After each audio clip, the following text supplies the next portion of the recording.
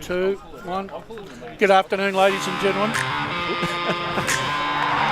You are listening to Radio Eastern FM 98.1. With live and exclusive coverage of the EFNL football season, bringing you the match of the day with score updates from all divisions. And now we cross to our commentary team for the Radio Eastern 98.1 Match of the Day coverage. Well, talk about jumping the Good afternoon, ladies and gentlemen. Welcome to Vermont Recreation Reserve, where we've got the big Sunday traditional Premier Division clash between Vermont and Rowville. Last year it was at Rowville, and Rowville won the corresponding game last year by 59 points. This year's a little bit of a different story. Both sides are just going through a little bit of a poor patch of form with a couple of losses, and their win-loss record in the last 4 or 5 weeks hasn't been good. Both sides have got injuries, so I think it's going to be a very, very, very interesting clash this afternoon. Good afternoon. My name's Wayne Brasher, and joining me on pre-match this afternoon is a great team. It's a experienced team and a team that I love talking EFNL football with. And I'll start at the end. It's good afternoon to you, Matt Spider-Lee. Good afternoon to you, Brush, and everyone that's viewing or listening. Great to be here out at Vermont Recreation Reserve, and a big shout out to Richard and Chopper on the gate, who did some great things and getting us some accessibility car parking, and also to the President, Danny Ross, who does a great job leading the troops down here at Vermont. But looking forward to the clash this afternoon between two teams that are in different contrasts, I feel, at the moment. One that's on the upward curve and one that's just in the middle of the pack at the moment, and they've got some concerns, probably more so with injury than their form. Two fellas coming off double duty. Blake Tennant, good to have you on the panel after a good day yesterday down at Pioneers. I was just wondering about the road, mate. I got a bit lost myself on the road.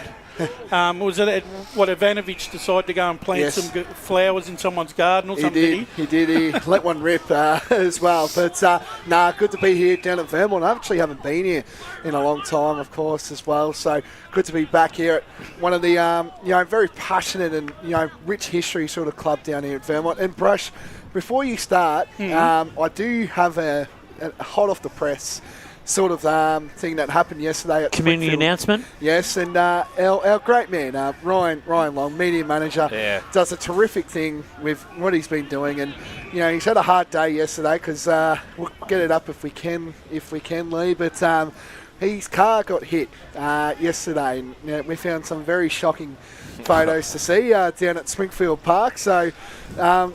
We might introduce. Oh, sorry. I know you like to introduce. I can. Yeah. Look, I don't know if my car got hit, but there it is up on the screen if you're watching on from YouTube today. So, well, there's allegations of damage. I came out to the car park at the end of the day after a great game. There's Whitehorse versus Kilsyth, very entertaining. Was in good spirits. Had a couple of beers in the social rooms after. We come out and I see this and I go, great. I've just had my car washed, and it's been a car that is in quite a bit of trouble at the moment. And then I come out and see that and go, great, well, there's some money more that I've got to work this out. But I parked behind the goals, Brash. There was a net there behind the goals, so I'm sure it wasn't a footy. I think someone has hit my car, and I don't know where, what's happened. But if you are watching, you were at Springfield Park yesterday and did see anything, give me a buzz. You can hit me up at rlong@evenl.org.au. But I just want to find out what happened to it, because I was very confused when I came out and saw that. So it's at the old the tape job at the moment, which it doesn't look great. It's not a great car anyway, so it doesn't really matter too much. But I do not want to spend money on this car because it is very close to the scrap pile. Well, it's the same as my car, and officially we're going to welcome the media manager. EFNL Crime Stoppers update. I just want to do the hot off the press just for a bit of Sunday fun today, Brad. Fun for everyone else. Not as much fun for me. But. And like I said, joining us also on the panel this afternoon is EFNL media manager Ryan Long, amongst all these trials and tribulations from yesterday. Other than that, very great day out at Springfield Park. That they looked after us, of course, and it was the first time we'd been to Springfield Park probably since about 2018, 2019, before I was on the media team. It was the first ever showing of the Unicorn.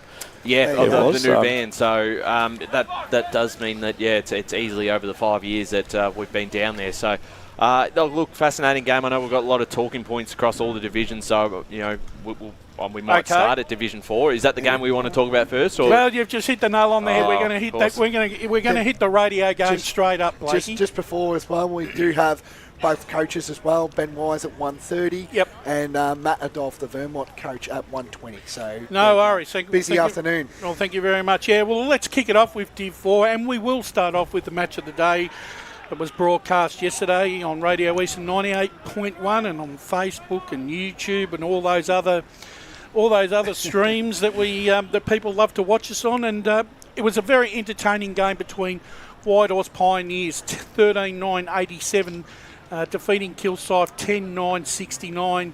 Daniel Hawthorne was probably the best on ground with 5 goals, and amongst the TikTok dance and the and the handstands and the waving of the arms, he was in the crowd. He put on a show yesterday in the forward line, but it was a very interesting game, and Kilsyth looked a bit rusty for mine, and also they moved the ball well, Ryan, but they don't have a key forward. No, I thought that was probably their biggest issue yesterday, where on the flip side, and no Young for the Pioneers yesterday, but they did have Daniel Horvat there, reliable forward. When they got him one-on-one, that's usually when it worked out to their favour, and just a very underrated set shot on goal. And, a lot of them, we talk about this at all levels of football, even in the AFL. We watched a terrible game last night, Richmond Essendon, and who won that? The Tigers did win, which was great, but just simple things that, they weren't exactly, there were a few from the boundary and tough angles, but I think he kicked 5 goals, one Blake, and was really reliable up forward, where I don't think Kilsyth quite had that same target up in their end. Well, as well, how I saw it was Kilsyth, they should have actually won. They should have been leading at half-time. That's just how I felt the game was. They had the ball a lot in their hands, but I felt like the Whitehorse Pioneers just took away from their turnover game, and they just killed them with turnovers. That's just how I thought the game was. You're right, and I also think that probably in that time when Whitehorse were under pressure, I thought they were a little bit more economical when they got their hands on the ball. They didn't waste the ball like Kilsyth tried to. There was one incident I think that really summed that up in the last quarter, where Kilsyth go forward and then all of a sudden they run into a brick wall, and they tried to handball it to about 4 different guys and end up coughing up the free kick when they should have probably got a goal out of it. Yeah, that's how I felt as well. I think if we counted the inside 50s, I reckon I counted maybe 9 inside 50s to Kilsyth, to maybe Whitehorse maybe 2 or 3.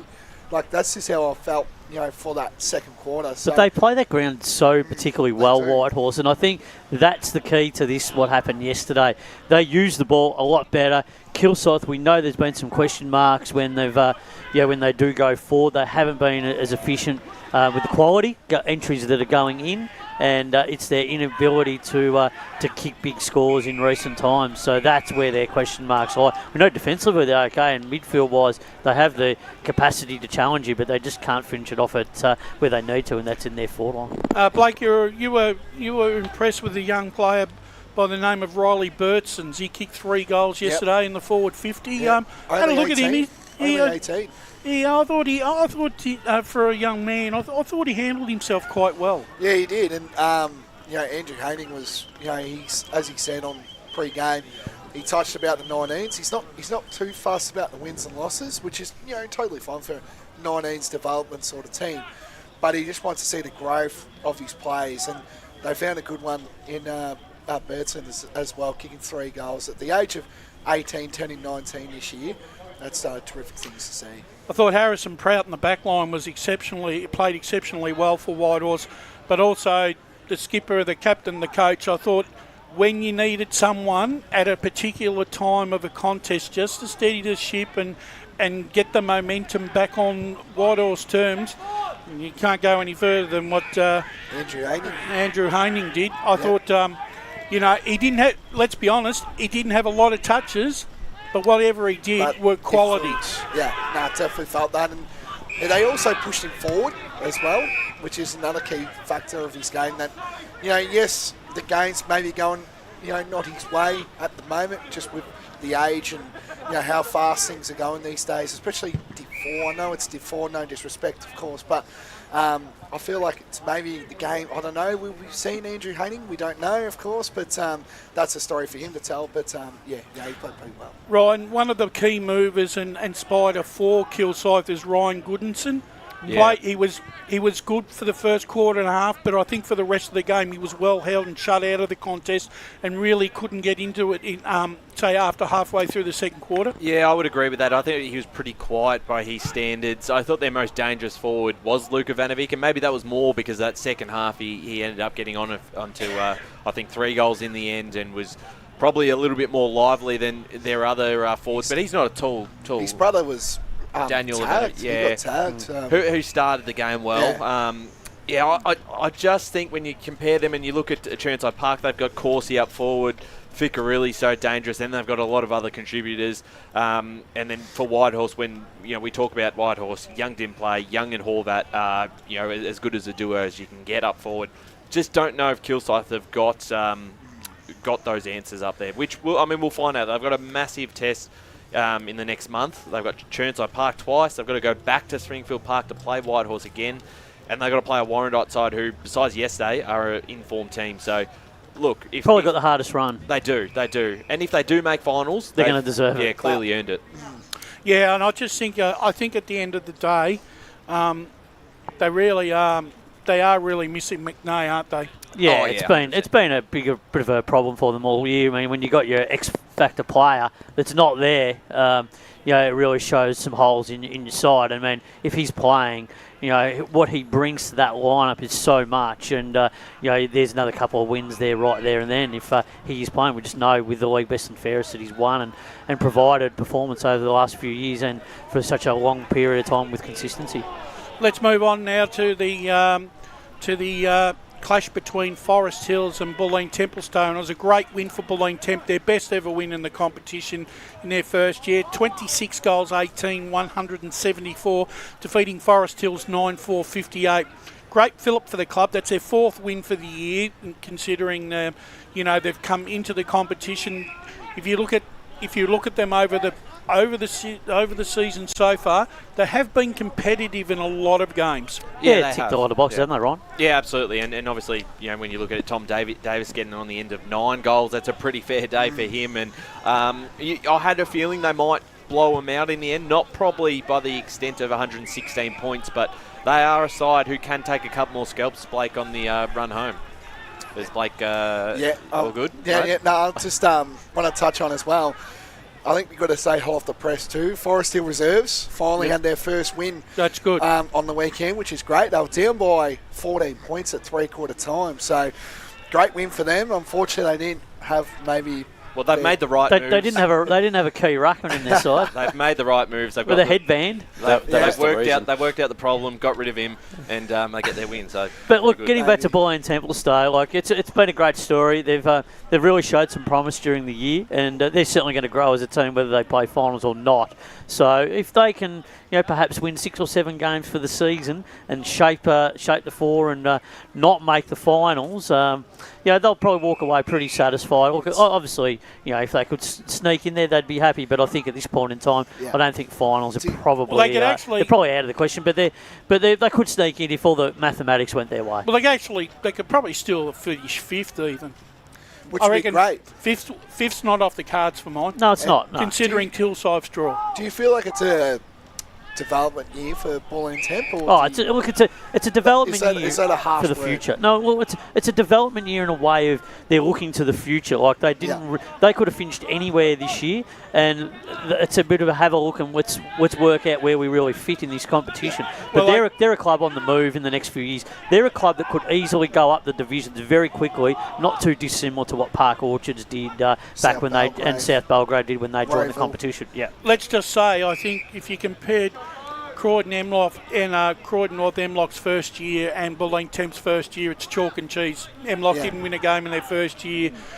They've already won 4 games and still there's some still winnable games for them. they could see them finish 5th.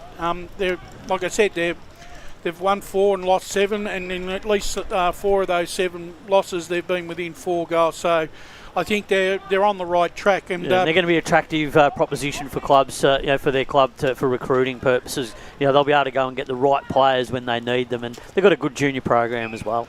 I don't know if you can call this one an upset, but I think a lot of people would.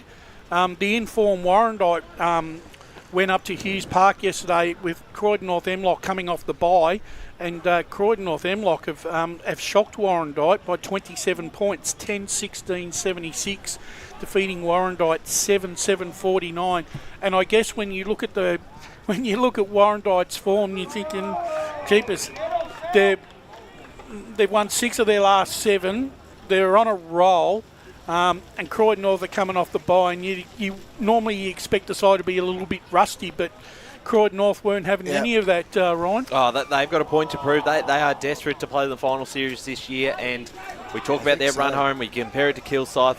I think that they've just got to win the games they're expected to now, which they've got Forest Hill again. They've got Bull in Templestowe twice, and despite that is a danger game still for them. But even if they can halve one of those games with Bull team. Well, yeah, because now they are on equal points. And with Kilsyth losing yesterday, and if Kilsyth do keep losing to those top sides, the 4th spot is theirs, which is incredible for a side that we've talked about a lot. It'd be great to see them make it. Yeah, and I think, like I said, I think they're, to beat an informed Warrandyte, I think is really, really good for and them. No Leotamat. Yes, no Leotamat. That makes it even more impressive. We're just going to change tact for a little bit, and joining us for the first time, not this year, but this afternoon, is the coach of the Vermont Football Club, Matt Adolph. Good afternoon, mate. How you going?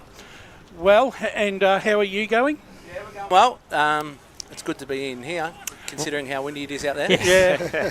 Matt, I'll address the elephant in the room. I was reading the newsletter and I'm having a look at the injury list of Vermont, 25 senior players. Not a healthy spot for a club of this ilk to be in at this stage of the season?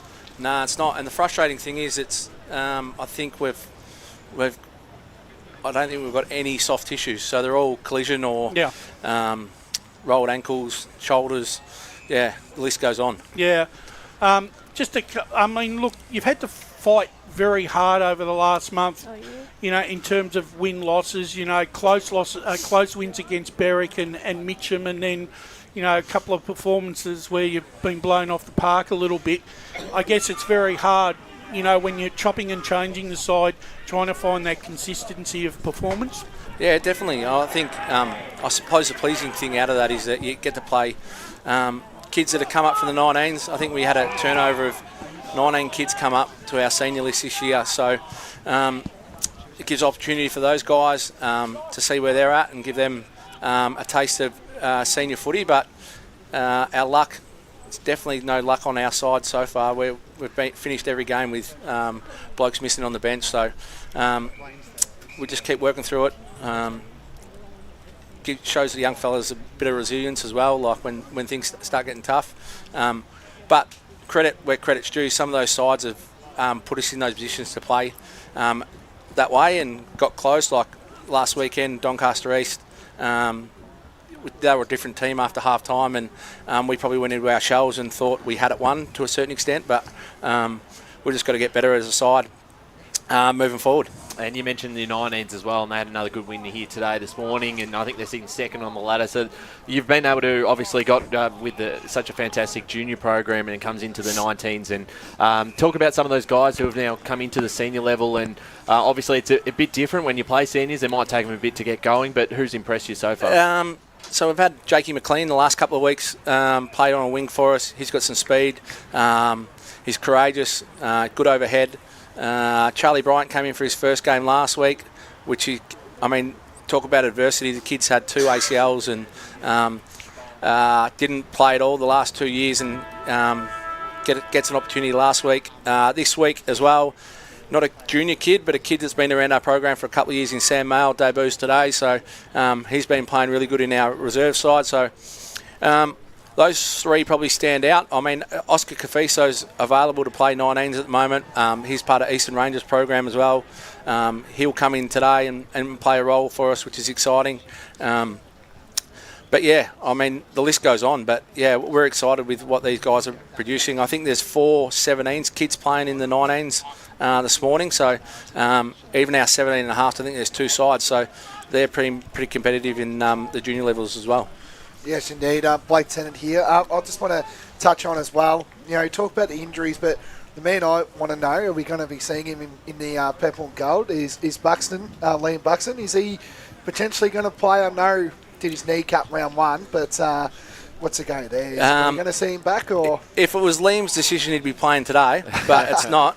Yeah, well, it's a week-by-week proposition at the moment. He's got to tick a few boxes in terms of getting a bit of strength around that knee, so we don't put him out there and put him at risk.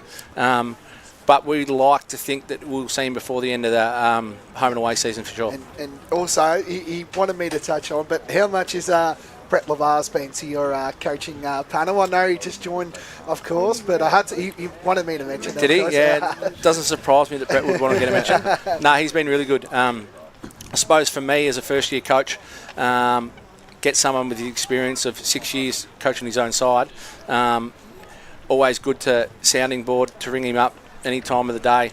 He always rings me back, and he's got different ideas that I do. So, yeah, he's been really good. He brought in Dale Watkins as well from Rowville, he's been outstanding for our group as well, and obviously Warwick Dixon's the other coach as well, which has been a great addition to our coaching crew as well. Good afternoon, mate. Great to have another chat to you during the season. Look, good luck this afternoon. From a coaching perspective, on the whiteboard, very shortly you'll have a team meeting. What are some of your key messages to your very young playing group today coming up against a very experienced Rowville team? Yeah, look, mate, I think it's pretty simple. We just need 22 blokes to win their position today. Like that, I had a meeting before coming here, and that was as simple as it gets. If we get more blokes winning their position, it goes a long way to us winning the game. But it's going to be one-round contest. It's going to be a territory battle. These conditions make it a little tricky as well, of what teams will do against you when they're with it and when they're against it. So, yeah, I think it's just 22 blokes just having a crack playing their role, and don't go outside of that. When you've got a young playing group and you're coming up against this experienced Rowville team, how analytical do you get in terms of giving them the information to about some of these Rowville experienced players, to some of the young guys? Do you try to strip it back a little bit to try and not overload them with the information going into a game like this today, because you want them just to go out there and give that best effort, or do you have to actually feed them enough information so they are aware of some of the players they might come up against? Yeah, look, you've got to give them a little bit of information, but as you said, the message overload, if they get caught up in the message too much, then you don't get the best out of them. So it was important that we understand where Rowville's at. I mean, the last 2 weeks, they're probably not the side that we know and the calibre of players, but they've got a young crew that are coming through similar to us as well, that are got a lot of leg speed, apply good pressure. Probably the conditions, I don't know if it's the conditions or what you read into it, but the last 2 weeks they've gone at 50% efficiency by foot. So the message for me was, if we apply enough pressure, we'll get enough opportunities to turn the footy over, but it's about being composed going into our front half, so we can give our forwards a chance too. And that has been a little bit of an issue and concern when you have had that opportunity to go deep forward. You just haven't had that opportunity to really give yourself a chance to score. So you're going to have to play a little bit of a different way in terms of tempo and speed today. Oh, definitely. And that's, I mean, Rowville want speed on the ball. We'll probably try and dime that as much as we can. But also, I've put it on our forwards that we're seeing it bounce out of our forward line a fair bit, which we need to lock it in there and create stoppages, because once we create a stoppage, we're pretty good around stoppage, and we create our own opportunities from there. But yeah, it's on the forwards just to, as soon as we get it in there, we've got to make sure we lock it in there. But in saying that, last week I think we had 32 inside 50s. You're not going to win too many games of footy when you have 32 inside 50s. So we've got to make sure that our work rate's across the whole 4 quarters, and we just don't come here and play half a game of footy and think that's acceptable in this competition, because it's not.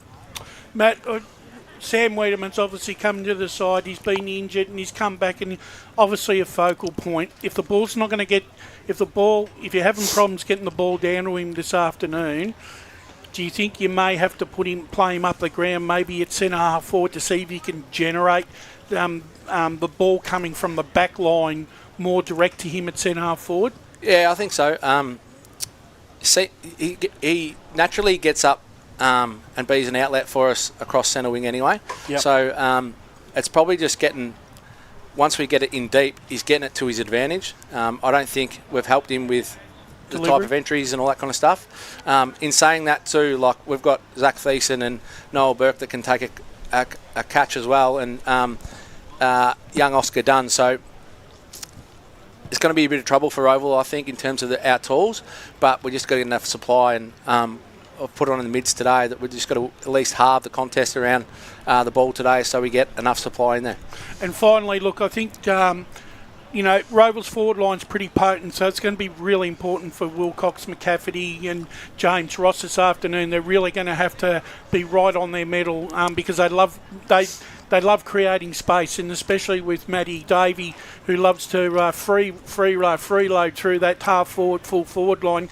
Your back six are going to have to be real tight today. Yeah, well, the last couple of weeks our back six has probably stopped us from getting blown away by sides, because the amount of footy that's come into our back line has been huge. So I've got confidence that our back six will hold up, and yeah, hopefully we get a bit of a run from behind, and that sort of generates our ball movement from there. Well, Matt, thanks a lot for coming up and joining us this afternoon. And look, hopefully by 5 o'clock this evening, Vermont have chalked up another win. I'm sure it... Put a smile on Brash's face, Matty.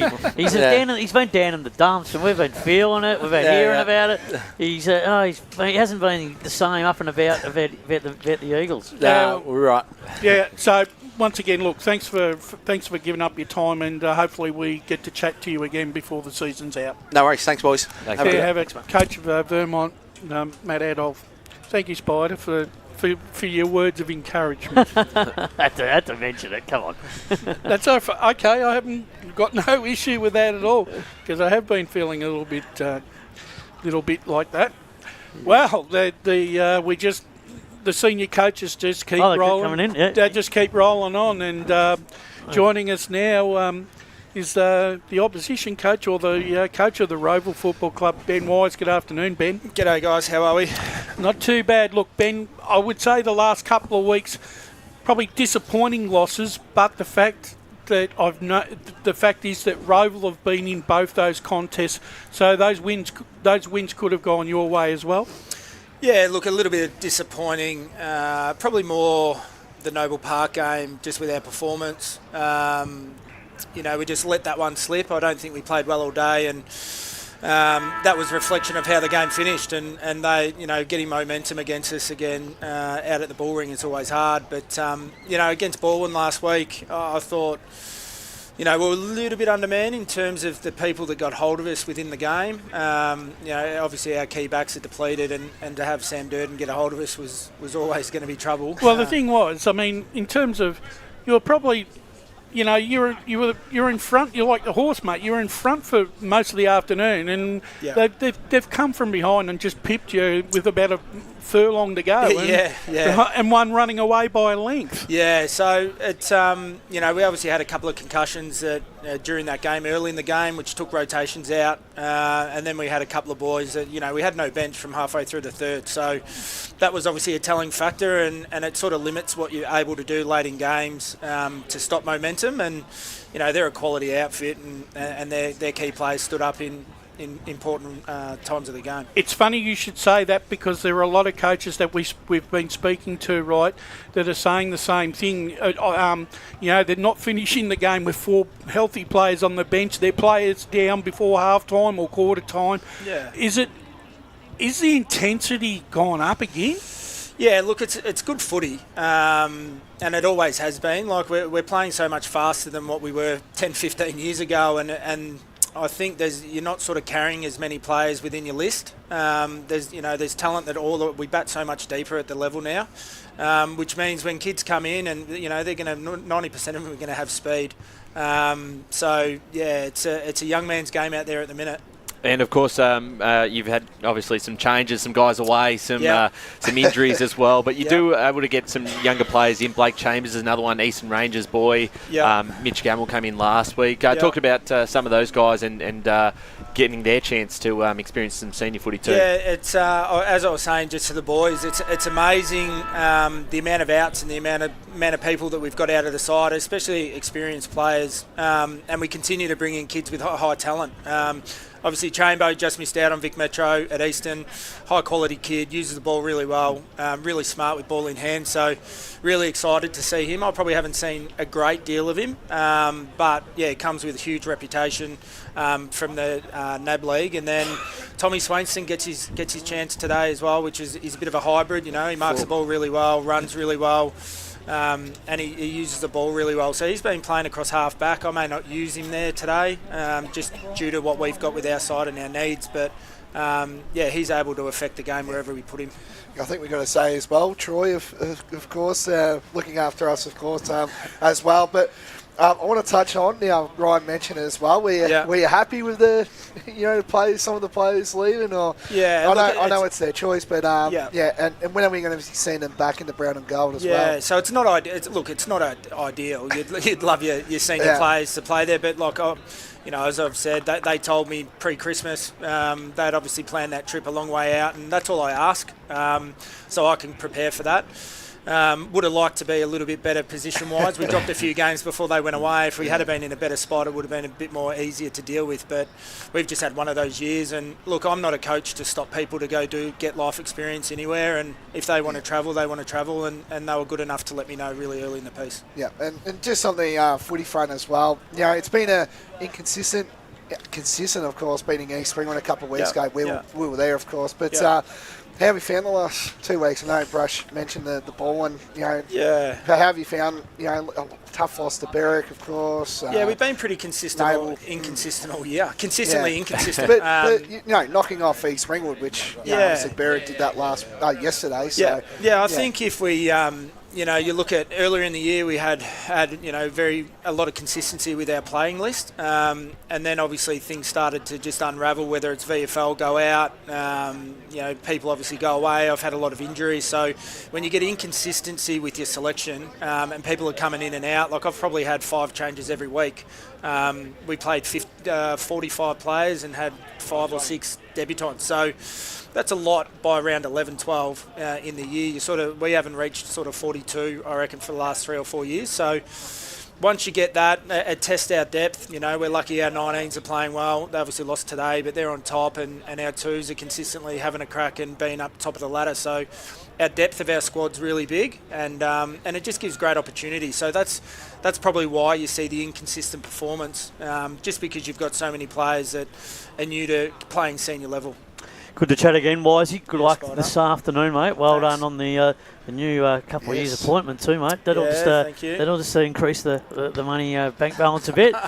You'll give you the highest paid coach. You'll be catching up to Chris Fagan soon. I don't know about that, mate. But let's get into today's game. Let's have a think about the key messages, what you want to get out of today. What are some of the key elements in today's performance that you're really looking towards in terms of getting that 4-quarter perfect performance? Yeah, I think first and foremost, you just got to play your role. We're a very system-based side. We want to move the ball a certain way, and there's certain elements of the game that we really want to sort of knuckle down on today. Being a small deck, you really got to win. Your centre clearance work's got to be strong, and your stoppage work around the ground. But obviously, at the end of the day, it's a contest and pressure around the footy, and then being able to execute with ball in hand. They're the 2 things. But if we adjust to the conditions well and play smart when you're either against the wind or with the wind, I think playing to instruction is going to be a big one. They're going to go very young. We spoke to Matt Adolf just a moment ago. what sort of things do you know about their young list and their playing group? Because obviously you had to have researched pretty deeply in terms of what they're going to present this afternoon as well. Yeah, look, we went through it. There's a lot of guys that I don't know too much about. Is that sometimes a good thing, though, that you have to learn on the run a bit from a coaching perspective as well? Yeah, a little bit. Like they play a certain way, and we know what they try and do, and the things that they sort of want to instrument, especially from halfback and mid forward. So, we'll just get our matchups to their keys, as we always do. Like, obviously, Wiedemann and their tools, Thiessen and Burke are pretty pivotal for them forward of the footy. So we just got to make sure that we're halving those contests. But, yeah, look, in terms of knowing too much about them, like that, they might be young, but I reckon my average age is 22. Yeah, it's a good average, though. It's normally the sweet spot, isn't it, for a young playing list, for a group like you've got? Yeah, well, I've got, there's probably 10 blokes on my side that are less than 10 games experience. So, like they're high talent, but, yeah, in terms of experience of game time at senior level, they are very inexperienced. Matt Martini playing some really good footy this season. You must be impressed how he's going with his consistency. Yeah, mate, he's been huge. He's, coming from East Burwood and being the it man, I should say. He played on ball and did everything and anything he wanted, really. He had that licence to be that impact player. He's come in and fit into our system really well. Mate, he's a great kid. He listens. His team first mantra when he thinks, and he just plays his role and he impacts games really well. Yep. Here you go. Ben, look, there's a couple of players I want to talk to you about, right? Yep. And I reckon this young man, right, has really gone, has become one of your more pivotal players in the back line, and I think he announced himself on the job that he did on Kalkowski in the grand final of 2000 in Jesse Eichhoff. Yep. Fantastic black bloke off that back pocket line. Yep. He doesn't get much fanfare like compared to a lot of your other players, but he does a lot of work that the unrecognised work, which is really important. When you've got a star team. Yeah, definitely. He's definitely not underrated in my book, and especially around the footy club. Yeah, Jesse's last year he went overseas and.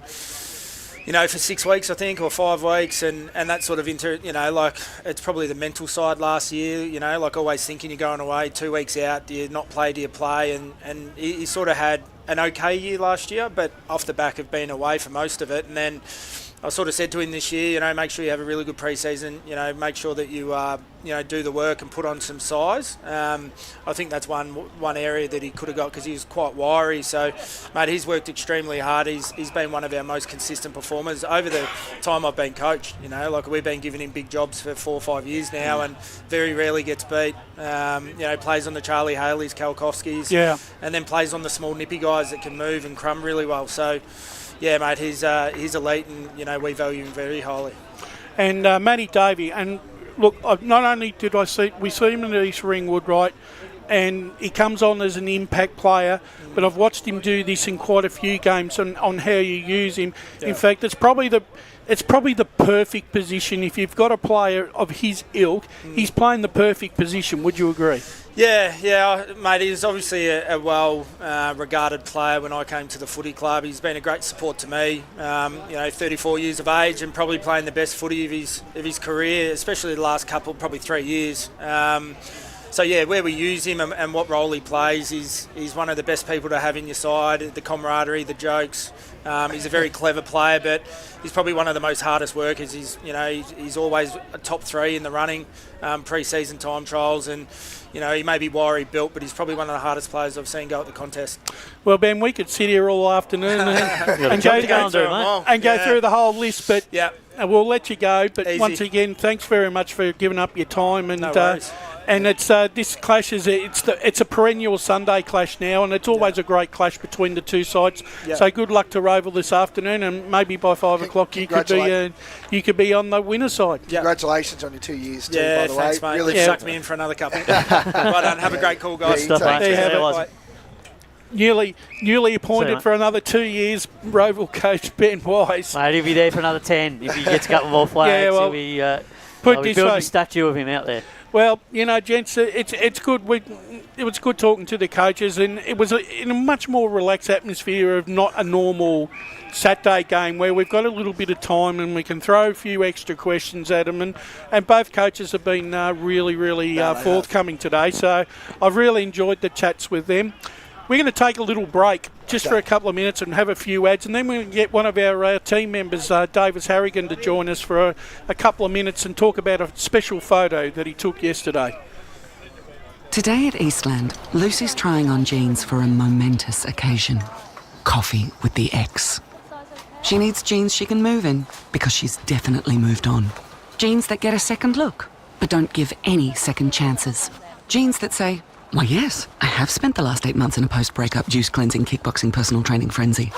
And it looks as though she's just found the perfect pair. Yeah, that's great. Bravo, Lucy. For all of life's little moments, there's Eastland.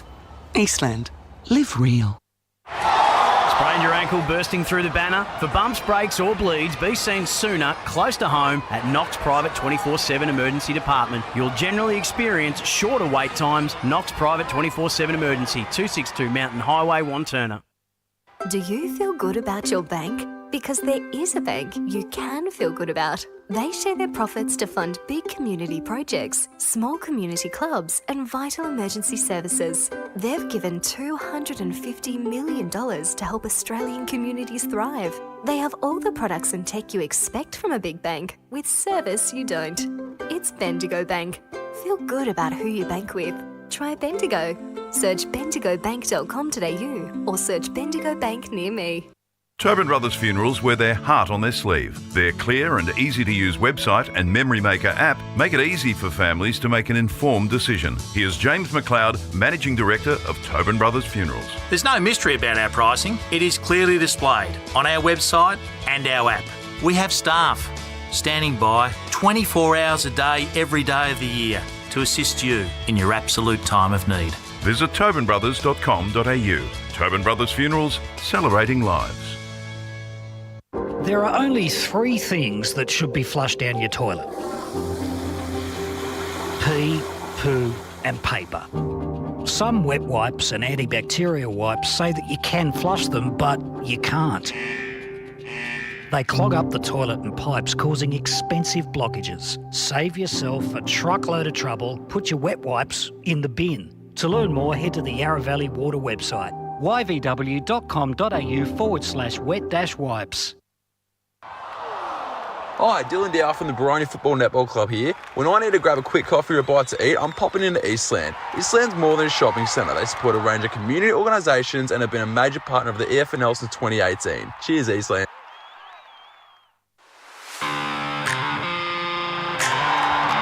You are listening to Radio Eastern FM 98.1. With live and exclusive coverage of the EFNL football season, bringing you the match of the day with score updates from all divisions. And now we cross to our commentary team for the Radio Eastern 98.1 Match of the Day coverage.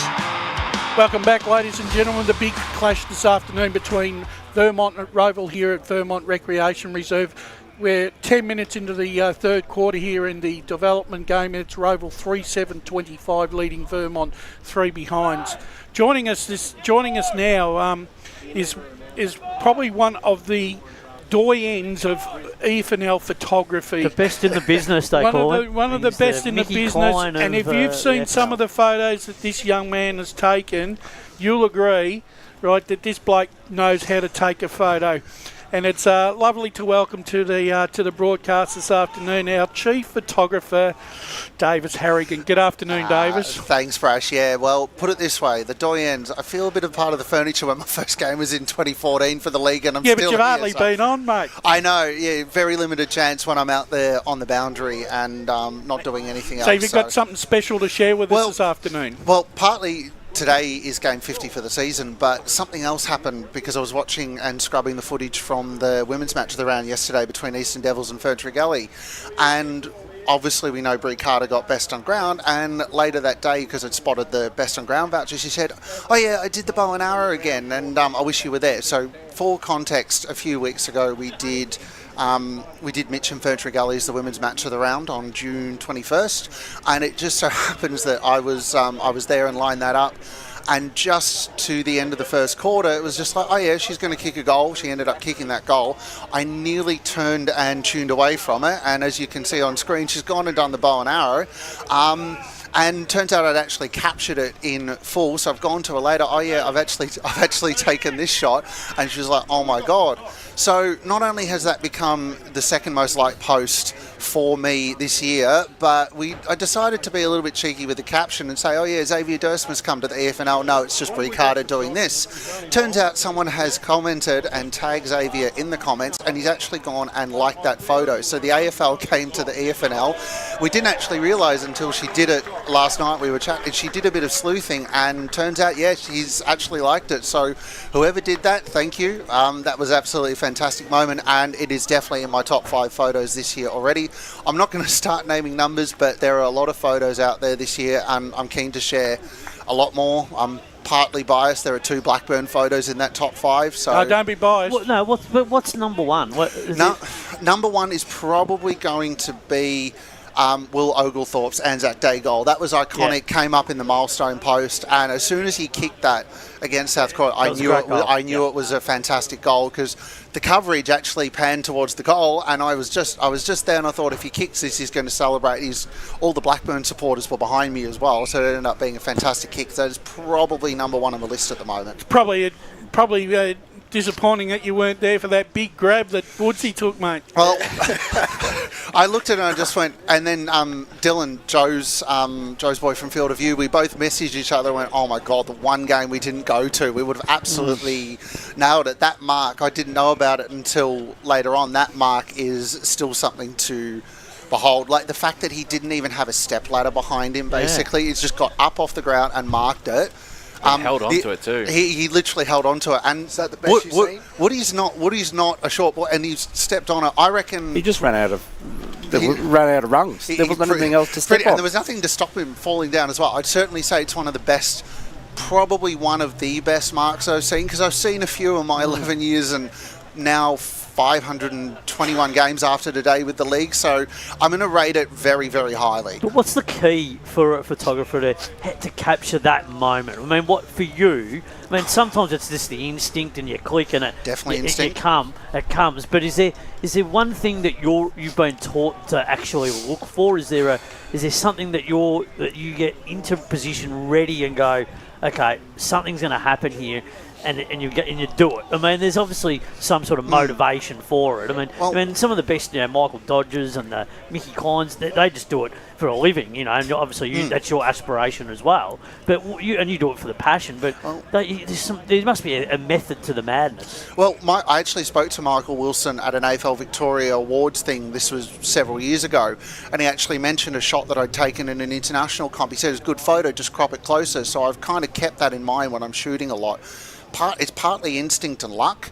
It's partly positioning. Like, I'm not going to be able to predict everything that's going on, so I like to. That's why I position myself in the centre of the ground a lot, so I cover it. And then it's just about.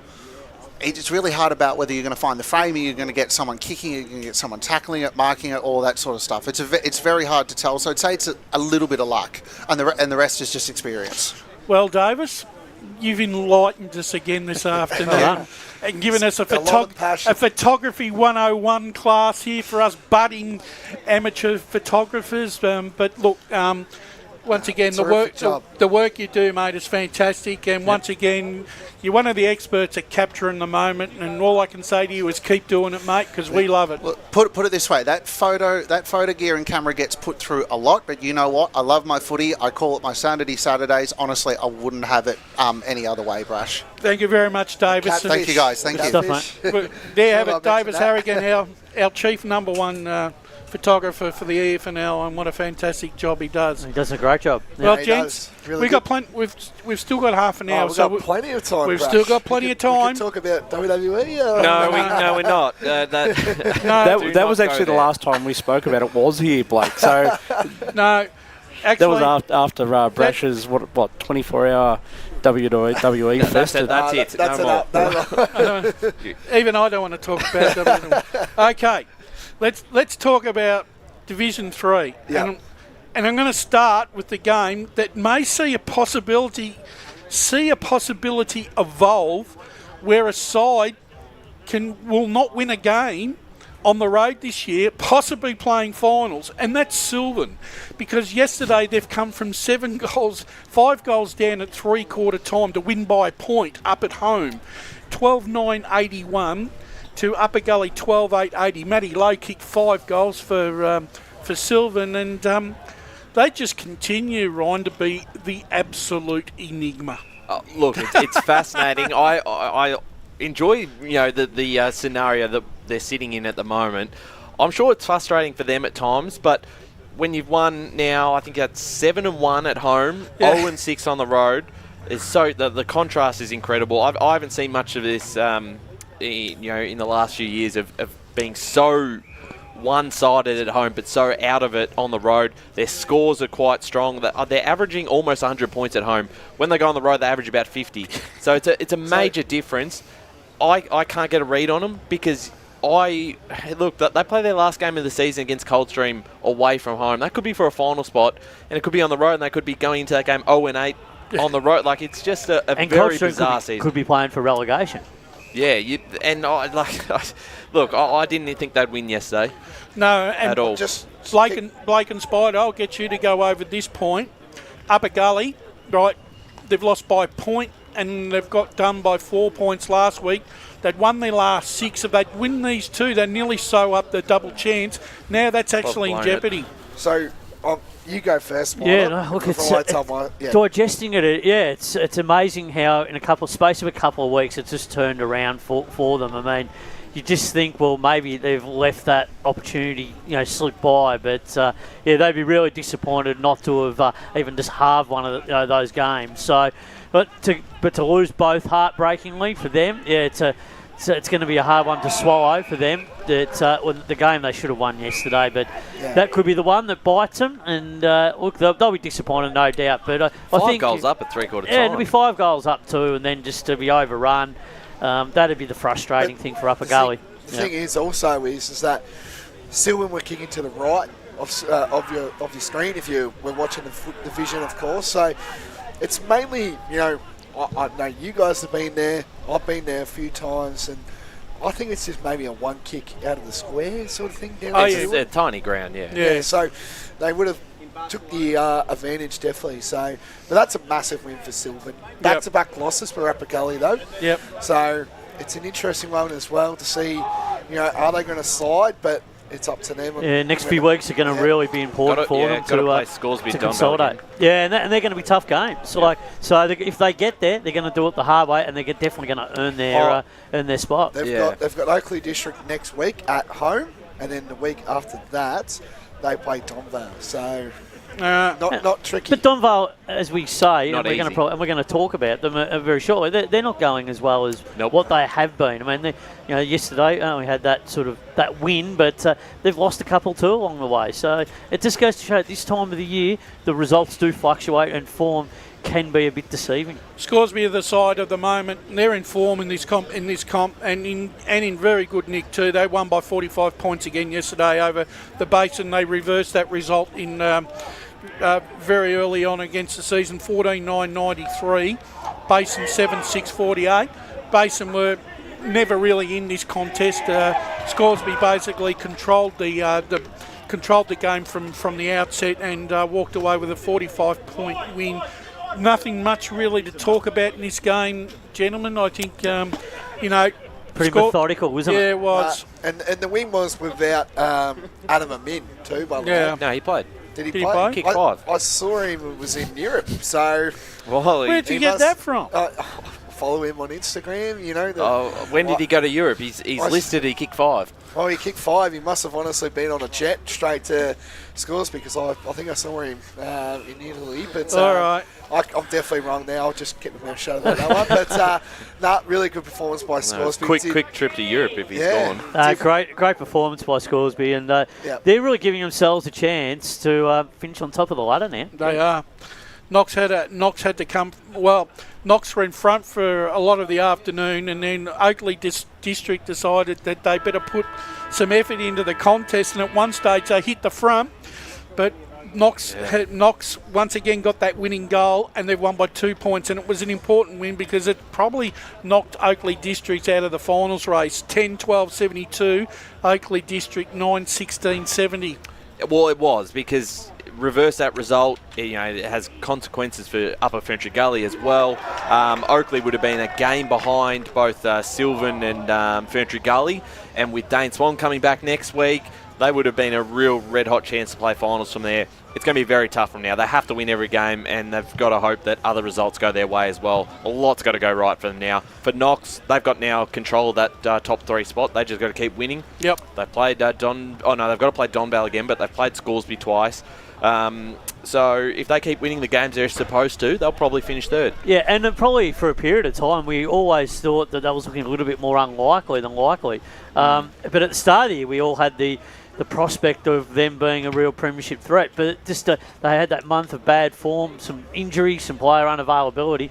But it just seems like they've turned the corner a bit and their performances are starting to improve. And I think if they can get that double chance, they'll give themselves a real big shot at being a real contender in the finals. Okay, very disappointing for mine, Ferntree Gully. They've gone down by 37 points and their season is done. They've been beaten by Coldstream 14-9-93 to Ferntree Gully 8-8-56. I had high hopes for Ferntree Gully this season, but they've really disappointed me. Yeah, I agree. I mean, even that result last week against Donvale, I don't think anyone was sold on their form because it had been so poor prior to that game. They are capable of winning at their best, but I mean, we've got to give credit to Coldstream. They've really struggled. They come off an embarrassing loss last week to Oakley District where they were completely I mean, it was just a walkover in the end. So to be able to respond on their home deck, have not won in a long time. They've only beat Fair Park so far. They've beaten twice. And needed a win to keep them out of that relegation conversation. Just as well, and Coldstream had a bit to play for as well because it was Mitch Edmonds.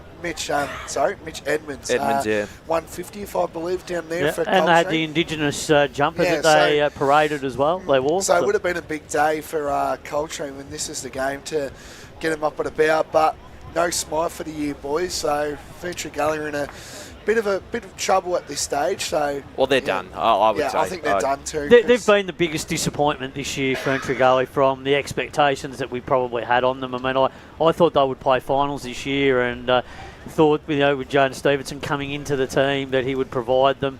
Look, he's probably fulfilled his part of it and been the best players most weeks, but he just hasn't had the support on a consistent basis. And finally, look, Donvale were very sluggish yesterday. It took them 3 quarters to shrug off Fair Park, and they ended up winning by 34 points. Donvale 12-11-83, defeating Fair Park 7-7-49. Fair Park much better in the last couple of weeks with those additions to the side. They ran the top side for 3 quarters. A much improved performance, but look, they've still got their own battles. They're still in a relegation battle, and every bit of percentage and wins that come their way before the end of the year is going to be important. Well, I think with Coldstream's win over Ferntree Gully, despite I think the fact that Fair Park can win a couple more games on their run home, and I think they definitely will win at least one more, the percentage gap is there, so I don't think they're going to be able to do enough. They would have to win 3 games now, I think, to overtake Coldstream because of the percentage gap, which maybe be asking a bit too much, considering that Coldstream could win another one as well and officially put Fair Park back to Div 4. So I would say, unfortunately for them, it might just be it for Fair Park. I want to go through Premier Division a bit, so let's quickly go through Divisions 2 and 1. Waverley Blues by 47-12-9-81 against a disappointing Croydon 4-10-34. Massive result. Yeah. Particularly at home, you'd think that you'd put up a better effort, and Croydon, they just once again proved that they can't kick goals. Templestowe had a 58-point victory over Lilydale. Lilydale, obviously injury-riddled and form-riddled at the moment, 13-16-94. Went down to Templestowe 1, Lilydale 4-12-36. Yeah, that's probably the issue there. Yeah. One Turner South jumped out of the blocks yesterday. And they were able to hold Ringwood in and Ringwood had a much better second half to win by 28 points, 15-9-99 to Ringwood 11-5-71. good bounce back by the Devils after last week against Templestowe. Got a few out. So it's got a few good out, but that was good for them to get back on the winners list and get a bit of their method and system back in order. Mulgrave, to some this will probably be a shock result, but to Mulgrave, they needed to take a scalp to prove the fact that they're going to be a viable side in this final series. They won away from home against Surrey Park 15-13, 103. Surrey Park 9-11, 65. And it's interesting, isn't it? Because they basically held the way. I mean, they ought to move the ball with speed. Surrey Park, they played the lock-on game, Mulgrave yesterday, and then were able to get some territory, but then they were able to score as well. So that's a really good defensive, some good defensive pressure, but that's a really good win away from home. Yeah, and finally, East Burwood were playing their last 6 games at home. Unfortunately for them yesterday, they went down by 67 points to Heathmont, 17-12, 114. East Burwood 7-5-47. And Spider, I know you've alluded to this in many of the podcasts, but you've said that East Burwood, they just can't kick enough goals to win games of football, and once again that proved that theory again yesterday. Yeah, absolutely. They just haven't been able to provide a forward line that's going to kick enough goals to win games defensively. They're okay. Midfield, they compete well, but they just haven't got the talent up forward to kick winning scores on a consistent basis. Heathmont, on the other side of that, they put some of their best form together for the season and reversed that early in the season result, but East Burwood, that was their biggest losing margin for the year, so that pretty much inflicts the position that they currently sit on the ladder. Just quickly as well, Heathmont in the 5. Yeah, and they're in the 5. Which is massive. First time this year. Yeah, first time this year, and I think they can play finals. I think they're just starting to get it together at the right end of the season. If they can keep this form going with Appleby back into the team, he's a really important player for them. They've got 2 big, we'll talk about it on Friday, but Surrey Park and then Heathmont, Wanturna South to play in the next 2 weeks, so they'll really test them. All right, let's go Div 1. 2 games to quickly go through, which I think went to according to plan. Park Orchards 19-7, 121 defeated Murrelbach 6-10-46. So Park Orchards win by 75 points, and Norwood once again went down 6-10-46 to Bayswater and 14-11-95. No surprises there. Good. Well, it's a surprise for me in that I thought that they would put up a better effort, particularly after half-time, because this was a grand final for Norwood. That was a real opportunity that was at their fingertips to try and win that game, but they let it slip. Well, Spider, we talked about the first quarters. Again, it was 6 goals to nothing. First quarter, that's a game. And that's it. The other 2 games were really important games for different reasons. Boronia are 27 points down at quarter time against Beaconsfield, and they've got up in a really, really gutsy performance by 3 points.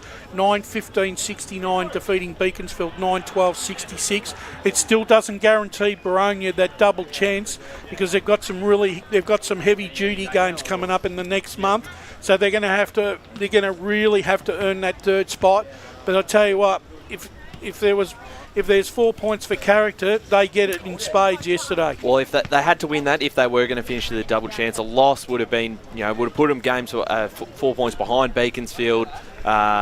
It would have then, had to mean that they would have had to beat Park Orchard, South Belgrave, North Ringwood. They'd had to win 2 of the next 3. Yep. They've still got to, next week against North Ringwood. I know we're going to touch on them soon. That's a massive game now, and I would say just about the Saints might actually go in as favourites. Well, Boronia have got North Ringwood, Park Orchards and South Belgrave in their next 3 games. Well, they're going to earn it if they get that double chance. Win 2 of the 3, they'll make it. Yeah. Okay, well. You would think.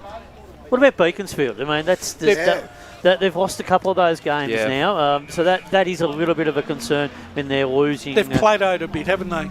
Yeah, they have. Their form's dropped off, and anyway, with what we've expected, we thought they really were the second in the queue to challenge South Belgrave, but it just appears at the moment they're in a bit of a drop off in form. During pre-match yesterday, we've got to keep moving. During pre-match yesterday, the discussion was, right, that if South Belgrave were going to drop a game, that this was the game that they're going to drop. And I thought it was going to be the previous week, but I was probably 1 week out. I'm going to let you speak on it because you were the one that was leading the charge on it yesterday.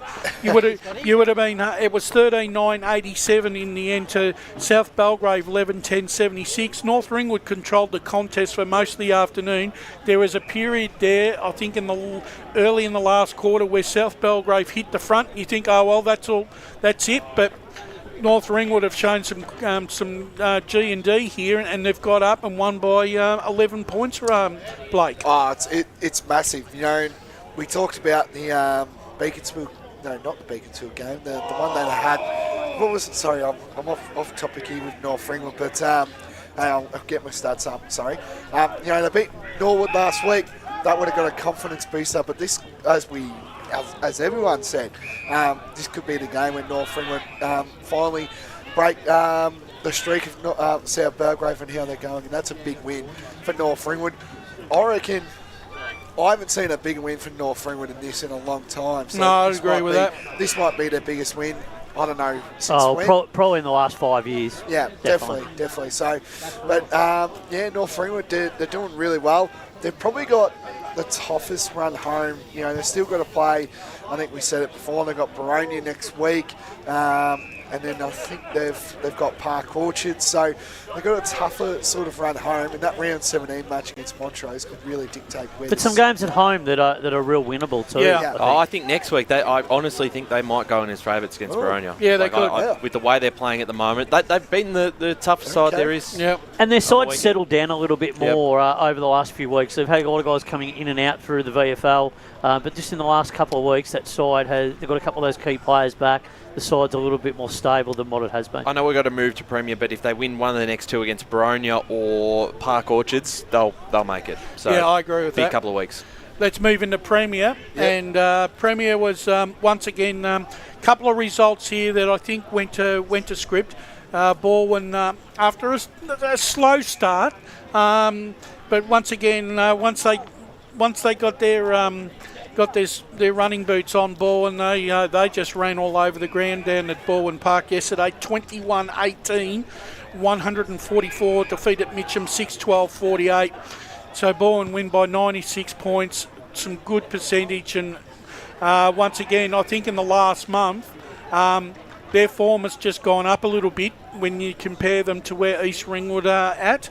We'll talk about them in a sec, but anything to say quickly about Baldwin? Oh, they just look a lot better, don't they, with Durden in the team? And he's their key target. He's their prominent forward, and he's kicking goals. So, and with all those other guys, getting goals as well, contributions from Haley and etc. in the midfield in good form. Yeah, they're going to be hard to beat. It's a good problem when they have some really quality players come in. They have some quality players come back into the side as well. They made 6 changes this week, didn't they? Markovsky was one of those who kicks 5 from VFL. And the other thing is too, right, with Durden qualified, and I think I said this on the podcast, he's nearly going to have to take he's going to take nearly the best backman of the opposition in the finals, because he's just a quality player, and they won't be able to allow him to run loose.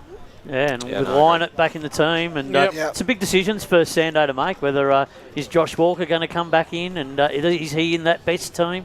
It's going to be interesting to see. He might struggle, Walker. Yeah, with points and salary cap. That's going to be interesting to see how that plays out, and come finals time. Blackburn gave Noble Park yesterday a bit of a rude awakening. Blackburn 21-12. 138 defeated Noble Park 6-9-45. So the Burners are in ripping form at the moment. They won by 93 points. They're equal on top now, Brush. Yeah, and they won by 60 points the week before against South Croydon. So they are in really good nick at the moment. They are. They're in premiership contention, absolutely. And I've thought this the whole way through the season. I don't think there's been a more impressive team at this point in time than Blackburn. They have really taken the competition by storm this year. Their improvement has been so impressive, and guys like Stoddart, week after week, consistent performers.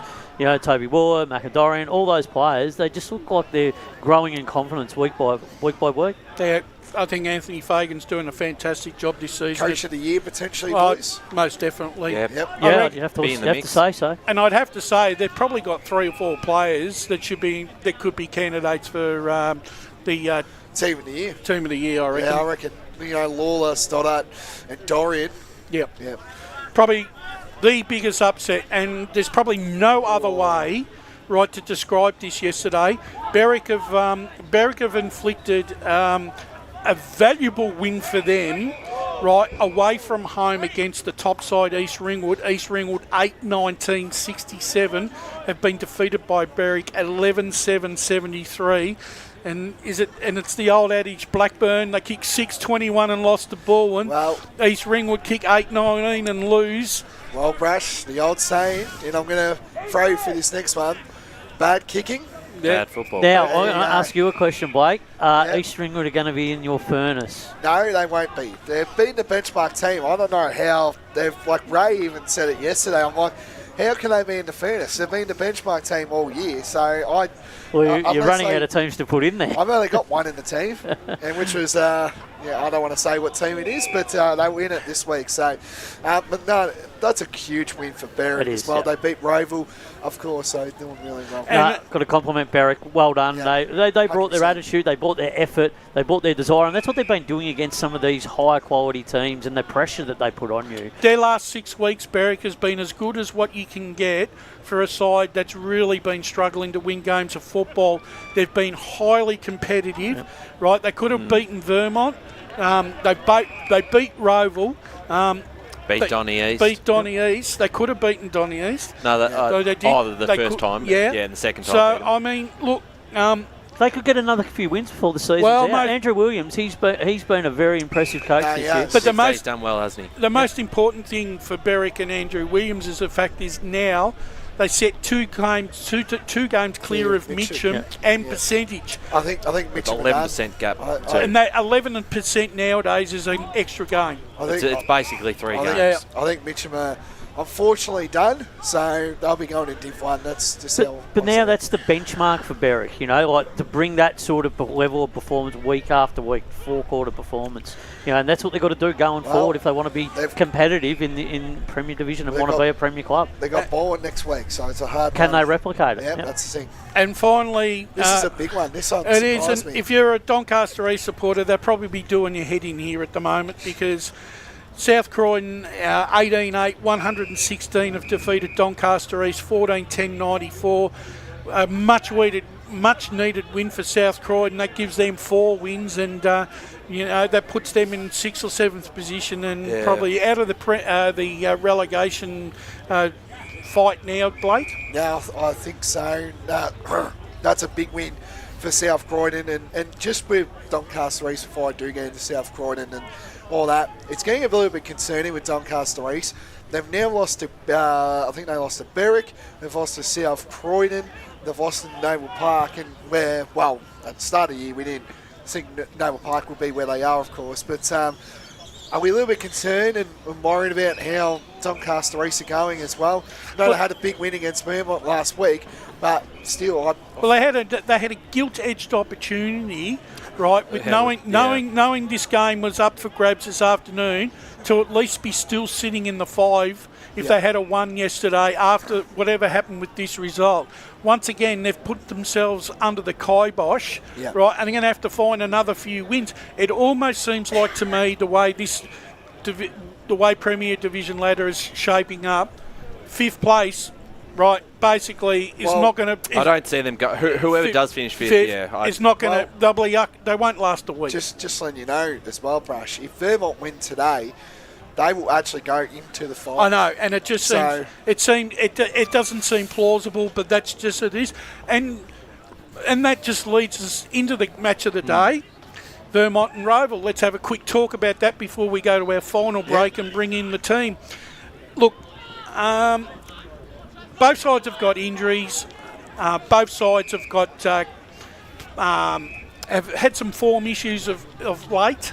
Vermont, obviously, with 25 senior players out and a lot of experience sitting on the fence that they'd love to have out there this afternoon, are going to their backs are against the wall this afternoon. No, definitely. They have to find some. They've got to find something from within. Yeah. And I also believe that they've got to treat this game as if it's got a free hit because they've got so many young kids in there that probably aren't unencumbered with with the win-loss record that they've got to have that they can have a go at. My worry is I still think that Rowville's forward line and shower makers in the ruck is going to really it's play the experience. a big part. It's the experience that's really going to tell in this game, and the physicality that they will apply through the mid part of the ground. But also, I think it's going to be the transition game. They like to run in lanes. Rowville, they're kicking. They're a strong kicking team, and they'll really take it up to this Vermont side. So they're going to have to be on alert. They're going to have to have pressure, as Matt Adolf alluded to earlier in this preview, and they're going to have to be at high intensity and make sure that when they do get their opportunity to go forward, that they hit the scoreboard. Because if they don't on turnover, Rowville will. Yeah. Matt Adolf said it really well. He needs his 22 listed today to get Vermont over the line today, and they do. It's a windy sort of day, so it won't be a high-scoring game. Yeah, I don't think so. 10 goals here today could almost win you the game. Yeah, but it's probably the magic number. It just has to be their day today. All right, and on the final say from all of you, I'm going to throw you this question. All right, if Vermont lose today, that stumps. Right, I can't. I've looked at the fixture. I can only see if they lose today. I can only see them possibly winning only 2 more games this year. They've got 4 games on the road in the last 6, which is against East Ringwood, Balwyn, Blackburn, and Berwick. Yeah. I would find if they don't win today, their finals are done. I think it's honestly stumps. No, I'm actually not ready to call it if they lose today. Really? Because you look at the two sides around them. Noel Park's been better, but I still don't trust them enough yet. And Doncaster East have been as shaky as Vermont have. I don't have any trust in. All right. Okay, I'm happy. I still think there's a few weeks left till we determine but that. But the thing is, though, if Rowville lose today, I still don't have any issues about them finishing in the top. I think we think Vermont. Rowville will make just it. A bit of Vermont. They got Blackburn at Moreton Park next week, so I'm counting that as a loss. I'm sorry, but no, that's all right. And then they've got Berwick, and Berwick have been in better form, I reckon, than Vermont. So, and it's not going to be an easy trip to Edwin Flack. No.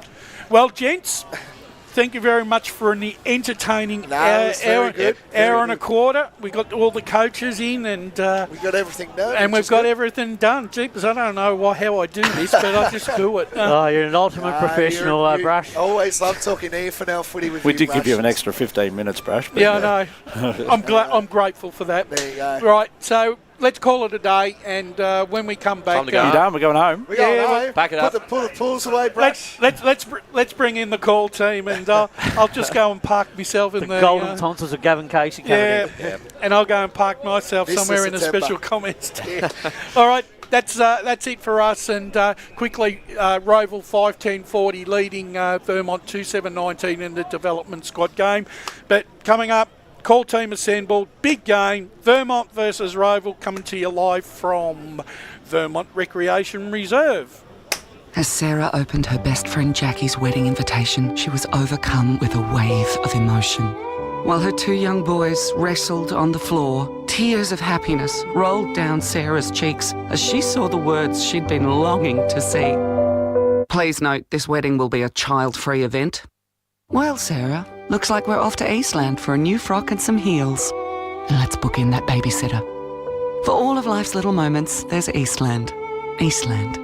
Live real. At Yarra Valley Water, we know reducing your shower time, or show time, to 4 minutes can save you an average of $200 a year on water and energy bills. Shower shorter. Save water. Authorised by the Victorian Government, 1 Treasury Place, Melbourne. Sprained your ankle, bursting through the banner? Broke a finger, high-fiving the ruckman? Or did you run into the goal post again? For bumps, breaks or bleeds, be seen sooner, close to home at Knox Private 24/7 Emergency Department. The preferred provider of emergency care to the Eastern Football Netball League, you'll generally experience shorter wait times. You don't need private health, but there is an out-of-pocket fee. Be seen sooner, close to home at Knox Private 24/7 Emergency Department, 262 Mountain Highway, Wanturna. Do you feel good about your bank? Because there is a bank you can feel good about. They share their profits to fund big community projects, small community clubs, and vital emergency services. They've given $250 million to help Australian communities thrive. They have all the products and tech you expect from a big bank, with service you don't. It's Bendigo Bank. Feel good about who you bank with. Try Bendigo. Search bendigobank.com.au or search Bendigo Bank near me. The first time I met the team at Tobin Brothers Funerals, I felt like I'd known them for years. They're so caring, honest and passionate. James McLeod, Managing Director of Tobin Brothers Funerals, sums it up best when he says, Every day our people get out of bed to assist client families in their absolute time of need. Our people love what they do, and you will not find a more highly trained group of people than those at Tobin Brothers. Visit tobinbrothers.com.au. Tobin Brothers Funerals, celebrating lives. Hi, I'm Ben Desson from Montrose Football Netball Club, and when I need a new kit for a night out, I head over to Eastland. But Eastland is more than a shopping centre. They support a range of community organisations and have been major partners of the Eastern Football Netball League since 2018. Thanks, Eastland. You are listening to Radio Eastern FM 98.1. With live and exclusive coverage of the EFNL football season, bringing you the match of the day with score updates from all divisions. And now we cross to our commentary team for the Radio Eastern 98.1 Match of the Day coverage. Welcome back to EFNL Game Day. It is a Sunday out at Vermont Reserve. Great to be part of the broadcast. Hello from Gavin Casey, and the broadcast team is just assembling. We're concluding round 12 in the Premier Division of the EFNL, and this is a very important clash for both Vermont and Rowville. Rowville could probably shore up their place in the top 5, but it feels to me, and the guys will talk more on this, it is a must-win game for Vermont, because if they fall behind Rowville, they've really only got 5th to aim for in the last 6 weeks, and it's not going to be an easy 6-week run into potentially finals in season 2025. So for me, this is huge today. Rowville versus Vermont. Vermont hosting this Sunday game. It alternates from year to year, and it's good for me because I can turn up. I can turn up. So as I'll go through all the lineup with me, the head of game day. We're just winding down the reserves before I introduce that is the final siren. So how about that for timing? Good timing. Vermont 2-7-19. They on the losing side to Rowville 6-10-46, and it has been quite hot tempers in the last quarter. I don't know what sparked it, but they're still fighting. But the fight has ended for the reserves game. It is a 27-point win to the Hawks. So we move on to the senior game soon, and to call with me today, welcome Chris Curtis. Yes, thank you. Excellent to be here. Obviously, it's quite windy conditions out there when I was walking past before, but no, you're exactly right, Gav. There's a lot on the line today in this matchup, especially considering the way some of the results went yesterday. If we're looking at the middle of the Premier Division ladder and really starting to nail down and figure out who's going to play finals. Obviously, you look at those. Vermont will have their eyes on all of those Noble Park and the Doncaster East results. So there's a lot on the line today here. I think a win will take them into 6th and probably even into 5th. Sorry, so a win will put them in 5th position for now. I'll take them over Noble Park on percentage. So yeah, a lot on the line, and obviously Rowville trying to close that gap between them and the top 3 as Baldwin started to pull away from them just a touch. So really excited for a good game of footy ahead of us today. Yeah, and now time to talk a bit to our special commentators and someone who's been around the league a long time. We know the teams intimately. We've had a chat about the season so far, but let's look ahead to this Sunday and welcome Wayne Brasher. Thank you, Gav, and good afternoon to you and Chris. Look, it's a great look. The games between Vermont and Rowville are really, really good, hard, tough contests. Last year, Vermont, as I said earlier, went down to Rowville, and they were in very, very good form leading up to that game, and Rowville touched them up by 59 points. And I don't think they ever really recovered from that Vermont. This year, it's been a real struggle for them. Both these sides have had their ups and downs. With injury and unavailability. So in essence the game could actually be a lot closer, even though Rowville, in terms of the playing list, still have a lot more experience running onto the ground this afternoon, Gav. Yeah, it's going to be interesting to look at the ins and outs. Well, we can only look forward to who's playing, but geez, we're going to sorely miss seeing Bollock today for Rowville, for example. Oh, yeah. With Johns coming back in, and would have been a great matchup, I would have thought. What do you reckon about today's game? The EFNL media manager, Ryan Long. Yeah, thanks, Gav. It's great firstly to have you back on board, and a Sunday game. We were looking forward to this one, mainly because you're here, but also because these two sides have now created a bit of history with this annual clash, which has now become a bit of a tradition on the Premier Division fixture, and I'm looking forward to it because I don't think both sides are in spectacular form at the moment. No. As we said, Rowville have got a couple of guys overseas, some guys coming in and out, some new players into the side today in Swainson and Chambers as well. So they've got their own things they're working through. Vermont, it's been well documented how young they are, and probably when you look at it in Premier Division, Mitcham are going through a similar thing where they've got a very young side in, and it hurts because you are playing against some bigger bodies, particularly in Premier Division, and VFL players. So it's going to be a bit of work for the Eagles this afternoon, but in saying that, their season's not done just yet. There's a big chance for them to get a win on their home deck, and if they can, might kickstart them going forward, because Doncaster East, Noble Park both slip up yesterday, so it's certainly something to consider. Yeah, it's going to be a big game, and give us a wave if you're ready on the boundary, Blake. I would say that would be a no. A no? Oh, there he is. With the microphone on, he gets on the broadcast, or is it a... My microphone is on. Oh, there we go. There we go. My mic was always on. I don't know. But yeah, it's good to hear you back, Gav. Always good to hear your tones as well. Really good to see as well. It's a bit windy down here at Vermont, and we said that on pre-game as well. So it should be an exciting battle between these two sides. Bit of history, a lot of passion involved between these two sides. Of course, they met in a decider in 2023. Looking forward to this one as well. And I've also got Oscar as well joining me on the boundary as well. Freezing down here, boys. It is. Do you want us to tip, if that's all right? I've got you one. I've got Rowville to win by about 25 points. And Oscar, we were talking about the win between ourselves. I've just noticed how it can really get really fierce out there. It seems like it's across the ground. What's your read ground level there? Yeah, there's a bit of wind coming across the ground. Seems to be coming. Could be a bit of left to right movement here. So I think it's going to affect both ends though, because it's coming across the ground. So we'll see how it plays out. Yeah, so we've no clear advantage, you would say, to Canterbury Road or to the opposite end, left to right. Canterbury Road left on your broadcast side, and the grandstand side, or the members side as I always like to call it, here is probably going to have the ball away from them, unfortunately, because the wind is pushing it to the scoreboard. One thing's for sure, Gab, you can guarantee the ball's going to be on the far side all afternoon.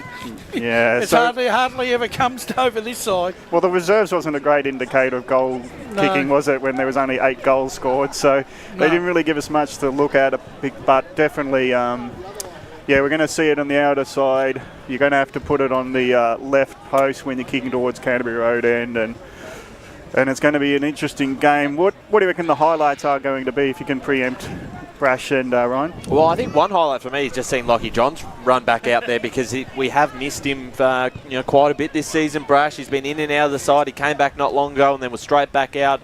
So injury hasn't helped him. But when we have seen him over the years, particularly on these broadcast games, he does some miraculous things, and he's dominant through the midfield. You know he's going to have 30 plus and really make an impact, and they need that because they need the experience there. Yeah, I also think if Wiedemann's on early, right, and they can play a much more direct type of football into their forward 50, and he can be on the end of some good play, he could kick a bag full of goals. But I think Showermakers, I like him in the ruck, but I also like the way that Josh Clark, the way he moves throughout that midfield. He's a bit of a general, and he seems to show a lot of poise. I like that in a footballer, I think. And Matty Davey, look, 34 years of age, but for him. Late's out. He's an out late, is he? Is that correct? Yep. Late out, so yeah, well, late change. That's a change. That's a big change. But look, nonetheless, I think both sides, like I said, have got winners, and I think it's going to be really hard. You know where I reckon it'll be game one? Bottom 6, Gav. Yeah.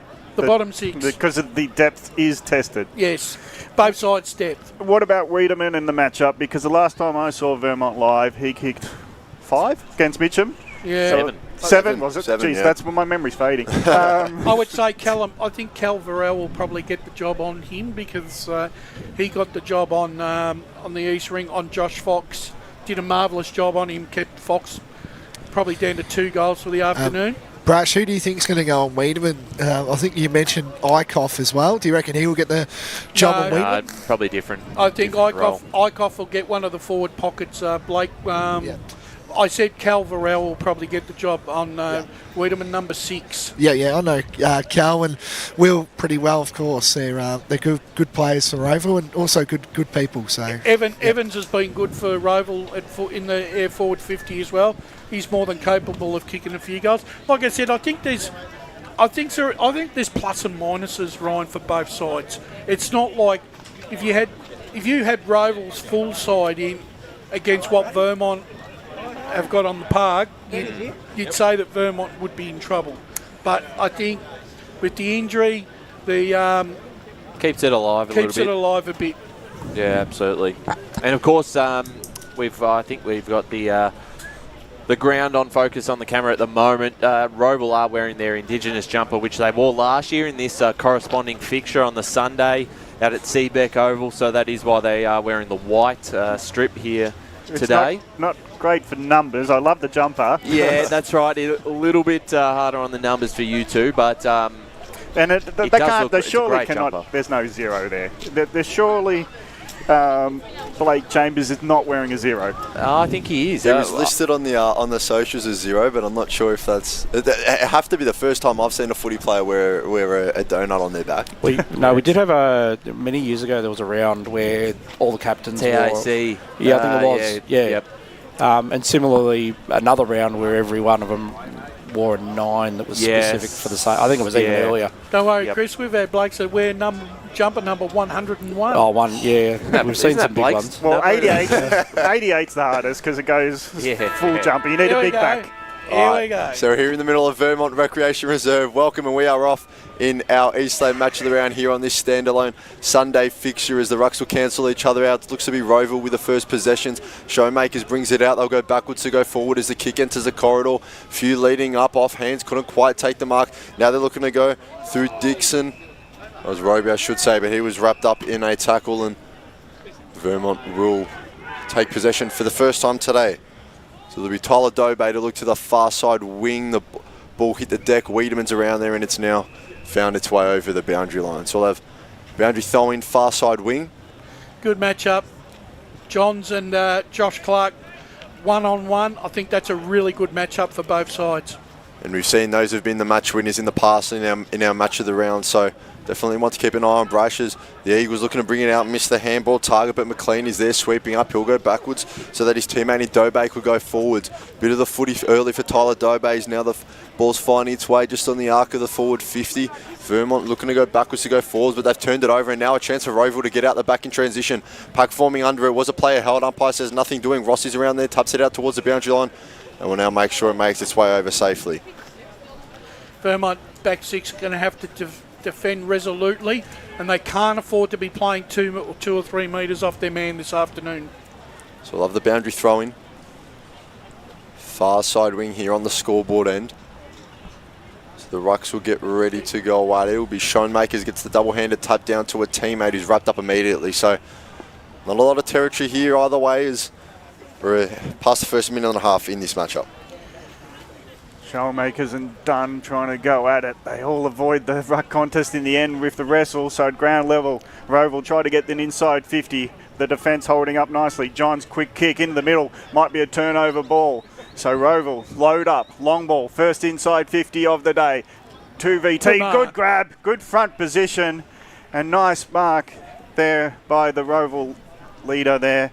And Looks like Evans. Evans, I was going to say Evans just stood tall and he just he just held that ground and 2 taps, one down to his chest region and he drew it in with the chest mark in the end. So Evans from the left pocket, as tight an angle as you can get here at Vermont, with the right foot. The angle will be confused by the wind and mark on the line to the Hawks, and this now will be a certain goal. No one expected the kick to drop short except for one, and it was the Hawks player in.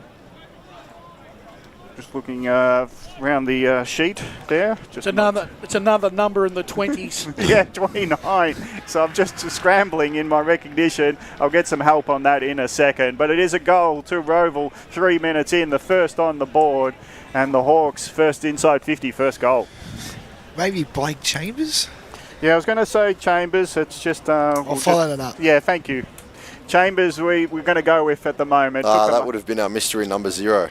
Yes, I didn't. Yeah, I was. No, Calvarell is wearing the number 0. He's usually wearing the number 6, of course, but he's wearing the 0. Okay. So. Yeah, thank you for that. Yep. So it's 29. Blake Chambers taking a mark on the goal line. A certain goal after that. Evans kick from the good mark in the pocket. Drop short, but now a goal to Rowville.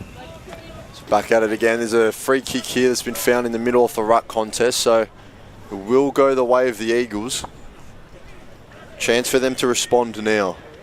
So they find themselves down by a kick as they go inside forward 50. Leading it was Wiedemann, couldn't quite get there, and neither could his teammate. So the ball will just be ushered over the line. It's not an area that I want to see Sam Wiedemann having to lead to all afternoon, especially if they're going to double team him.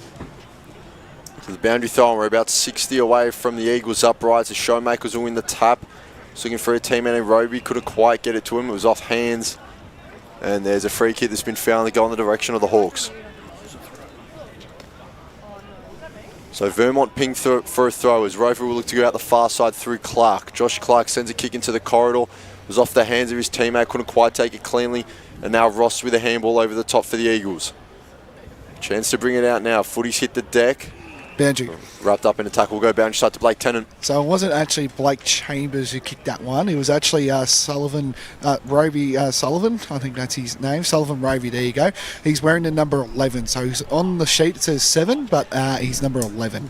So that was his first goal. Thanks for that, Blake. It was actually a 29 that kicked the goal, Blake. Yeah. 29. Definitely 29. Yeah. Well, that's a...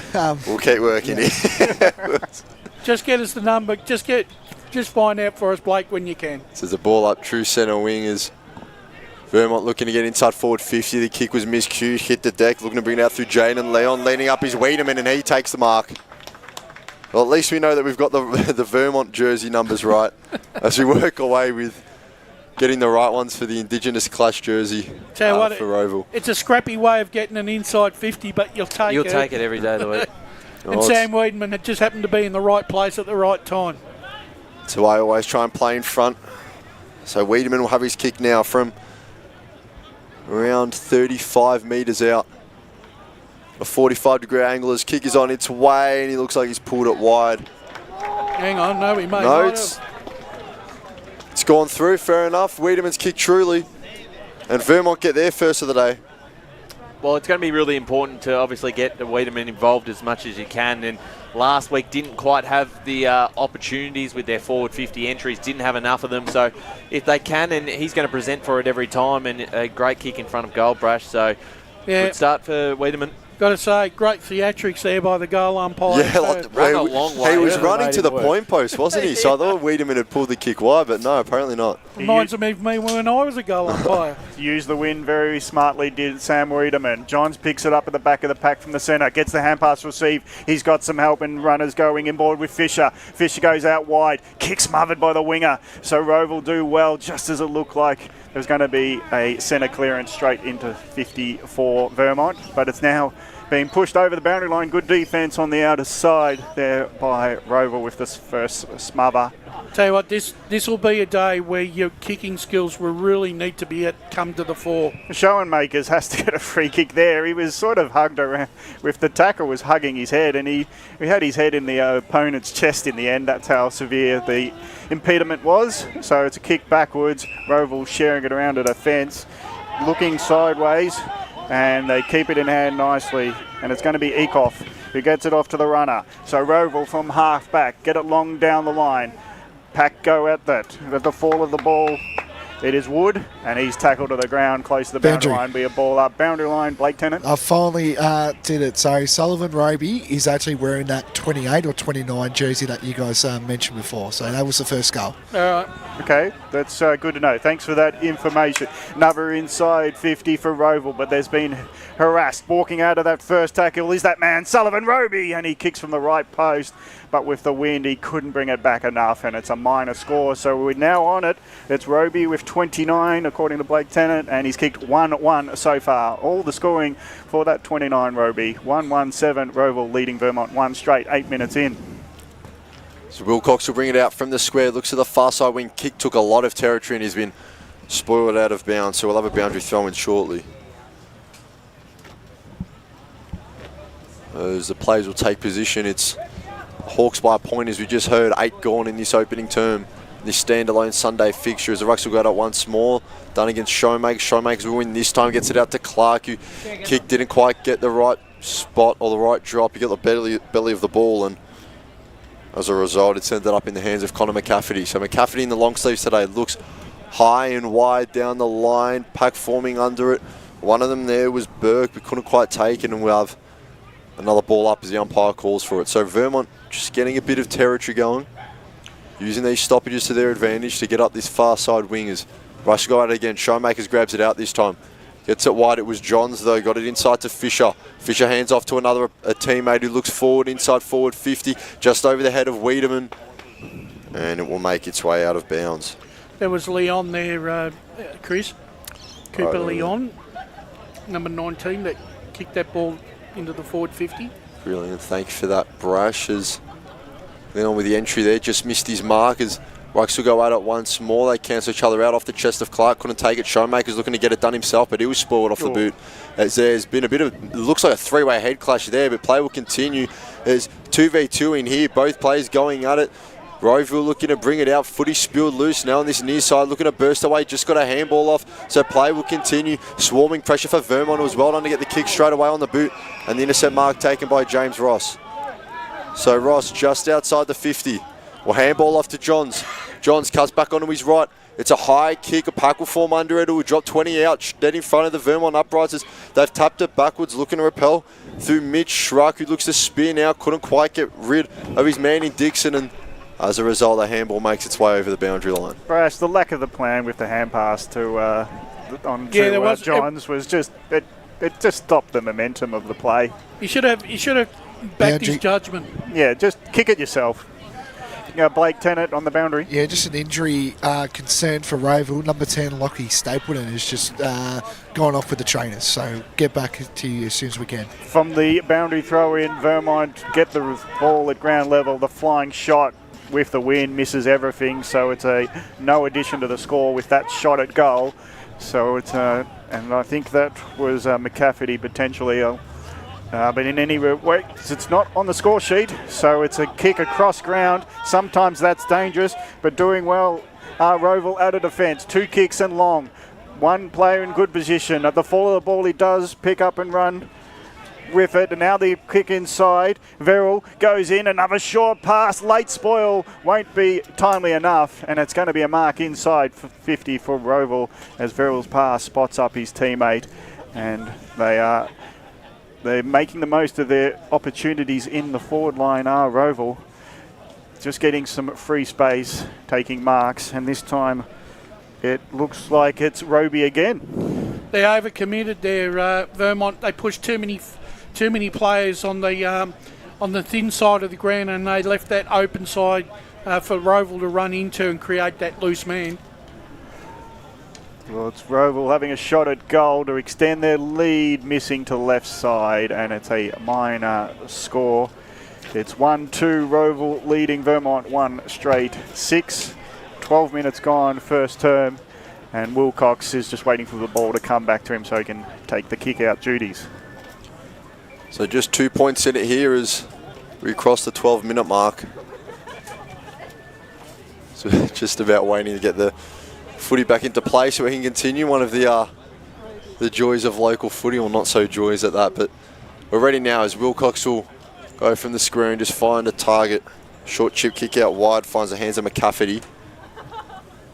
Who can just go back, assess his options. We'll look to go back to Wilcox, who's still in the square, and now they'll switch it out the other side.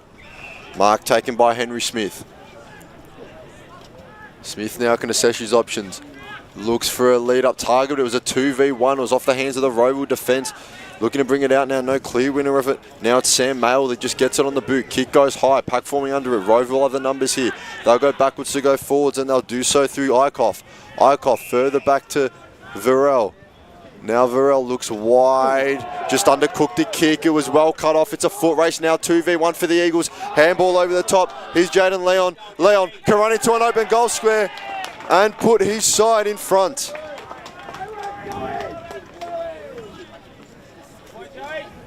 Well, fantastic finish in the end and making the most of their opportunity, but Rowville have missed a few, and again, not the prettiest goal in the end, but was able to get onto the end of that one, so good start for the Eagles, Brash.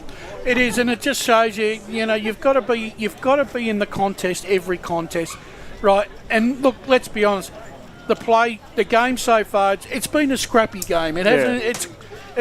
It's really got no bells and whistles at the moment with it, Gav. But I might have miscalled before. Fisher had that flying shot before, and he's the one that can get outside and do damage. And this time he didn't do the kicking duties. He had the overlap, and he supplied Leon, who ran into an open goal in such with only a small bit of pressure. Free kick goes with holding the ball. Hand pass goes to Dixon. Long ball inside 50. Wiedemann takes the pack on ground level. It's all Vermont, and the quick kick at goal will miss. Burke, he probably didn't know when he's putting the ball under his boot that he might have had an up and over. But in any regards, he was wanting to quickly do what he wanted to do. Missed shot on the bounce to the right. Minor score, Vermont 2-1-13, leading by 5 over Rowville 1-8. Yeah, that's right. But it's what they wanted to do. They obviously, Wiedemann got hands to it, but they had 3 players at ground level ready for that ball once he hit the deck. Kick down now has found Clark. He was tackled. Couldn't quite get a clean handball out, but it's now with Kolkoff. Who gets it to Showmakers. Just looks for a hoofing kick down the corridor as Johns is down behind play, which is a concerning look for Rowville fans, or Vermont fans I should say. He's holding his shoulder, which is not a good look at the moment, but play continues as Tyson will look out as an Eagles switch play. Mark taken by Hyder. Far side wing as Johns has jogged off now, but intercept mark taken by Rowville. They'll look to go forward. Chipped kick got the belly of the ball. Wasn't intended. Now looking to bring it out. And they look inside forward 50. They have a target there and the mark's taken well. Nashua Wood will go back now. Set himself up for a shot. We got boundary side. John's coming off there. Looks to be grabbing the arm, so we'll let you know if we hear anything else. And he's only just come back from injury, John, so Vermont really cannot afford to have him off the ground injured again. Exactly right, but for now it is Nashua Wood who kicking from only a couple steps inside from the boundary line in the left pocket, about 45 out on the right boot. Kick is drilled on its way, and it is absolutely inch perfect for Nashua Wood as Rowville retake the lead, 14 place 13. Yeah, we'll keep an eye on John's. Hopefully be able to come back on. But just having a look at the Vermont box, great to see Kelkowski on the headset as well. Brash, the communications. He's out injured. Yep, but obviously... Vasses is out injured. Yeah, correct. But good to see the play involvement still down at the coach's box. Yeah, well, that's it. They've got to do something in their keep, don't they? Well, who's going to go in the middle for Vermont? We'll see soon as the rucks go at it. Dunn, high leap, wins the tap down, but it goes straight under his feet in the end, and it'll be a secondary ball up, centre of Vermont Reserve. I think you'll find Dixon might be in the middle now, Gav. Showmakers gets good position to win the tap down, but because it's a secondary bounce, there's a lot of people around this circle of the ball up. So it might take a while to get out of here. No clearing tap one again. Trying to get out is Fisher so that was Greenwood. He gets knocked over as he bends over. It was quite comical that he fell backwards after trying to pick it up. But he looks a bit sore as well. So you don't need the stars of Vermont to be dropping like flies. Ball up again. Done in good position. Showmakers use strength. Bumps him out of the way before he taps it forward. But that huge pack around the ball. We'll see another ball up at centre forward for the Hawks. Ball up again. No clear possession one.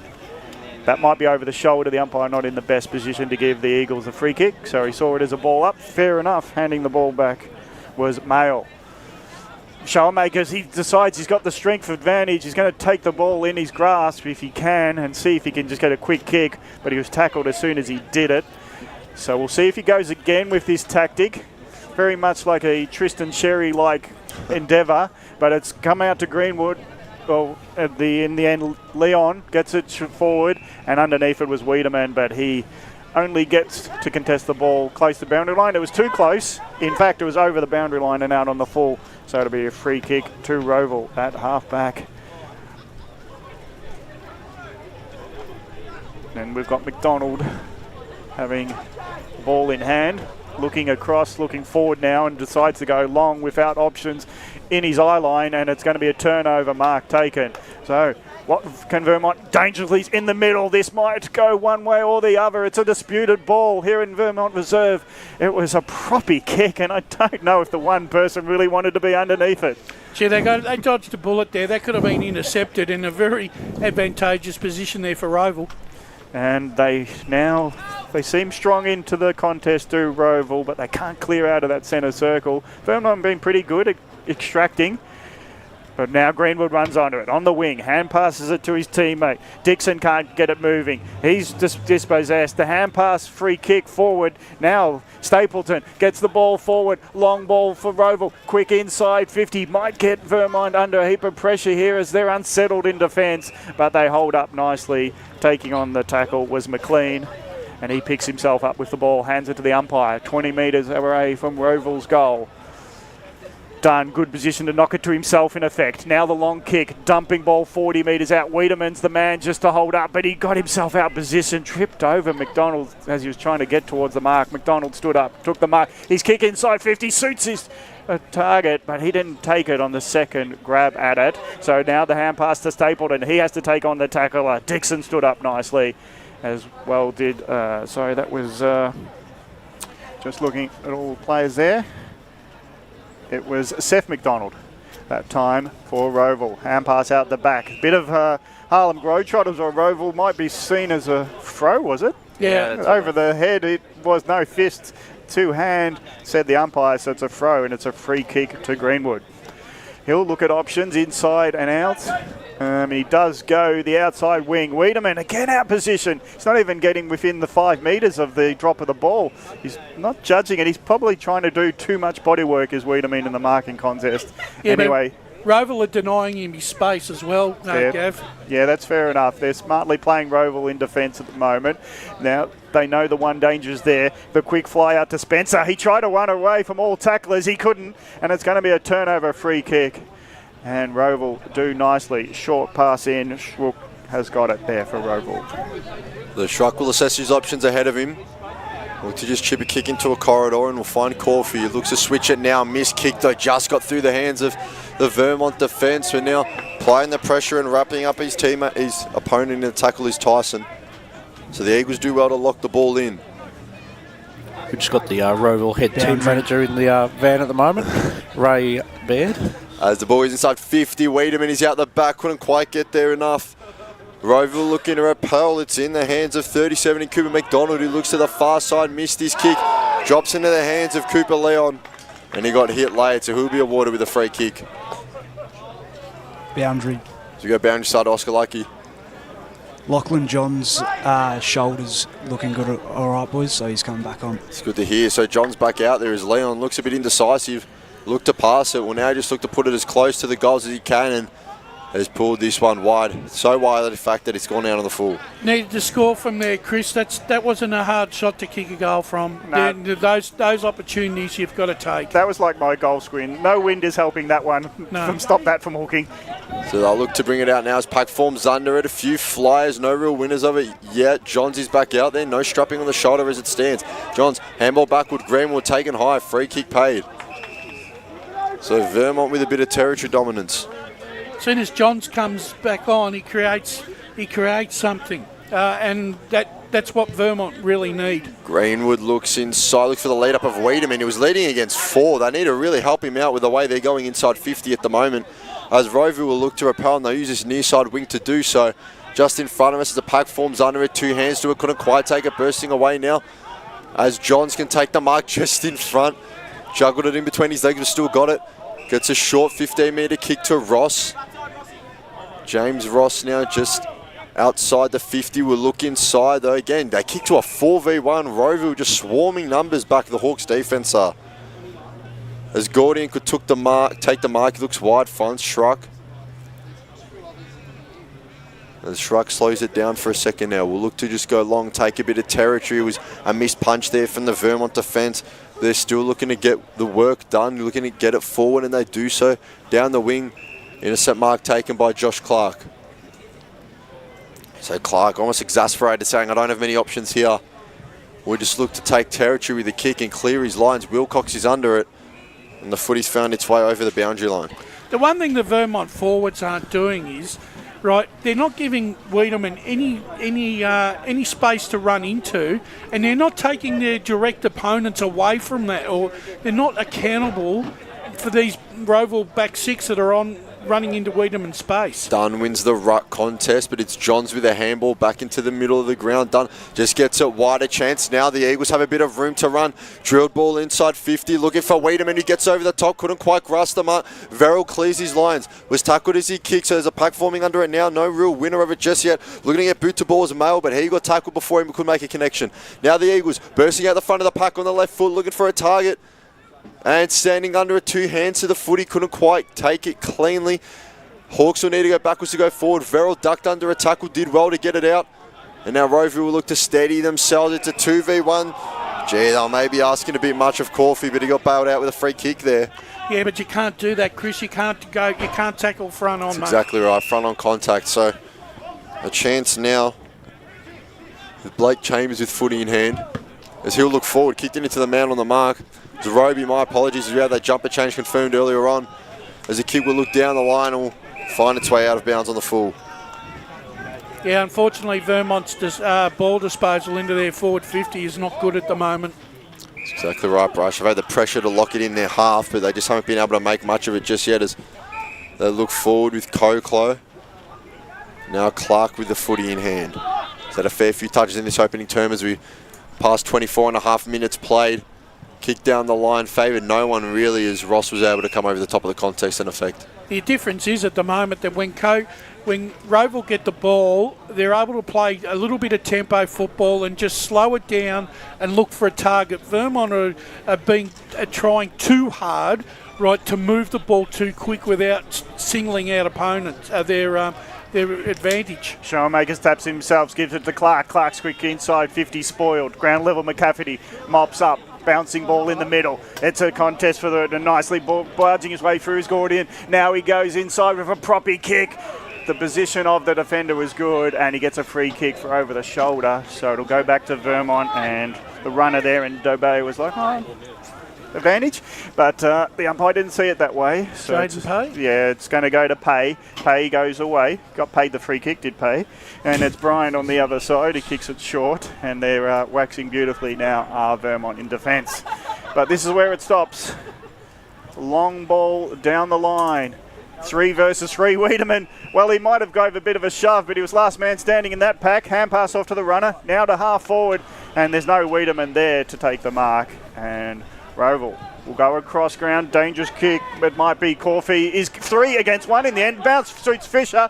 Gets Fisher's has been smothered. Nicely done by Clark. Buttering up. His hand pass is intercepted. Flying shot from McLean. And it's a lot of rush play both ways. Finish with McLean, but he couldn't get the goal. And on the bounce, it hits the behind post and it's out of bounds. Right pocket for Vermont. So the numbers didn't sit the kick. They've been able to set up the turnovers, just maybe a bit of composure. Just that's what they're lacking. Well, when you're kicking into a breeze directly, you sort of got to judge your kick a bit better when you're going across goals. Now again is McLean. He's trying to run after it. He's got a bit to do as the ball trickles out of bounds. Left pocket this time. So I think the judgment going across goal, you got to put that back in the bag, I reckon, until you can master it. Play the safe game early in this counter. Don't want to cost goals. Clark now picks up the ball from the ruck contest, goes across ground. He's just going to have a touch finder. In the AFL, that would be insufficient attempt, as the Rowville player was the first one to trail over there, but he couldn't keep it in, and it's going to be a boundary throw-in. So if there was ever a one that was so obvious that he was going nowhere but to the sheds, was that kick from Clark. But it's now it's Vermont getting it off. No shot at goal by Leon in the end. The smothers are good by Rowville in defence, desperate at least, and they kick with clearing now might suit the runners, but the bounce of the ball doesn't. Pay was first there, and he finishes up being the tackler when he first had the ball. So I don't know how that worked out, but it's going to be a ball up centre wing. Broadcast side here at Vermont. The Packer players go at it. Colclough has got there. And I remember last year that Ray didn't tell me what pronunciation he prefers until the fourth quarter. And he let me call him a different name. So I'm going to go Colclough. And that is quarter time. Vermont leading this home encounter, round 12, wrapping up round 12. Vermont at quarter time, 2-1-13. Trail Rowville, 2-2-14. This is a crucial game for the ladder positions of both. It is Rowville by a point. Keep it locked in. We'll be back soon with more Premier Division EFNL. Jackie's wedding invitation, she was overcome with a wave of emotion. While her two young boys wrestled on the floor, tears of happiness rolled down Sarah's cheeks as she saw the words she'd been longing to see. Please note, this wedding will be a child-free event. Well, Sarah, looks like we're off to Eastland for a new frock and some heels. And let's book in that babysitter. For all of life's little moments, there's Eastland. Eastland. Live real.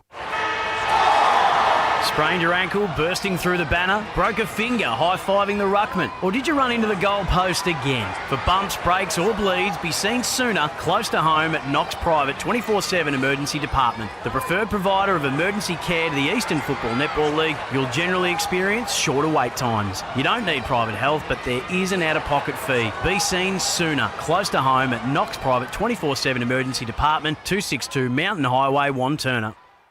Do you feel good about your bank? Because there is a bank you can feel good about. They share their profits to fund big community projects, small community clubs, and vital emergency services. They've given $250 million to help Australian communities thrive. They have all the products and tech you expect from a big bank, with service you don't.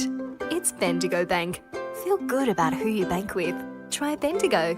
Search bendigobank.com.au or search Bendigo Bank near me. Tobin Brothers Funerals wear their heart on their sleeve. Their clear and easy to use website and Memory Maker app make it easy for families to make an informed decision. Here's James McLeod, Managing Director of Tobin Brothers Funerals. We pride ourselves on being the most transparent funeral company. All pricing on goods and services are available on our website. It's all there for you to see and make very informed decisions when planning a loved one's funeral. Visit tobinbrothers.com.au. Tobin Brothers Funerals, celebrating lives. At Yarra Valley Water, we know reducing your shower time, or show time, to 4 minutes can save you an average of $200 a year on water and energy bills. Shower shorter. Save water. Authorised by the Victorian Government, 1 Treasury Place, Melbourne. Sprained your ankle, bursting through the banner? For bumps, breaks or bleeds, be seen sooner, close to home at Knox Private 24/7 Emergency Department. You'll generally experience shorter wait times. Knox Private 24/7 Emergency, 262 Mountain Highway, Wantirna. You are listening to Radio Eastern FM 98.1. With live and exclusive coverage of the EFNL football season. Bringing you the match of the day with score updates from all divisions. And now we cross to our commentary team for the Radio Eastern 98.1 Match of the Day coverage. Welcome back to Vermont Reserve for the EFNL Round 12 clash between Vermont and Rowville. The score at quarter time is Vermont 2-1-13 trailing by a point. Rowville 2-2-14. The goal kickers, we're going to get this sorted. Rowville with their jumpers. Roby kicked the first. He's wearing 29. And the other goal kicker was Wood. And for Vermont, Wiedemann and Leon has got the goals. So Brash and Ryan, maybe some comments before we get the boundary riders, because both coaches have still held their players in the huddle. Yeah, I thought it was a pretty even game. I thought maybe Rowville had more ascendancy early, but Vermont, to their credit, it hasn't been pretty, but the effort intensity is there, and they have been able to set up quite a few turnovers off their defensive work. The problem is probably just their ball use going forward. They've rushed a few things. They've probably haven't made the most when they have had the footy, and I think that is part of the fact that they are a young side and they are playing a very frantic game at the moment. But the signs are there, and the signs would be pretty positive, I would say, Brash, for a young side. Yes, Ryan, most definitely. The only criticism, if I do have any, is the fact that the Vermont forward 50, a lot of those players are taking the Rowville backman to where Wiedemann's running to, and they're not drawing him away to give him some free air to try and get a one-on-one. If you look at the way the ball has come to Wiedemann, there's 2, 3, 4 going wherever he goes. So they are Wiedemann conscious, but then on the other, and I just think that Rowville have just shown a little bit more poise when they've taken possession of the ball, and they're just doing a little bit more with it, but they haven't been able to hurt Vermonters yet. Yeah, what are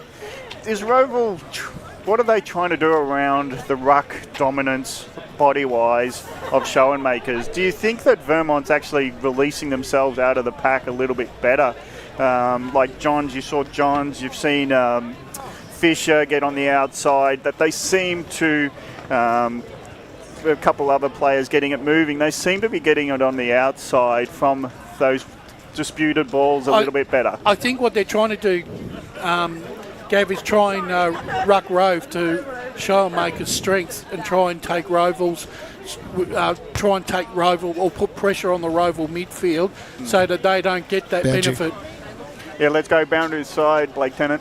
Yeah, just down here with Ben Wise. Ben, how do you judge that quarter? From what I saw, Vermont's running carry was really strong. And your defence was really solid, I thought, in that quarter. Is that something you kind of spoke about in that quarter time break? Not really. I thought we were pretty poor with just execution and the way we wanted to move the footy. Our backline did hold up, but around the source, I just felt they got out of the stoppage forward too much, and we've just got to make sure that we number off that area. Yeah. And you said composure in ball in hand. Is that something you want to try capitalise for this second quarter and also the second half? Yeah, a little bit.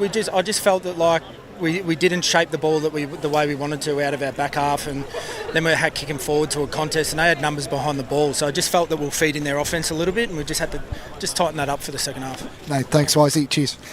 Thanks, the coach of Rowville, Ben Wise, speaking to Blake Tennant. I'll do a bit of a hip wobble there. He sort of repeated what I just said, so that was a nice confirmation. But can Rowville start winning these contests around the centre and the stoppages? Second quarter's underway. Take it away, Chris. So ready to go again as Dunn and Schoenmakers line up across from each other. Big fly. Schoenmakers got the right mitt to it. Rowville win the first centre clearance. It's well done from them. Kick was just over its target. Now in the hands of a teammate in Mav Taylor. He gets it forward, leading up a few options. Ross flew highest, but it's dropped to Verrill. There's a free kick being awarded for a push, and it's gone the way of James Ross. So the skipper stands up strong in defence as we open this second term. As the Hawks are up by a point, Wilcox takes the mark, just in the back pocket, and finds the lead of a teammate in Leon, who looks centrally now. He finds Pay. Pay would just look to go back across to Ross. The kick was slightly inaccurate though. Ross now has to go by hand. It's in the hands of Bryant. Kick forward, and it's gone out of bounds on the full. Eight possessions there for a turnover. Yep, and the uncontested error did not help them at all. So chip kick over the top, looked for Taylor, got there. As Johns will stay on the mark. Taylor just on the boundary line. Maybe 60, 65 out from goal. His kick over the top will find his teammate. Number 33, Nashua Wood. He's already got one today. He's probably a bit out of range for this one, but maybe thinks otherwise in the way he's going back for this. As Johns stand the mark. Wood wheels onto the right, looks to just put it to the top of the square. Massive pack forming under it, few flies, might get out the back. Ball's in the hands of Wilcox. Wilcox goes wide. Now with a footy in hand is McCafferty. And he was ushered over the boundary line, well pressured there by the Hawks. So they'll lock it in the forward pocket. First score of this quarter will go a long way in setting up the rest of it. As the Rucks get ready to do battle once more. Dunn will go up this time. He wins the tap. It's off hands. Dunn will have to do groundwork again. Couldn't quite get it. Verrill's around it. Dunn's just sat on the footy. Verrill's still there and is now wrapped up. Verrill there applying a lot of pressure.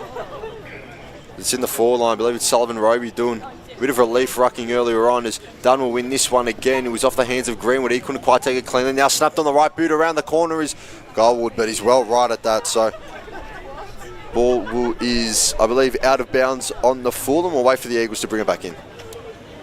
So it looks like Wilcox, he's happy to hand it over to his teammate. He might try to get the 1-2 going from this kick in the pocket. He's set up in the corridor, so the safe option would be go down the line for Vermont. Short options, spotted Fisher, dropped it. Now it's a turnover. Ball, Rowville, another inside 50, not directed to anyone in particular, so it's a disputed ball 40 metres out, and it'll be a ball up. So the short pass, Fisher. Yeah, he shouldn't have dropped that, Mark. He probably was waiting for body contact. That was actually, he didn't realise no one was really near him in the end. It was a great pass, pretty much, but it's a turnover ball, inside 50, free kick here, and they've all stopped, so I've got just, it must have been in the contest, Johns was held off it, so he'll get the free kick. He'll look inboard, now goes outside, short pass does find his teammate, and they hold it up nicely to Vermont. Looking inboard, 4 options. Long ball to centre forward. Wiedemann has to back into the pack eventually, and it's a mark in the end. Just sort of fumbling his way through there. McDonald took the mark because he was standing in the right position. Crossfield they go. They haven't always done this well, have they, Rowville? But a couple of short passes, forcing Martini to lead into the ball, and he spilled it maybe in surprise that he was the only one getting onto it, but he's good enough to butter up. Hand passes close to the line. Big leap from over the top. And it's a ripper mark by McDonald. So this time it's Seth McDonald. He took a leap, small ride on the back of Ross, and he takes a good grab. His pass is forcing his teammate Stapleton to get onto the board. So the kicks are forcing their players to get involved. So I like that. Make the player come to the ball. As now the long ball into a 2-on-2 pack. Falling over the balls was Schoenmakers, who drifted forward, and the ball goes off feet accidentally, I reckon. So I don't know what Vermont were appealing for deliberate, because it's gone out of bounds. They'll be happy for boundary. No, Rowville were. Handball. Oh, was it? Yep. Yeah. I think players need to stop appealing. It's not going to happen. Not on a day when it's super windy and the skills aren't up to par. The umpire's going to be guessing whether it's deliberate or insufficient attempt, so to speak. Quick go, kick goes forward. No mark taken, but at the ground level, off the ground, Clark. Oh, he thought it was a goal until it took a slight deviation and hit the post. So Clark was smart off the pack. Bit of soccering, but it's hit the post. No goal. 1 point for Rowville. 2-3-15 to Vermont. 2-1-13. 5 minutes gone. First term kick nearly chopped off by Rowville, and Mav Taylor. David Martini is happy to see it over the line. He couldn't take the grab intercepting that kick out. Let's go boundary side before we get Chris to call on. Just some stuff from Matt Adolph, the coach of Vermont there. Quarter time, just speaking about Vermont needing to use the outside of the ground more and owning that. And also he wants his forwards leading up more. It's almost like Sammy Wiedemann's doing it all down there for them. So there's been a free kick found here. It's going the way of Rowville. Footage in the hands of Matt Evans. Go on, Brush. That was definitely a free kick. He's pushed him out there. I just can't believe that was a very, very poor attempt there. It's a bit of a careless error here as Evans is lining up. He had that shot earlier on that resulted in the Roby goal. And he'll kick here from about 50 out, just greater than a 45-degree angle. It's on its way. And has been pulled wide, so another behind here for the Hawks. So they extend the margin, but only by minus score. It now stands at 3 points. Vermont will bring it out. Play on from the kick in though. Look down the line. Kick just fell short. Looking to bring it out now is Gordian. The Rowville Hawks can look inside. Kick's on its way. Might get out the back if it travels. It won't. Well defended by Wilcox to spoil it over the line behind him. Just having real trouble to escape their back half at the moment, these kick-ins. They haven't been able to hit targets and turned over on the last few attempts. Well, I'm interested to see if the winds change any direction, because it was almost like we saw the exact opposite of that down here in the first term. As now it's Clark looking for a check side dribbler. Oh, it's just been touched. Jeez. Would have had to be the perfect kick from Josh Clark and was just an inch off it there. As this time will be Johns to bring the kick in. So maybe a sign that Vermont are feeling the pressure bringing it out, as Johns plays on, looks down the near wing, bodies under it. Showmakers held his man to his pin for doing so. So the Eagles now with a chance to get a bit of territory relief through Noah Burke. Burke looked inside, he's told to play on now. We'll have to use the corridor G kick. Just got to his teammate as now the ball goes forward and it's inside 50 for the first time this term. Rowville looking to defend, wrapped up in the tackle and getting the high free kick was Stapleton there, who's back out on the ground after an early injury scare in the first term, but also look to use the wing to bring the footy out. Plenty of options forward, but no clear one, so they just look to take territory. A few leading up. One of them was Taylor, and he took the mark strongly. Said his locks cut a bit, Bev Taylor. But Taylor gets it forward, looking for a teammate over the back is Ross. It was well taken. Chance to play on for the handball. Clark, left foot, 40 out. Kick is on its way, and it's hit. Is it hit the post? Yeah, I reckon it hit the post. Yeah. Just nicked the post on the way through. So for as much as the Hawks have locked the ball in, unable to make it count on the scoreboard so far. It is 2-1-13, plays Rowville 2-7-19. 6-point lead for the Hawks. Wilcox goes long to the wing. Wiedemann underneath it. He had 2 grabs at it, nearly took a mark. Chopping of the arm, said the umpire in the end. So Wiedemann picks up the ball, goes forward of Dixon, finds a teammate though, and it's long ball goes towards the goals. No Wiedemann to beat that mark, so the defence holding up nicely for Rowville. They just want to get it as far away from the goals as possible, so the sprint's on. Trailing was Dixon. He nearly gets the ball as the Rowville player nearly left it behind as he ran to it. So that's where a young guy like Noah Burke, when he sees Wiedemann going up the ground, he needs to think that I'm going to have to drop into the goal square to give my forward then you just wonder if Kafiso would have held it up maybe in retrospect as well. The quick dumping kick has been chopped off, so Vermont will load up again from half back. A long ball to half forward. Late, that's a bump into the marker, and it's going to be a penalty as well. So the mark that would have been is now turned into a free kick and a 25-metre penalty.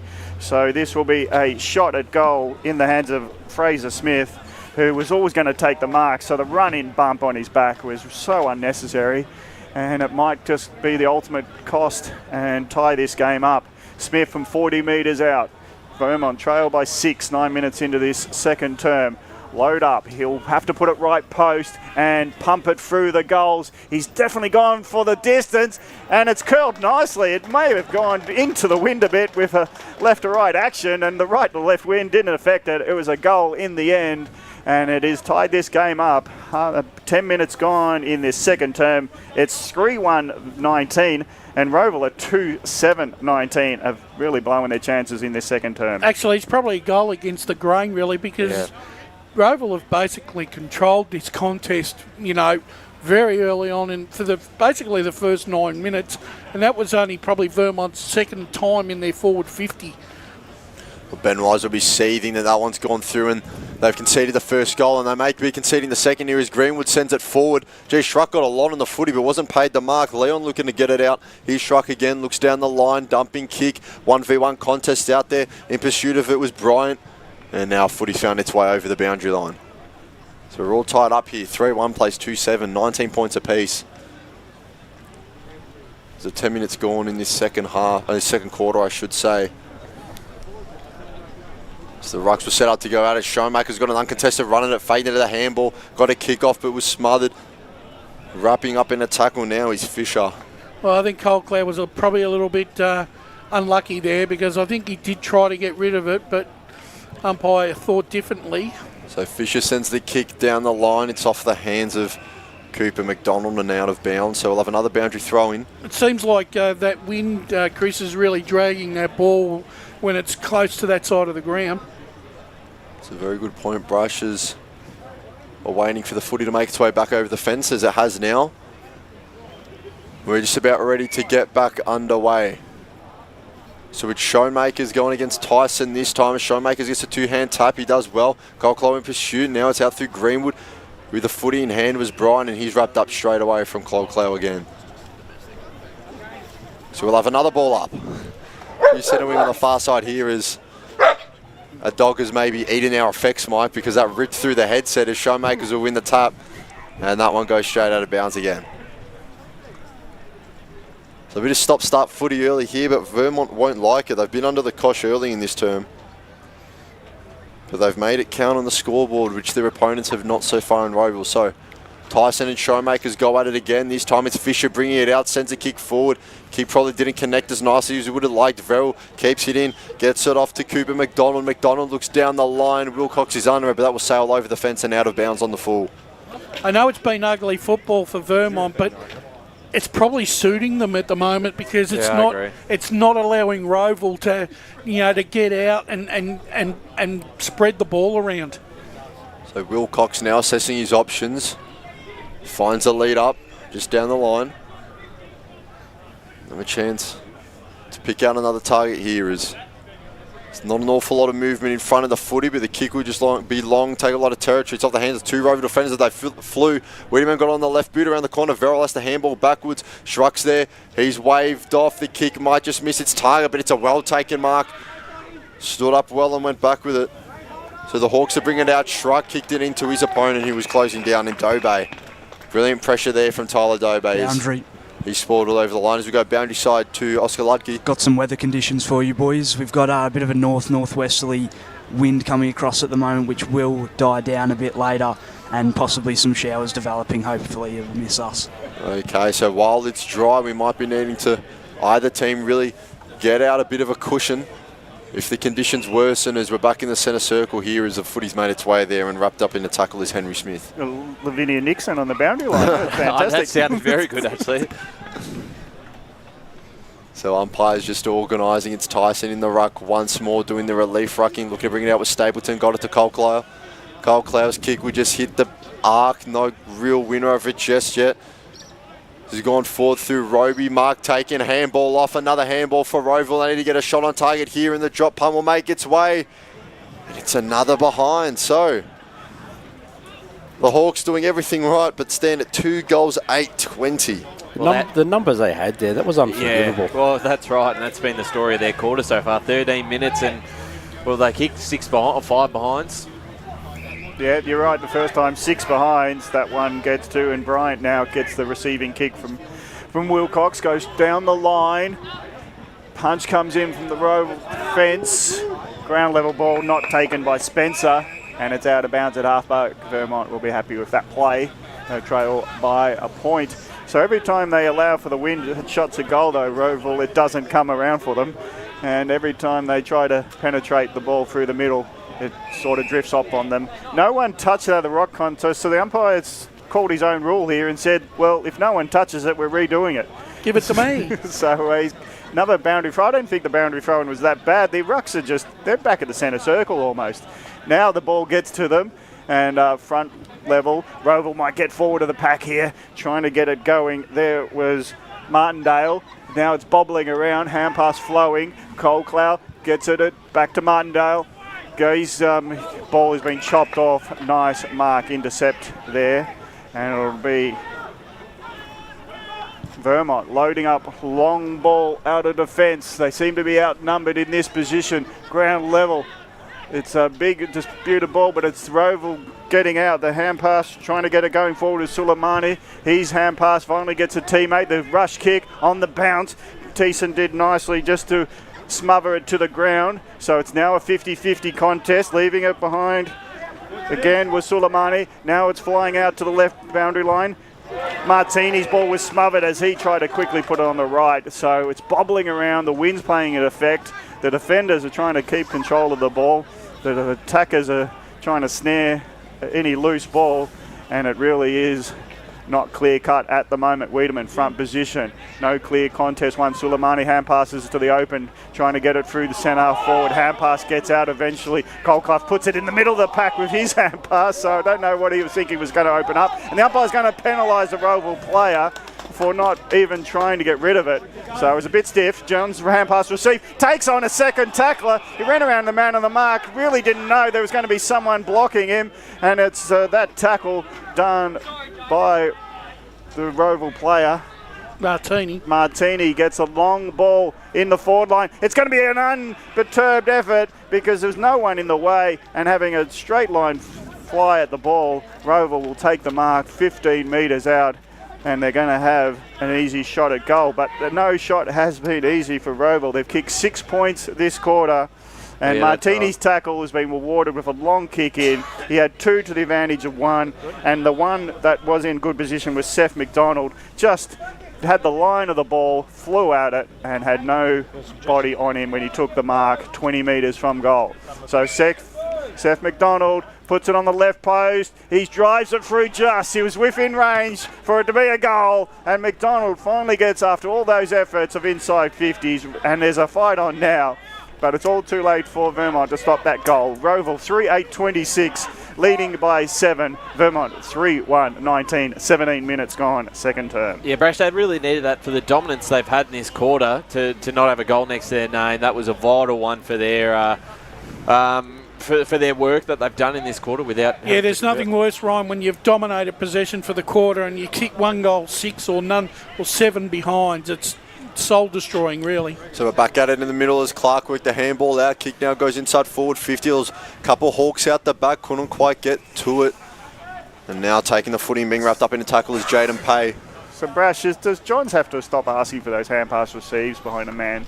Yeah, I do. But I also think it's instinct too, because of the way that he delivers the ball. Right, because he doesn't waste a possession, Gav. As Vermont have cleared their lines for now, it fell into the hands of Wiedemann, who gives the handball receive off to Hyder. Hyder looks to go quick inside 50. Fisher's there. He's in pursuit in the long sleeves. He's got a team. He's got an opposition player behind him, I should say. But footy's bounced any which way and it's gone over the boundary line. When Vermont move the ball into their forward 50, they really are struggling to hit a target. But when Rowville go in, even though they've kicked 1 goal, 6, at least they're hitting targets, and that's the difference at the moment. So a chance for Vermont now to pile on a bit more pain as boundary throwing comes into their forward pocket. It will be Rowville who look to clear their lines and do so well. They've got a bit of run in the middle now. We'll look to use the far side and switch the play. Josh Clark's in pursuit as the ball goes over the head. So Clark, sorry, it's Nashua Wood, but he's wrapped up straight away in the tackle. Footy spilled loose, but he's been pinned for holding the ball anyway. He didn't have the prior opportunity, but he pulled it in once he was on the ground. That's exactly right. So Patrick Corfey rewarded for his defensive pressure as he'll now assess his options a forward of the footy. And we'll look inside 50 now. There's a few leading up. One of them is Wiedemann, got one hand out to it, couldn't quite take it. Verrell's just going to look to take a dumping kick down the line. Woods under it again, couldn't take it cleanly at all himself. The Eagles have to go backwards, go forward. Tried to step out and got pinned brilliantly. Maverick Taylor not letting his man go anywhere. As Taylor might look to go quickly, but no, we'll slow things down instead. Martini with the footy now. As he'll look down the line just in front of this Vermont dugout. There's plenty of players around it. One of them was done, handballed it out to Ross, who didn't know Wood was around him. Just got the handball out. Johns goes one more. Now riding the tackle and wrapped up by Clark. High tackle awarded though, so. Just worry about McLean, who's limping off at the moment for Vermont. Tyler Dobey took the free kick that he was given. Now gets it to Dixon. Dixon goes wider to Bryant. He looks wide once more and finds a teammate in Sam Mayles. So, a few marks being strung together here, but they've messed it up. Just as I've said that, the Eagles, as the Hawks now looking to repel. They have to go backwards to go forward. I've coughed it up. Fisher's there. Now looking for the kick inside forward 50. There's a lead up target. Wiedemann's around there. He's got 2 to beat. Stepping left, going right. Brilliant work from the Hawks defense as now they can clear their lines. And they'll look to use the far side wing. It's a 1v1. No clear winner of it yet. Verrell's around the footy. So to his tail a bit, eventually wrapped up in a tackle. Boundary. Verrell the tackler as we go boundary start to Oscar Ladke. Jake McLean's done his left leg there, boys, so we'll let you know if anything else changes. Thanks for that, Oscar, as the ball went up and then came down without a touch on it. So Dixon wrapped up in a tackle. We'll go at it again. Dunn's up there. Showmakers will win the tap. He gets it down to Colclough. Colclough's kick goes inside 50 and sliding on the ground to take the intercept mark was James Ross. He's been brilliant so far for the Eagles. Yeah, he's done a sterling job at the moment, James Ross. Short pass finds McCafferty, who looks left outer side. Another short pass. And they're finding targets and slowing it down because they're under a heap of pressure. Vermont go in the middle. This is a dangerous kick if it doesn't hit the target. The late spoil is too late. So it's still with Tyson. Done, long ball, and it doesn't suit the Vermont players, but of the fall, Wiedemann hand passes it off. Potentially Greenwood there might receive, but he just can't pick it up on the ground. So he might need some help trying to get through the pack. Vermont, but the turnover has come. The long ball as the dog's barking. He's happy for Martini to run on it. He spills it, still timed to dodge out of the back, puts it on the deck, and the bounce of the ball just misses the right post. So Martini got out the back at centre forward. He spilt the mark, but he made space, missed behind. So it's another miss to Rowville, 3-9-27.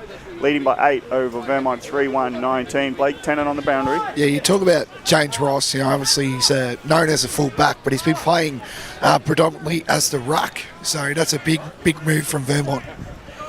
So Vermont, they have trouble getting it out until Dunn takes another mark. So that was good effort. Long ball onto the wing. Wind is gust picking up a little bit, so that affected the kick. Chop off ball, nicely done. So Rowville, they'll look to go through the middle. Colclough, hand pass to a man just near him, so it does still work out because the kick will find. Oh no, it just dropped short, and no mark taken in the end by Wood because chopping in was Johns. Johns has got a short, the man's not facing him, so they're finally turning around and trying to get it with Smith, and he had to be the tackler. So Johns, he saw him all on his own, but that man didn't know he was next. You can even see he realised right as he'd gone to kick it, he's not looking at me, and then there was no power on the kick anyway. Yeah, so it didn't turn out to be a turnover, but it's still now a 50-50 ball on the wing. Time to look at the score. You're right, it could have been a lot worse. Time on, 27 plays 19. Rowville leading. They've scored 1-7 this quarter. Now they look to go ahead again. Martini, long ball, in good position. Well, he just fell out of trying to take the mark, was the big fella for Rowville. And another one comes in to McDonald. So did he get the call out there? Because Seth McDonald took the easy mark in the end. But I just felt it like... must have been good communication. Every time Rowville go into their forward 50, they look dangerous, whereas Vermont, their indirectness and inability to hit a target is really starting to hurt them now. So at ground level is the mark taken by McDonald as Evans looked to be the one in line, and it's McDonald who finishes off the work. Beautifully done by McDonald, and it's Seth McDonald's second for the term. At least he knows where the middle of the goals is for Rowville. It's 4-9-33. Rowville leading by 14 over Vermont, 3-1-19. And this is the danger time here for Vermont. I'd say there's probably 4 or 5 minutes to go. They cannot afford to let Rowville get another couple of quick ones here, otherwise they could be in trouble heading into the second half. And it's felt like it's been coming. Yeah, it has. And I wouldn't be surprised if they get one or two more in before half time. This ball's up in the middle and ready to do it all over again as Colclough gets it back to Clark, who sets a hoofing kick inside forward 50. There's a few under it, and one is Taylor. I think it's Evans. It's Evans there, apologies, who takes the mark. As easy as you like from Rowville, they're almost a training drillers. They won the tap. Colclough got it back to Clark, who sent it forward, and Evans with the lead up was always going to beat his man there. And I did say at the start of the match that sooner or later when the Rowville forward started to take control, they were going to be really hard to beat. This is their moment at the moment. So Evans will kick. Still looking for his first of the day from about 35, 40 metres out. Slight angle, his kick's on its way, and he makes no mistake this time. Third time's the charm for Matt Evans. And now, as we've been expecting all quarter, but Rowville are threatening to blow this one wide open. Yeah, well, it's been probably the story of the quarter, and now they're starting to convert those opportunities. Have to win this centre clearance. Vermont can't afford to have this lead get any worse before that half-time siren. It's interesting to see the stark contrast between that first 5 minutes, which was the 5 behinds, going to, as you said, Chris, a training drill in the last 5 minutes. So it's Vermont, only 1 goal for the quarter. Rowville have piled on 3 goals, 7. So they're lucky they're still in at the Eagles at this stage as Greenwood taps it forward to Schoenmakers. Okay, turned it over. Clark now goes forward. It's over the head of a teammate as they're looking to still work it forward. The Hawks have got it back wide. It's off hands, off feet. No real winner of the footy just yet, but now Rowville have got it. They'll look wide and they'll find a mark. Well composed. Now the Hawks will look to go one further and inside 50 as there's a few leading up at it. Body standing under the footy. Footy's gone out the back of the pack. No real winner just yet. Martini's in pursuit. Show it to his Dobe, and now finally the ball's made its way out for a boundary throw-in. That Rowville forward 6 are really tackling very hard to try and keep that ball in their forward 50 to create opportunities. So Ross was in the ruck that time, but the ball's made its way back out of bounds. So we'll have another boundary throw in. There's 26 and a half played in this second term, so you feel like, barring a miracle, if any score is going to come, it's going to be from Rowville. As the Rucks will go out once more. Ross gets two hands to it, taps it down, but wheeling away was Verrill. Gets it to a teammate, and that will probably go down as one of the all-time misses of the 2025 Eastern Football Netball League season. That was a shank, wasn't it, Chris? That from 10 metres out. Seth McDonald, who won't want to see that one back, the Richmond VFL listed player. We'll hope no one from the VFL saw that one as well, but missed it so badly. Came off the side of the boot, went out for a throw-in, but now intercept mark taken. The Hawks look to use the corridor again. Overcooked the kick though. They'll look to use it through Burke, who goes forward into the corridor. Maybe Vermont can somehow get a score on the board. Gee, this would be a 2-goal swing, wouldn't it? As the Eagles look wide, Fisher takes a mark. Won't be able to play on just yet, but does so now. Goes right, steps left, gets the footy. Brilliantly smothered on the mark. Now Rowville looking to repel. They get the footy down the line. Bodies through the corridor. They'll look to use him as Martini goes forward. There's still time on the clock as we go down. Ball was off the hands of McDonald once more. Plenty of pressure around the Sharon at the moment as they look to bring it out. The Hawks still with it. There's McDonald. Kick. Can this one be a bit better? Puts it out in front. He's got a man there who's just rushed it for a behind because he knew he didn't have the legs to get to it in Matthew Evans. I'm not sure who the tackler was on Taylor, but that wasn't good enough. You got to stop that there. Can't let him run through. Had him wrapped up and then let him go at the opportune moment. So Johns looks down the line. Wiedemann was a target. Well intercepted by the Hawks there.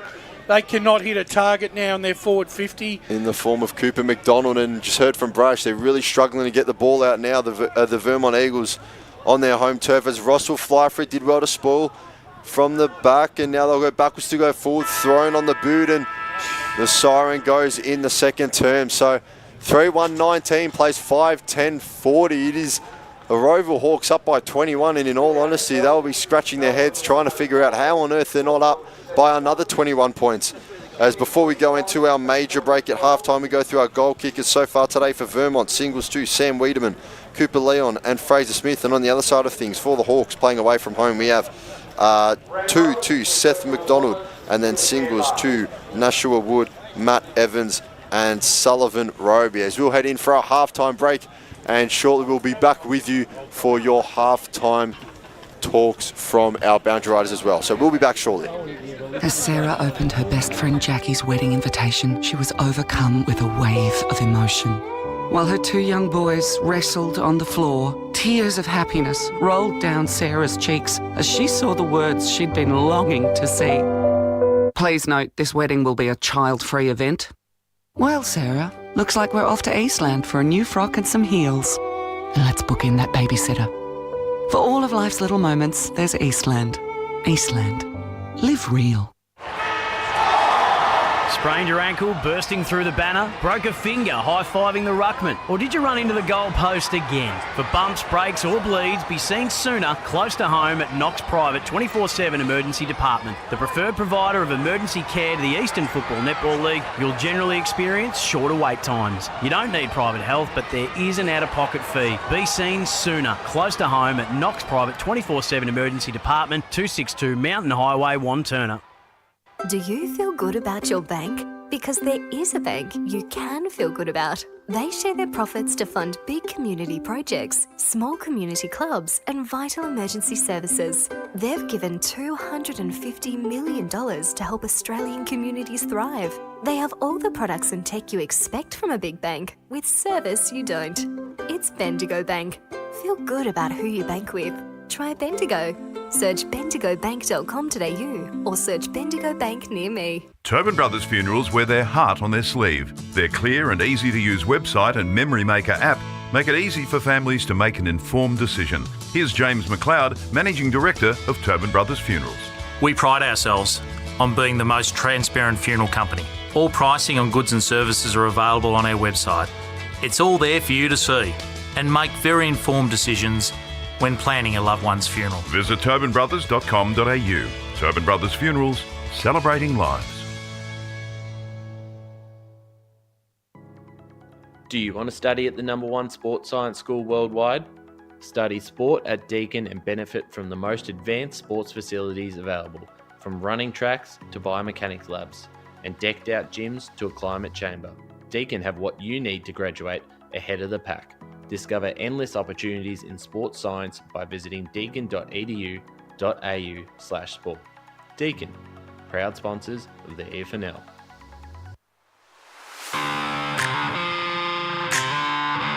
You are listening to Radio Eastern FM 98.1. With live and exclusive coverage of the EFNL football season, bringing you the match of the day with score updates from all divisions. And now we cross to our commentary team for the Radio Eastern 98.1 Match of the Day coverage.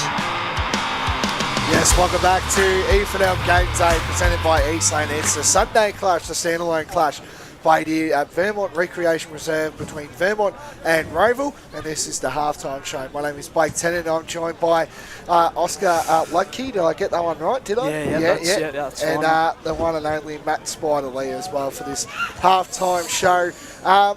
The conditions have just been awful. That's the first thing I just want to say. Well, they're tough, the conditions, Blake. They're not. I mean, they're uncomfortable for players, but this is what really tests the team, who can acclimatise to the tough conditions and who can use the ball better. And clearly, in that second term, Rowville used the ball with more purpose, but just didn't reflect that on the scoreboard.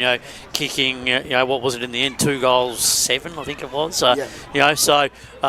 Look, they're dominating in clearance and the contested ball, but it's just been. And then when they get the ball up there, they could easily have had 3, 4, 5, 6 goals. So they could have doubled their current lead, but it's just the inability for Vermont to be able to move the ball with some method and purpose and get the entries into their forward line to give themselves a chance to score. Their skill execution at the moment isn't probably as good as what they would like, so they've got to tidy that up going into the second half. But the lack of pressure too. But I think the pressure from Rowville, their forwards have been terrific, not letting that ball out. Guys like Seth McDonald playing really well. Evans playing a really strong game. Matt Martini really came into the game in the second term. Cole Cloud was really instrumental, and I think Josh Clark as well. But Shawmakers in the ruck is giving them first use, and they're being able to transition the ball with some strength. Yeah, definitely. James Ross has been in the ruck, which is a bit ordinary from my point of view, but I guess it's not his normal position. It's just with the what's that word called? Continuity with Vermont's team at the moment with the injuries and the depth as well. We've just questioned. Yeah, they just don't have the dynamic method to be able to move players around with the flexibility that they would like. At the moment, they're just throwing the magnets around. Yeah, and Oscar, I've got a question for you as well. Just Sam Wiedemann, yes, he's kicked 1 goal, but are they just going into him like 1,000 times? And it's just not working, unfortunately. Yeah, I think so. I think their footy is below par. I mean, they're a good team, but they're relying too much on Wiedemann in that forward line, and they need to lead up, and they need to create some more options other than just getting it down the line and banging it straight to Wiedemann. Yeah, I'd even be more inclined, Oscar, and wait to consider the move of Sam Wiedemann, pushing him further up the ground, just to see what impact that can have in this game. And we saw him push up on the outer wing before, but then when they did get the footy down, they weren't able to sort of get it forward. So even if he pushes up, it's half a dozen one, half a dozen the other, isn't it? Yeah. That's just how I see it. As for here, we might just, I don't know what time. Still got a little bit of time, but I think in terms of what you've got to get out of this second half, for Rowville, they'll just want to hit the scoreboard in this quarter. I mean, and guys like Nashwood playing some really strong footy, they'll want to hit the scoreboard this quarter, really stamp their authority on this game and try and double this lead and really close this game out. Vermont, on the other hand, they're just hanging on at the moment. They've really got to make some impact in the early part of this quarter. Really work on their contested ball and their clearances, because they were on top early in the game, but they've just been overwhelmed in the latter part of that second term. But for them, they've just got to move the ball a little bit more efficiently and lift their vision a little bit more, spot up some targets, and when they do have possession, play, balance that tempo out, trying to play with speed, but also be able to move the ball with a bit more tempo down the ground as well. Yep, all right, well, there you have it. I just want to go quickly, boys. Can we make a case for Vermont, or is it just going to be a Rowville dominant, second half? I think it's going to be a dominant Rowville second half, to be honest. I think we're really finding out who the strong team is in this competition. Rowville will definitely step this up in the second half, and you would think that they'll kick away to a comfortable win. But Vermont, as we just alluded to, the challenge is them for now. Can they get something out of this game in the second half? And if they can kick a couple of early goals, they'll give themselves a small chance going into three-quarter time. But they've got to do the work early part of the third term. Oscar? Yeah, I think it's not over for Vermont. They've got a chance if they can bounce back in this second term, but I just don't see it happening. Yeah. The footy that they've shown so far, I don't see it happening. And if they play like this against Blackburn next week, then they're going to get torn apart because they're second on the ladder. Well, Rowville will be kicking to the wind as well, which is going to be... But this is all a personnel issue, boys. This is personnel, lack of personnel. This 100%. is, like we're talking about a team that hasn't got the depth of what Rowville currently has out there. Personnel is certainly making an impact, but some of the younger players are showing some promising signs. So it's a little bit of a look to the future for Vermont at the moment as well. Yeah. All right, well, that might wrap us up here for halftime show. My name's Blake Tennant, hosting halftime, joining, of course, with Oscar Lucky and, of course, Matt Spider Lee. There you have it. That was our halftime thoughts, of course. And after this, the second half action between Vermont and Rowville for this Eastland match of the round. Today at Eastland, Lucy's trying on jeans for a momentous occasion. Coffee with the ex. She needs jeans she can move in because she's definitely moved on. Jeans that get a second look, but don't give any second chances. Jeans that say, why yes, I have spent the last 8 months in a post-breakup juice cleansing, kickboxing, personal training frenzy. And it looks as though she's just found the perfect pair. Yeah, that's great. Bravo, Lucy. For all of life's little moments, there's Eastland. Eastland. Live real. Sprained your ankle bursting through the banner? For bumps, breaks or bleeds, be seen sooner, close to home, at Knox Private 24/7 Emergency Department. You'll generally experience shorter wait times. Knox Private 24/7 Emergency, 262 Mountain Highway, Wanturna. Do you feel good about your bank? Because there is a bank you can feel good about. They share their profits to fund big community projects, small community clubs, and vital emergency services. They've given $250 million to help Australian communities thrive. They have all the products and tech you expect from a big bank, with service you don't. It's Bendigo Bank. Feel good about who you bank with. Try Bendigo.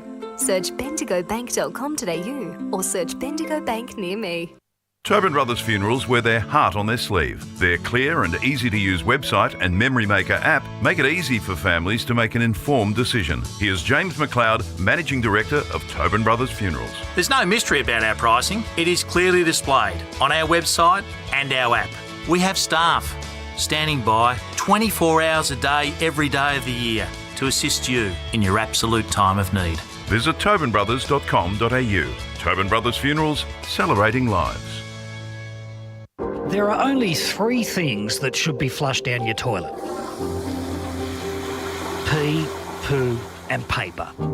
Some wet wipes and antibacterial wipes say that you can flush them, but you can't. They clog up the toilet and pipes, causing expensive blockages. Save yourself a truckload of trouble. Put your wet wipes in the bin. To learn more, head to the Yarra Valley Water website, yvw.com.au/wet-wipes. Hi, Dylan Dow from the Baroni Football Netball Club here. When I need to grab a quick coffee or a bite to eat, I'm popping into Eastland. Eastland's more than a shopping centre. They support a range of community organisations and have been a major partner of the EFNL since 2018. Cheers, Eastland.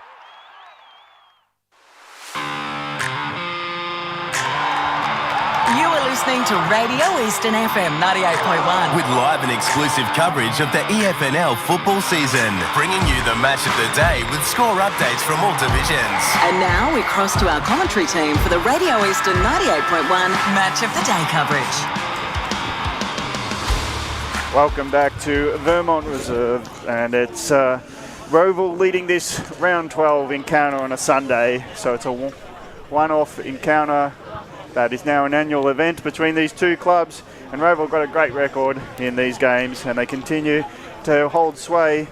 5-10-40 Rowville, leading Vermont at halftime by 21, 3-1-19. And it was looking ominous there, Spider, Matt Lee. Just get some of your special comments as we get back into broadcasting the second half. you made some interesting points about how this game's looking and what changes could be possible from a Matt Adolf point of view. Yeah, look, we just spoke to it prior to the break with Blake and Oscar, but yeah, it would be interesting to see what Matt Adolf decides to do, whether he just thinks about moving Sam Wiedemann up the ground just to get him involved in the game, maybe give the forward line a different look, some smaller options, see if they can bring ball to ground, or even to set up some smaller targets and give them an opportunity to score, because that's where they're lacking at the moment. And just the way that they're using the ball, they've just got to change it up a little bit, because on turnover, Rowville are just punishing them, and it's just been a domination in terms of contested ball and clearance, but more importantly on turnover, they have really taken the whip handle to them. So they're getting the ball in there, and they could easily be further in front, but it's going to be the challenge for them in the early part of this quarter. If they get hold of this game, the margin could significantly blow out. So big challenge for Vermont to see if they can hold on, but I expect Rowville now to go on with the business like they did in that second term, and really make a real big clear fist of it going into the second half, because they are proving that they're a dominant side. And with Rowville being a strong side around the clinches, Ryan, it's interesting that Rowville are going with it, pump it forward, the numbers will win out. The more inside 50s, the more scores they'll get, and eventually they'll go through the middle and they'll break away in this game. But how does Vermont get on when those disputed 50-50 around the stoppages? How can they get back in the game in that point of view, because they're just not getting any territory? You're right. You're really putting a lot of pressure now on your big stars in Lockie Johns. I know he's coming back into the game, so he might not be 100%, but if they're to win this game, he really needs to put a few blokes on, and Greenwood put a few blokes on his back and really take this game on. And they're forward, I feel like they're a bit predictable going forward, Brash. Every time you know where they're going in the Wiedemann direction. Rowville know that. There's so many numbers around Wiedemann, so they're not going to get the one-on-one opportunities unless they're going to move the ball really quick. Just going to have to take the game on. Suggestion was given to me. I was having a chat to a couple of Vermont people at half-time, and I agree with them. They need to change they've got to change the forward setup. Maybe put Wiedemann in a ruck and get Burke and the other guy. Yeah, he's got to get into the game, Brush. Yeah. Well, what about they need a bigger body to stop Martini Well, Martini was fantastic in that second term. He really started to get them in control of the game. But Schoenmakers is jumping all over the existing ruckman. The Vermont ruck is not even jumping. And if you have a look at the way that Schoenmakers is just getting up and he's palming the ball into an area where Josh Clark just runs onto it, and Clark is just getting centre clearance disposal at will here. Is that James Ross into the ruck, or? But Ross is not a ruckman. No. It looks like he's in there at the moment as we are ready to go in this second half, and Greenwood's handball missed the target, got it to Johns. They're just looking to hoof it forward at the moment. There's Ross looking to bring it out, just hoofs a kick forward. Bit of a mongrel kick looking for the forward 50, but it will just trickle out of bounds to the right there. To be quite honest with you, I like to, whilst James Ross has probably made his name as a backman, I think he's got a lot more positions to offer, which I don't think have been exploited yet. Boundary throw in 60 out from the Vermont uprights. They need the first score of this quarter if they want to make anything out of this game, but there's a free kick going against Ross this time, so Schoenmakers went to play on and just fumbled the footy when he went to handball it, so play on is the call now. Ross looking to bring it out, had it, then didn't have it now. Brought out through Stapleton. Clark goes wide one further, looking to bring it forward to the Hawks, but the whistle's been blown and we'll have, I believe, a boundary throw in as they just weren't quite able to keep the footy in play. So get ready to go again. So is Ross staying in the ruck against Schoenmakers this time? So they've elected for the skipper instead of Oscar Dunn in the ruck. This time it's Schoenmakers that wins out. They go at it again. This time Ross picks it up, gets a handball off, turned it over though as he was in high pressure. Now the kick goes very, very high and will drop to a pack of two players out the back now. In pursuit is Varel. That's Will Varel this time as he'll go back and just find a target. And it's a well-taken mark. So Rowville with a chance to pole on the paint a bit more. See their back line there once again. Too much of the Vermont. They've pushed too far up the ground, and they've been pushed wide again. It's just inexperience. They're just, and Rowville are exploiting that inexperience at the moment. So Seth McDonald's looking for his third of the day from a 30-degree angle, 30 metres out, and just about got the carry on it. So the Hawks strike first. And this is really, really starting to look like it's out of Vermont's hands at the moment, which is not good news at all for the Eagles, as McDonald's, the Richmond VFL listed player, gets his third of the day and pushes his tally for the season to 13 goals in just his fourth game. Well, to be honest with you, Chris, I keep pretty meticulous stats, right? And I base my games on 100-minute games. At the moment, Vermont are only able to play 40 minutes of football in 100 minutes. It's not going to win you games of football. So it's Vermont winning the kick out, but the high up and under by Ross has gone out or wide, and he was looking to boot it as far as he could, but in the end it went off the right and went out of bounds, out of side. So it's an interesting move. I like Ross in there, but we just need some ground level support. He did the rucking and the roving that time. Boundary throw in. Ross pushes, gets some good body position. Ground level. Ball comes towards Leon, who couldn't just hold his front position ahead of Stapleton, and Stapleton escorts it out of bounds. As long as Ross can break even and doesn't allow Rowville, their midfielders and on ballers just to run the ball away from centres from those clearances at will, then it's a win-win for Vermont. Push on Ross. He really sly. He just got in front late in front of Schoenmakers, and he pushed him out of a reflex motion, and it's a free kick to the new ruckman for Vermont. Ross goes out wide. He's kicking. He's only got one side. The ball goes off his boot, and that's outright, and it misses out on a inside 50. So it'll be Verrill who's got it. So Cal Verrill goes long down the line, out of wing. Big Flyers go at it. Ground level ball. Rowville up and racing now. They get the bouncing ball inside. Wilcox, he's put himself in good position. The chop on the hands was late to spoil the mark, so it's going to be a free kick, not a mark. But Wilcox, that's his one advantage. He reads the play well. His kicking might not be to his advantage as he turns it over to Stapleton and standing at centre forward going, geez, I'm lucky to get this one. And now he loads a long ball. The Flyers will come at it, and there's a good mark in front to the Hawks. And they've just got the numbers inside the forward line. Stapleton had so many ready to fly, and it was a man drifting into the front to take the mark again, and this time it's in the hands of Swainston, Thomas Swainston, who was late to the party but drifted in front of a couple of Flyers. On senior debut, I believe, Gav. Yeah, so that's why we haven't seen much of him yet in this game, but how about introducing yourself to senior football with a goal? If the alarm bells aren't ringing, they certainly are now. Swainston puts it, it's drifting, it's hold line, he's celebrating, the team will get around him.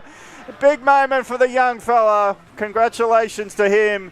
Big mark, big goal, first in senior footy, and just about 18 guys, well 17 plus himself, have got over to congratulate him, and that is a fantastic moment for Swainston. Thomas Swainston, his first goal, pushes Rowville out to a big lead now. 33-point margin, 5 minutes third term. Rowville leading on the scoreboard, 7-10-52.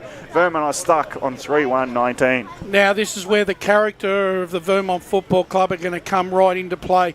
They can't afford to allow Rowville to just start run all over them. All right, and again in the middle here is Johns this time, wins the centre clearance. It's a much need as he looks inside forward 50 directly. So looking to bring it out of the Eagles. They can't quite get it. There's Ross again, I believe, and he's caught one high. He's trying really hard here, James Ross, to try and keep his side in the contest. He needs a few mates. Well, he's doing what he can, and it's exactly right, Brush. He does need a bit of help out there, because even if he's breaking even in the contest, the likes of Josh Clark in the midfield is just breaking this game wide open for Rowville. Just how he's kicking, he should aim for us. That's how his kicking's gone, unfortunately. I think James has got to aim for that left inside the left goal post. So he's dead in front. He'll kick from about 42 or so metres out as kick is on its way. It's got the carry, and the goal umpire barely needed a move. So he's trying to rev his team up after that one. It's a brilliant kick there. Skipper stands up well. James Ross gets his first of the day.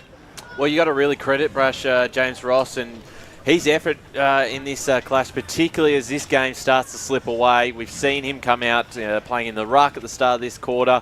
He's won a fair bit of the footy and sparking them with a goal as well. So he's doing everything he can. And that's why I think, like I said, I know he's been pigeonholed down in that back line, but he's got a lot more to offer. And I think Vermont should try and utilise that as the season progresses.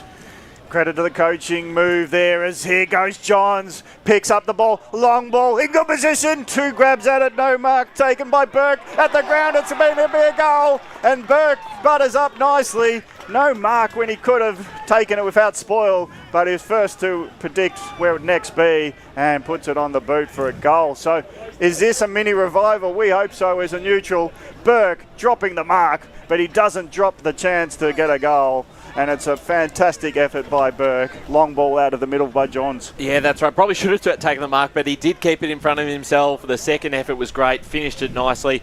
Johns out of the middle, but again, Ross, it was a smart little tap that he did get it to Johns in the first place to set that all up. So there you go, 2 in 30 seconds, really. So Vermont playing a bit of Route 1 football at the moment, just going real direct as Cole Cloud will get the footy here and just send it on the left boot. Kick goes high. His body's under it. They both fall, but it's a holding free kick that's going to be going the way of Vermont. So a chance to keep the momentum going. They've cut the lead to 21. So it's Smith who was awarded the free kick. He'll look to go backwards. They'll look to switch it through Will Cox, who is taking his time picking out an option here. Doesn't look like he's got a ton ahead of him. We'll have to go back down that far side wing. There's bodies under it, standing under, got two hands to it, couldn't quite take it. Cooper Leon now got hunted down, the footy hit his knee, but that's not a correct disposal. So the Hawks are rewarded for their effort. And they have options now, just looking to slow play down a bit. Or just pump it long, so territory seems to be the priority for both of these sides coming out of half-time. As the footy's found its way out for a boundary throw-in. And I honestly feel that Vermont are only going to get one chance at this momentum. So you got boundary side to Blake Tennant. Almost need the lights on here, boys. It's very dark out here. Almost need the yellow ball, to be honest. So lights have to be coming on. Exactly right, Blake. Very overcast here. Showmakers went for a double-handed tap over his head. Handball missed its target. Now there's still footy to be won here. No real suitors just yet. Vermont looking to bring it out. Fisher was around. It's falling into the hands of an opponent. But now Rowville looking to go forward. Wilcox is in pursuit. Bursting away from Wilcox. Got the handball off. Cole Clow. Shot on goal. It's been a great day. I can't believe. I don't know what's going on. Who is that? Not sure where that's coming from. Someone probably standing right under the Atmos at the moment. Maybe turn the Atmos. We're getting a full conversation there. Anyway, but the kick from, I believe it was Cole Cloud, made its way through. So you had a mystery guest on special comments, but... That's a broadcast terrorist. That was deliberate, and he threw you off big time, did he not, Chris? No, he just very confused, looking around thinking, gee, it's not Brash's voice, and I know Ryan doesn't sound like that. It did sound like he actually had a full headset on. And was, he was standing right in front of the mic. It was a Vermont club member, so... Well, it serves them right now because they conceded the goal off it. But anyway, we're back into the middle.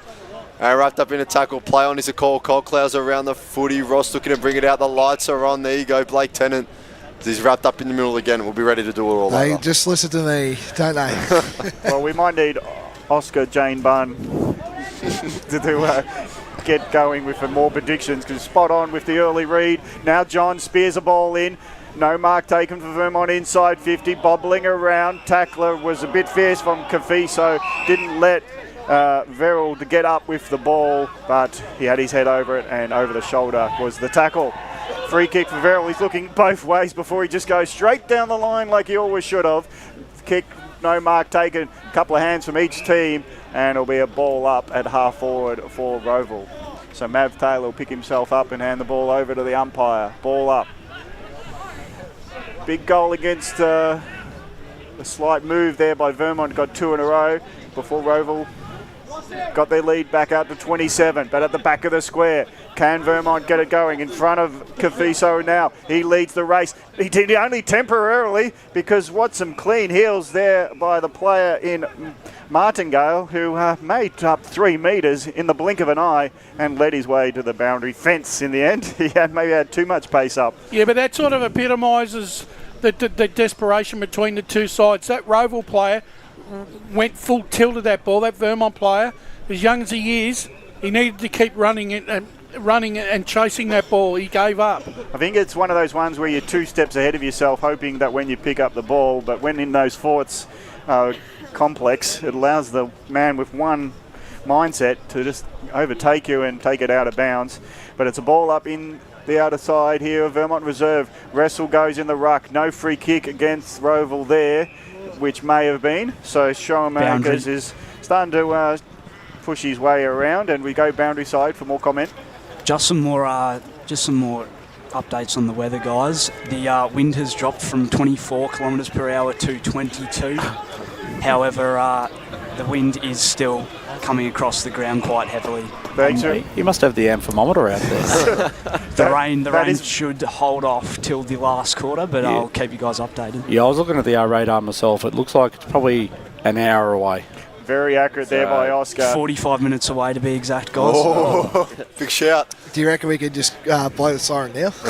Well, Fraser Smith won't want that because he's having a shot at the goal. He stood under the ball for a while, but he took a chest mark as the ball went inside 50 from 40 metres out. Puts it to the left post, dropping short. Wiedemann tried to mark it before the spoil come in, but the defence holds up nicely, and it's a minor score conceded from the kick from Fraser Smith, and it's Vermont moving on to 5-2, 32. Trail in this third term by 26. Rowville 8-10, 58. The kick finds the corridor. Plenty bodies around, and one was McCaffrey. Now goes to ground to try and pick it up. Couldn't quite do it well. Vero was slung around in the tackle, lost the footy. Now looking to burst away. The Eagles, brilliant tackle there. Looking to bring it out once more, and they do so well. Kick's gone forward for the Hawks. Leading up is the Vermont defence. McCaffrey's around it once more. Couldn't quite get there. And now being wrapped up in a tackle just inside the forward 50 of the Hawks. So we'll have a ball up. So the umpire's called for the footy. We'll go at it again.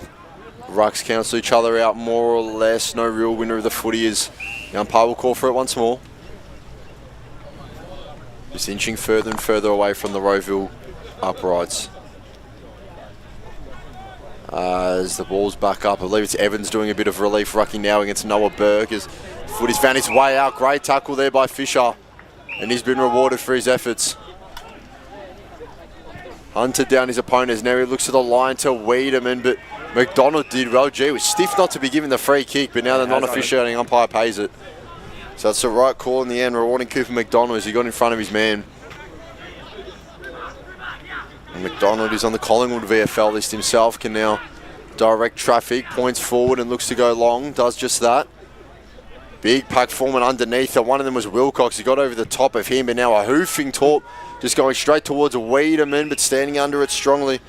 Taking the tackle was Mitch Gamble. Kick and hope. So it's 50 metres there, not giving him enough space was Kafiso. And he's been sent straight to the interchange bench after that. So was it the man on the mark, or was the guy? Yeah, it was the man behind. So he ran up too quick. He was just trying to do that sneaky little, run down. Yeah. Yep. Oh well, he tried something and it didn't work. That's just that's life. That's it. The 25-metre penalty paid. It means that I believe it will still be Gamble that will have foot in hand. Now it is, and it will look to kick from about maybe just beyond 50 metres out. Not much angle, but we do know that wind has dropped to 22 kilometres an hour, as we heard from Oscar Lakey before on the boundary. So here's Gamble to push the lead out to 32. Kicks on its way. It started left, won't quite come back enough, and that's out for behind. Yeah, well, the impossible thing there, it's got to go against the wind there to succeed. So Gamble didn't read the play there with the conditions prevailing. So it's a minor score. Rowville extend their lead by one. They are 8-11, 59, leading Vermont 5-2, 32. 16 minutes gone, third term.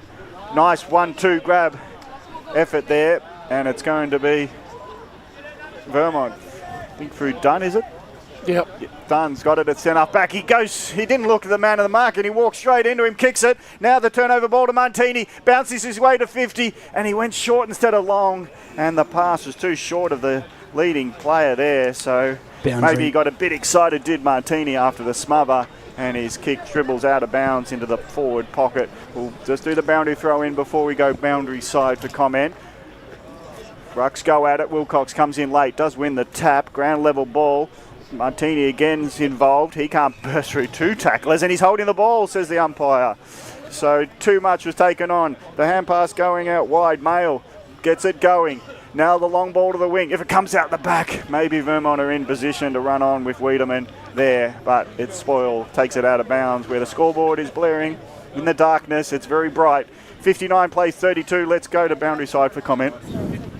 James Ross has just come onto the ground. Almost his jumper's about to come off. It's torn by the shoulder. Might need a new jumper next game. Rucks go at it. Showmakers and Ross, and it's going to be a off-the-ball free kick going to Greenwood, says the umpire. Not many saw apart from those umpire involved. And now is a free kick down the field for holding.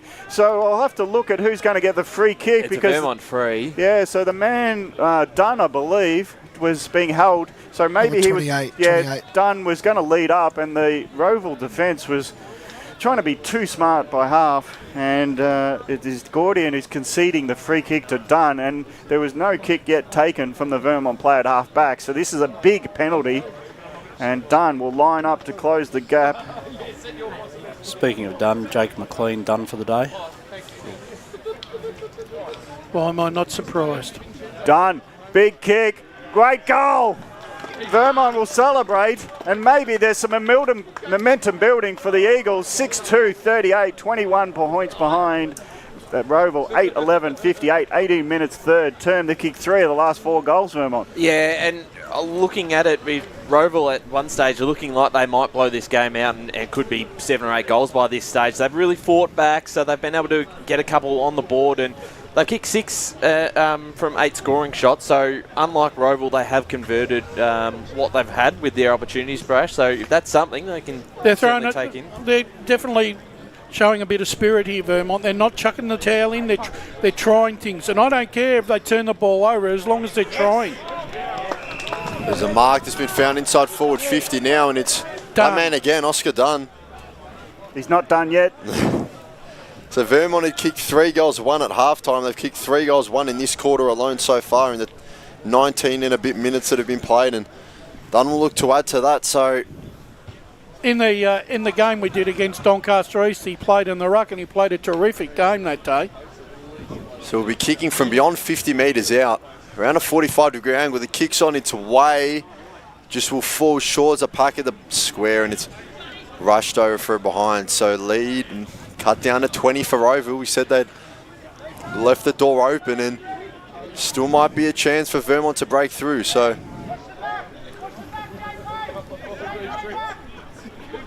Schruck will be given the duties to bring the footy out, and he'll dump it downfield. And there's another free kick there. Just a push there, Chris, as well. It's going the way of Rowville, okay. Rowville? Oh, I thought it would go to... No, is it Vermont? I think He's pointing the wrong way if it's Vermont. Yeah, I think it's a Vermont free. It should be. But it looks like it's going to go to Rowville. Well, Schruck looks like he's setting up for the footy. Yeah, it's a Rowville get free. it to him. It should be a Vermont Initially, it looked like it was Vermont, but anyway, play continues. Everything must go on. So mark taken there by Martingale as he looks down the line. Hit as he kicked, and there's another whistle blown there. So a free kick for a late hit there on Martingale. What did you see, Blake? Because everyone's confused. Vermont was celebrating the free kick. I saw a push. I clearly saw a push, and a Vermont player fell. And this Martina looks inside forward 50. It's a deep entry out the back, and the mark taken. The Hawks have a chance to steady the shoot once more here. It's almost to sound like all the Vermont players stopped because they thought that they were going to get directly in front of goal, set shot. So anyway, you got to play on, I guess. And play on they did, and Taylor was out the back of the pack. Took the mark. He's on a sharp angle here, but it will favour the right footer as from about 15 metres out. He kicks and kicks truly. So it's a much needed one for the Hawks as Maverick Taylor gets his first of the day, moves his season tally to 15. Boundary. So we go boundary side to Oscar Ludke. Wiedemann off for Noah Burke, guys. Yeah, that's a bit of a momentum buster, isn't it, Brash? It certainly is, and look, that's what happens. You've got to, when you've got the momentum going your way, Gav, you've really got to take advantage of it. Vermont have probably only had 7 or 8 minutes of control in this quarter, but Rowville once again have been able to arrest the momentum and get it back on their terms. And that's why you got to stay disciplined off the ball. If you're not contributing to the play, don't push your opponent over and let the umpire decide who deserves the next kick. Let the play out. That's why it was a silly free kick against Vermont in their own forward line. They had a 50-50 ball at half forward to contest, And anyway, it goes coast to coast after that free kick conceded. Kick goes out of the centre for Rowville. Wilcox not positioned. He bundled over, tried to be the hand pass receiver. They're under a heap of pressure of the Eagles. Now it's in the hands of Rowville. And an inboard pass finds it. Now they just find players in the open all the time. Gamble had it in his hands, had time to inspect all options in the corridor. Would you believe, all standing on his own was Swainston, and the man that kicked his first goal in senior football early in this term is looking for his second, but where was his man? I've got to say, Martini has had a ripping game this afternoon. He's really got himself involved in the contest and provided many options for the Rowville forwards. From 40 metres out, long ball, the umpire's going to fall over, maybe in terms of he's that's excited. It's a goal to Swainston as the umpire nearly fell over his own feet. It's a goal. Rowville second to Swainston, and they kick away now, do the Hawks. 10 goals on the board, 10-11, 71. They lead Vermont 6-3-39, and we were talking about momentum going the Eagles' way. 2 quick answers in the last 2 minutes to Rowville extends them back to a 32-point lead. Yeah, and I think the Eagles are in a bit of trouble now. I just don't know whereabouts they're going to find any more momentum, because I don't think Rowville are going to give them another chance to get back in this contest. No, I don't either. So the Hawks are just closing out the quarters better at this stage. As Shotmakers wins the tap, Greenwood's got it. The left foot kick. He's pressured as he kicked it, but he finds the target. Here's Cooper Leon. What can he do now? We saw good signs from him in the first term as he looks inside 50. Plenty of Hawks underneath him. McDonald couldn't quite take the mark. Missed it altogether. In fact, there's now no real winner of the ball. But now they look to bring it out through Wood. Wood looks towards the boundary line, and we'll have a boundary throw-in. Well, Vermont can't hit a target in their forward 50. And then the ball, once it hits the ground, Rowville are just running the ball out of their back 6, out of their back 50 at will here. As the wind's starting to pick up a bit more now, as we'll have the boundary throw-in brought back in, and Rucks will go out it. Ross taps it over his head. Johns' kick only finds the hands of Eichhoff. It wasn't 15 though, so it's forced to play on. Goes back to mid Schruck. Schruck through the middle, finds a teammate in Stapleton. Held up well, but Rowville have got plenty of runners. They're flooding forward here as the kick goes looking for the inside forward 50. Martini's around it. Repelled well by McCafferty. He gets it wide. Still looking to bring it out through Johns of the Eagles. He just sends a high kick that gets held up in the wing. Almost drops dead. Stapleton was under it. Couldn't quite bring it down with him. Maybe copped a shot to the face, but umpire calls for a ball up. So on the true centre wing on the far side here, just in front of the old scoreboard. As the Rucks will go at it once more. It's tapped down. Looking for Woody. Couldn't quite pick it up cleanly. We'll have now another ball up. So 6-3-39 plays 10-11-71. It's the Hawks by 32 as we're just about 25 minutes gone in this third term. Showmaker's got a big leap at it. Ross decided to stay down. The kick was smothered almost unknowingly by Coldcloud, and we'll have another ball up. So we're deadlocked in the centre of the ground here on the far side wing. As Ross and Showmakers do battle again, cancel each other out. It was off Soleimani. Now Greenwood picks it up, looks for Johns, gets it to him, but Coldcloud wraps him up in another tackle. So, no, that's not your stream stuttering and looping itself. We've just had that many balls up in a row. And we'll go for another one now. Ross. There's a free kick being given. So Ross has given away the free kick now. Showmakers will finally be able to get the footy out of there. The siren goes now. I won't be too happy, but Showmakers goes forward. Gets a shallow entry inside 50. It's off the fist. Out the back. Wilcox is around it. Gee, footy wouldn't quite sit up for him. The Hawks have the numbers now. Can they bring it out? They're looking to do so. It's on the right boot. Gee, well done. Goalkeeping on the goal line by the Eagles. And now they look to use the far side wing to bring it out, and they find a target. Ross doing just about everything his team is asking from him. Takes a mark, gets a handball off to Greenwood. His kick misses the target, standing under it and taking the intercept mark was Patrick Corfey. He did well. Steps inside onto the left, gets on the right, boot kick forward, off the fist. Now it's gone for, oh gee, the handball was just fumbled. It was a chance there. Rossi's back there again. Surprise, surprise. As now Corfey's in pursuit of the ball once more. Looks to go backwards to go forward. He gets it to Gamble. Gamble finds a teammate. So the Hawks can slow it down. They had the chance, but now the footy has a chance to come back in. As it's Blake Chambers. He's on debut as well. He'll look to have a shot on goal here from further than 50 metres. Kicks on its way. Does it have the distance? No, it's touched on the line. How's that touched? Just about. So he saw Swainson have a debut goal and thought, that looks so fun, I might try and do it myself, but not to be on this occasion. I'd like to see the replay. Who was the one that touched his teammate? It was, yeah. Yeah. Well, it cost him. Oh, you Have a want few to words have a about chat that. to him in the sheds. Have a sense of occasion. 50 metres out on the boundary line. The only man that touched it last, if the goal umpire's right, was the Rowville player. That's stiff for the young man, Chambers. So anyway, it's Vermont who will get the kick out, and Ross playing beautifully, looking at options. He's got none.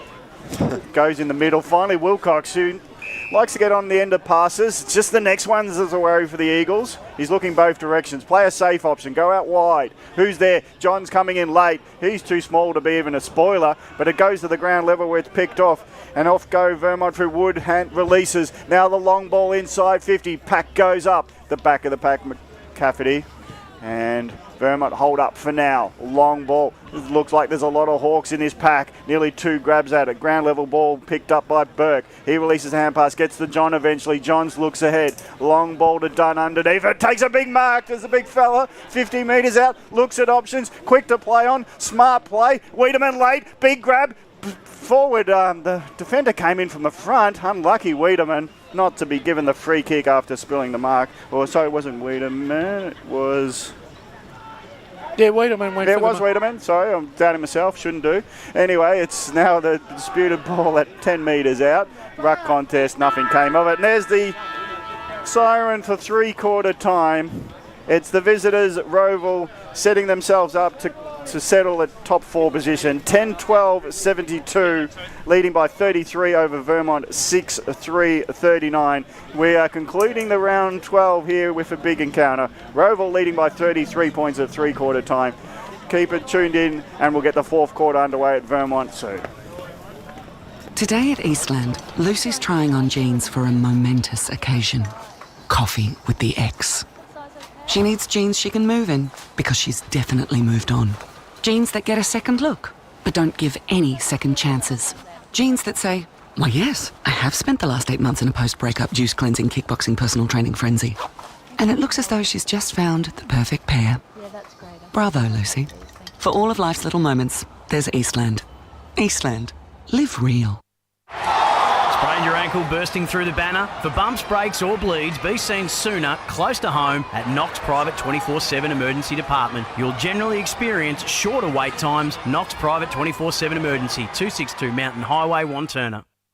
Do you feel good about your bank? Because there is a bank you can feel good about. They share their profits to fund big community projects, small community clubs, and vital emergency services. They've given $250 million to help Australian communities thrive. They have all the products and tech you expect from a big bank, with service you don't. It's Bendigo Bank. Feel good about who you bank with. Try Bendigo. Search bendigobank.com.au or search Bendigo Bank near me. Tobin Brothers Funerals wear their heart on their sleeve. Their clear and easy-to-use website and Memory Maker app make it easy for families to make an informed decision. Here's James McLeod, Managing Director of Tobin Brothers Funerals. There's no mystery about our pricing. It is clearly displayed on our website and our app. We have staff standing by 24 hours a day, every day of the year to assist you in your absolute time of need. Visit tobinbrothers.com.au. Tobin Brothers Funerals, celebrating lives. There are only 3 things that should be flushed down your toilet.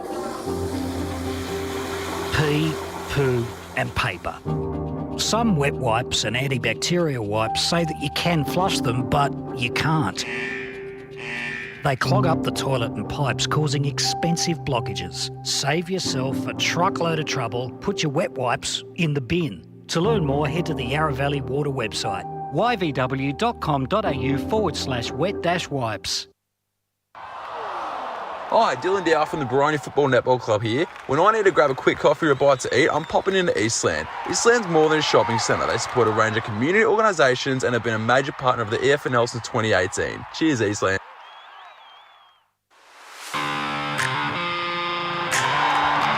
You are listening to Radio Eastern FM 98.1. With live and exclusive coverage of the EFNL football season, bringing you the match of the day with score updates from all divisions. And now we cross to our commentary team for the Radio Eastern 98.1 Match of the Day coverage. Welcome back to Vermont Reserve, and we will be broadcasting online to 5 p.m. So it is 1 quarter to go in this round 12 encounter. We'll give the ladder that will complete the round of Premier Division, so you know where it all sits. But it looks like we're heading towards one winner, of course, but a big lead for Rowville, 10-12-72 at three-quarter time, leading Vermont 6-3, 39, 33-point margin. Major goals in terms of Rowville. Seth McDonald added a goal, so he's 3 goals. Swainston on debut, 2 goals. And then all singles elsewhere. And for Vermont, it's all single goal kickers, so we won't read them out yet. But let's go into our review of 3. Yeah. Before we get the coach maybe from one of the huddles, let's Ryan and Brash, what do you think of the third quarter leading into the fourth? Honestly, I feel like, and we can criticise Vermont in bits and pieces, but the fact that at the end of the day, it is a very, very young side and across the board, and that is showing out on the field. And you compare it to Rowville, they've got some young players too, but some of their more experienced players are certainly made their impact. Martini now is becoming today he's been fantastic and he's becoming a very, very strong player for this side. The McDonalds are getting involved. I think they've done the right thing. They've moved some magnets around. Ross going into the ruck in the third term, Brash, I think was a good move just to try something different. And he, to his credit, has been sensational. And he gave him a bit of life in that quarter and kept them just alive.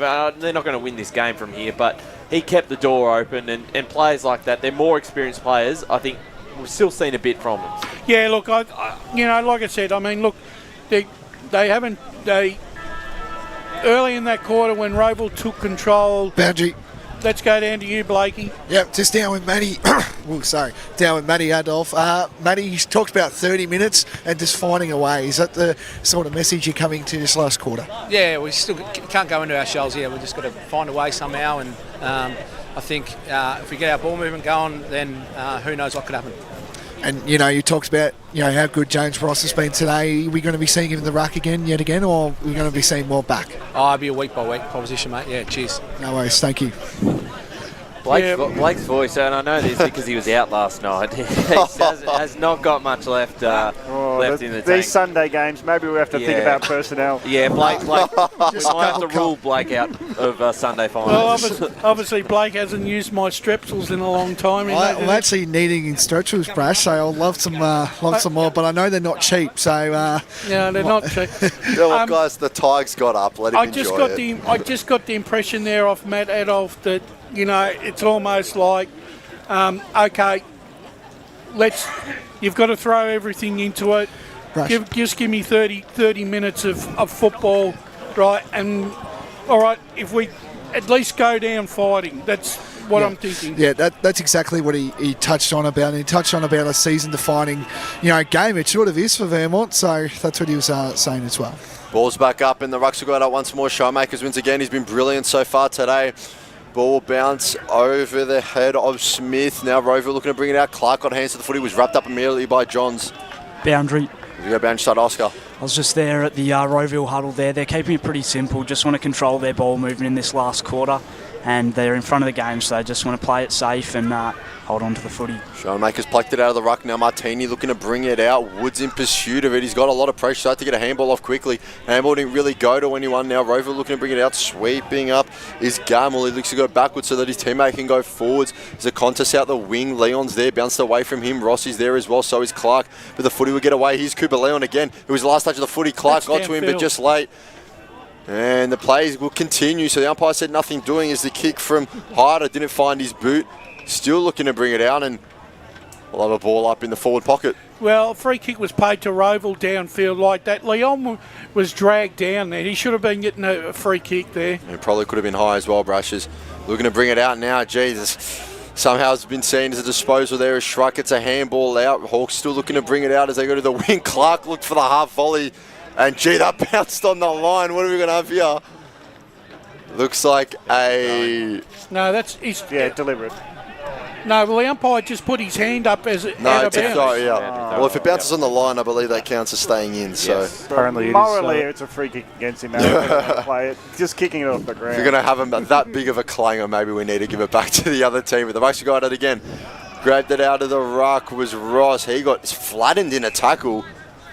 And so too did Stapleton. So we'll have another ball up. So. And the precipitation has commenced, by the way. What has? The precipitation. So Russ, we got it again. The Ross rain, does well this time. the rain. Ross is wrapped up by Showmaker straight away. So Nick Showmaker's been an opposing figure so far today. James Ross is looking to match him in there. He looks a bit sore, and you can completely understand why. He's giving them everything he's got at the moment, the skipper, and he'll continue to do that as he wins a tap down this time. Tats it to himself. He'll ruck and he'll rove. Gets it to Leon. Leon couldn't get boot to ball. It was a wild swinging right boot that missed it. Showmakers looks to get the handball out. Now Stapleton with the footy wrapped up. And we'll have another ball up. James is really showing he's showing real signs of leadership here. He's trying his heart out here. That's why he's the skipper, isn't it? Yep. And he does leap over Showmakers, but at ground level, it is going to be Rowville trying to get it out and going. But Wood couldn't find an open teammate, so it'll be a ball up just where it was only a moment ago. Geez, brother was a good footballer too, Robbie Ross. He was sensational. Yeah, saw Robbie in the crowd today. We'd love him in the rock now. Greenwood is the first to clear out of that contest. Ball inside 50. Nice mark in defence. And holding up again is Verrell.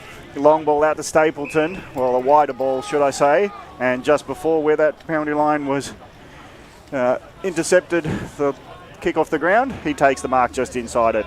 So Stapleton, long ball from half back to half forward, looking for Showmakers to come in late. He does come in late enough, off hands though, says the umpire, so no mark on the second grab.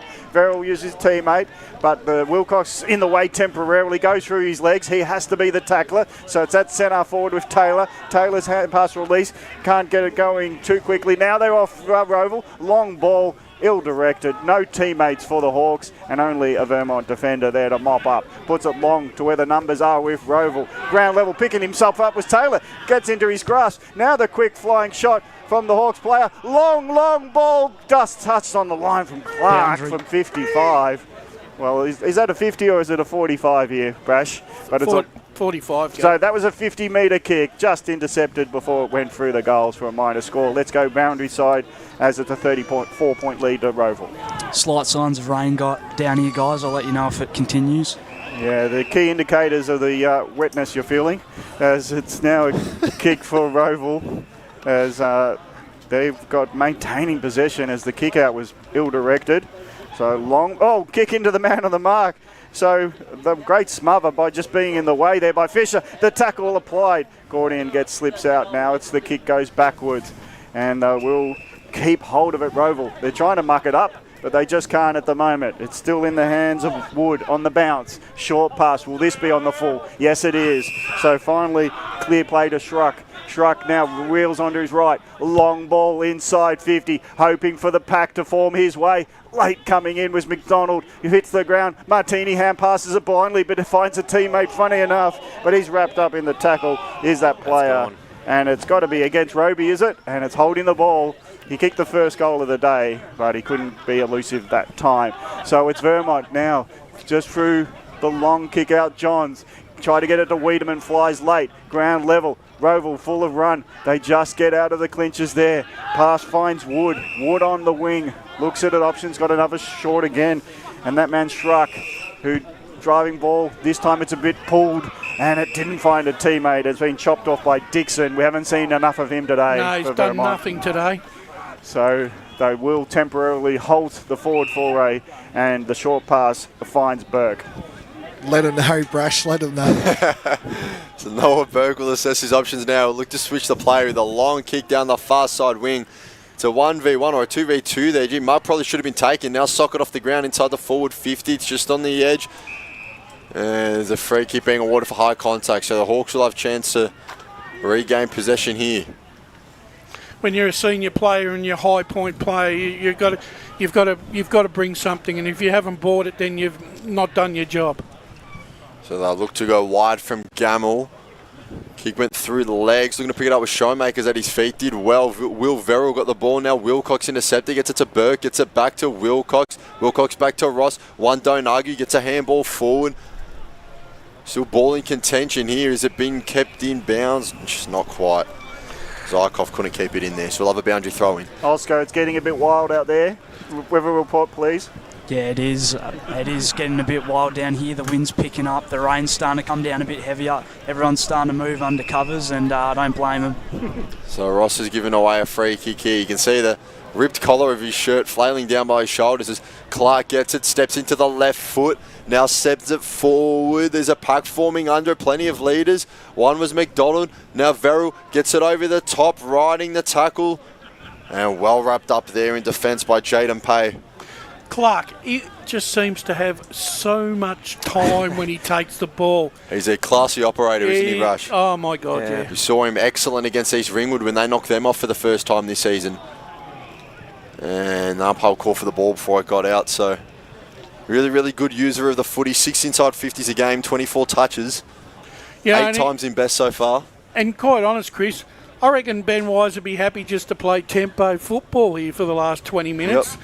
Because Vermont are not threatening them in any way whatsoever on the scoreboard. No, they're not going to. That's exactly right. And, you know, Vermont's going to dictate the tempo which this game is played at. And if they're not up to it, then why be there yourself? As Verrell was sliding, couldn't quite get a boot to ball, and he's been pinged for an incorrect disposal. So will be Vermont bringing it out more or less on their goal line. Well, the fact is, it's been 9 scoring shots to 23. So I think it tells a tale, doesn't it? Yeah, it does. And it could have been a lot. Could have been much worse. Dobell finally gets the ball moving. Fisher, handball release. Trying to go through the middle, Vermont. Smith's there in the middle. Oh, sorry, that's Hyder seeking the ball, and he got it. And now out wide, Johns gets onto his right foot as he prefers. Long driving ball, done, couldn't fly in the right direction. So it'll be Rowville mopping up last line, waxing the 2 players. The kicks, it's a terrible one in the boot, and that man Hyder right in great position, and the ball found him standing all alone 40 metres out as the defence got lost. They were trying to run it out, and the kick, you just see on the replay, beautiful replay captured there by LK. He just shanked the media kick, team. really. And there, they just hooked back into the corridor, and Hyder, Jordan Hyder from 40 metres out, long ball, right post, beautifully judged kick. It's a goal, bit of a highlight for Vermont, but it might be all too late. 7-3, 45, trailing by 28. Rowville, I've lost that, 10-13, 73, 9 minutes gone, 28-point margin. We'll get Blake Tennant on the bound line with comments. Just had an announcement then for the loudspeakers at the bar's still open, the canteen shutting, and telling us the AFL scores, which is great. So, right on to the announcer. Look out for everyone. One of the Kangaroos lost today. They did. Melbourne got all over him today. I think Tristan Cherry's set for about a 4-week stint on the sideline as well, because he absolutely knocked someone out. So, anyway. Ross went up, couldn't quite get it, and Showmakers won, but it goes backwards, so Vermont sent it forward now. Deep entry inside their forward 50, and Burke standing under it. Did you notice they said, did North Melbourne loss, not win? Not a great Sunday for you, Brash. Oh, well, got to take the good with the bad, Gav. As long as I'm with me mates, calling football, that's all that matters. Brash, you've seen a lot of success. I don't think I've ever seen success from my local club. So Noah enjoy Burke's kick from about 50 out, 45-degree angle. That is absolutely beautiful from Noah Burke. Gets his second of the day. Kicked one in the last term. Well, while we're talking about North Melbourne and announcements, the margin has actually got back to 22 points. So look, if they can It was there in the third quarter though as well. So it did. Well, that's important that even if they don't win this game, they are finishing it out strong. There is percentage at the end of the day as well, which is important. So the last thing they wanted to do was lose this game by 9 or 10 goals. If we were on Channel 7, they'd go to the live ladder or something. Yeah. So the rain's falling, boys. Come on, Vermont need to get going here. As ball up, heap of players miss it, but the quick kick forward by Dixon, high up and under, that'll draw rain. Oh, it's already here. And now the bounce of the ball doesn't find Dunn on the full, so he trails after it, tries to share it with a teammate. It's now, it's a fierce bit of rain now. So this will be a hotly disputed ball in the pocket, but no one wins out, and the ball up 40 metres from Vermont's goals. They kicked last 2 in quick succession. 22-point margin, 11 minutes gone, fourth term. Kick off the ground. That one has gone straight out on the full, so not smart, but it's going to be a free kick to Tyson, or is it someone else who'll get... Fisher looks like he's in position. to have this kick at 50 metres out.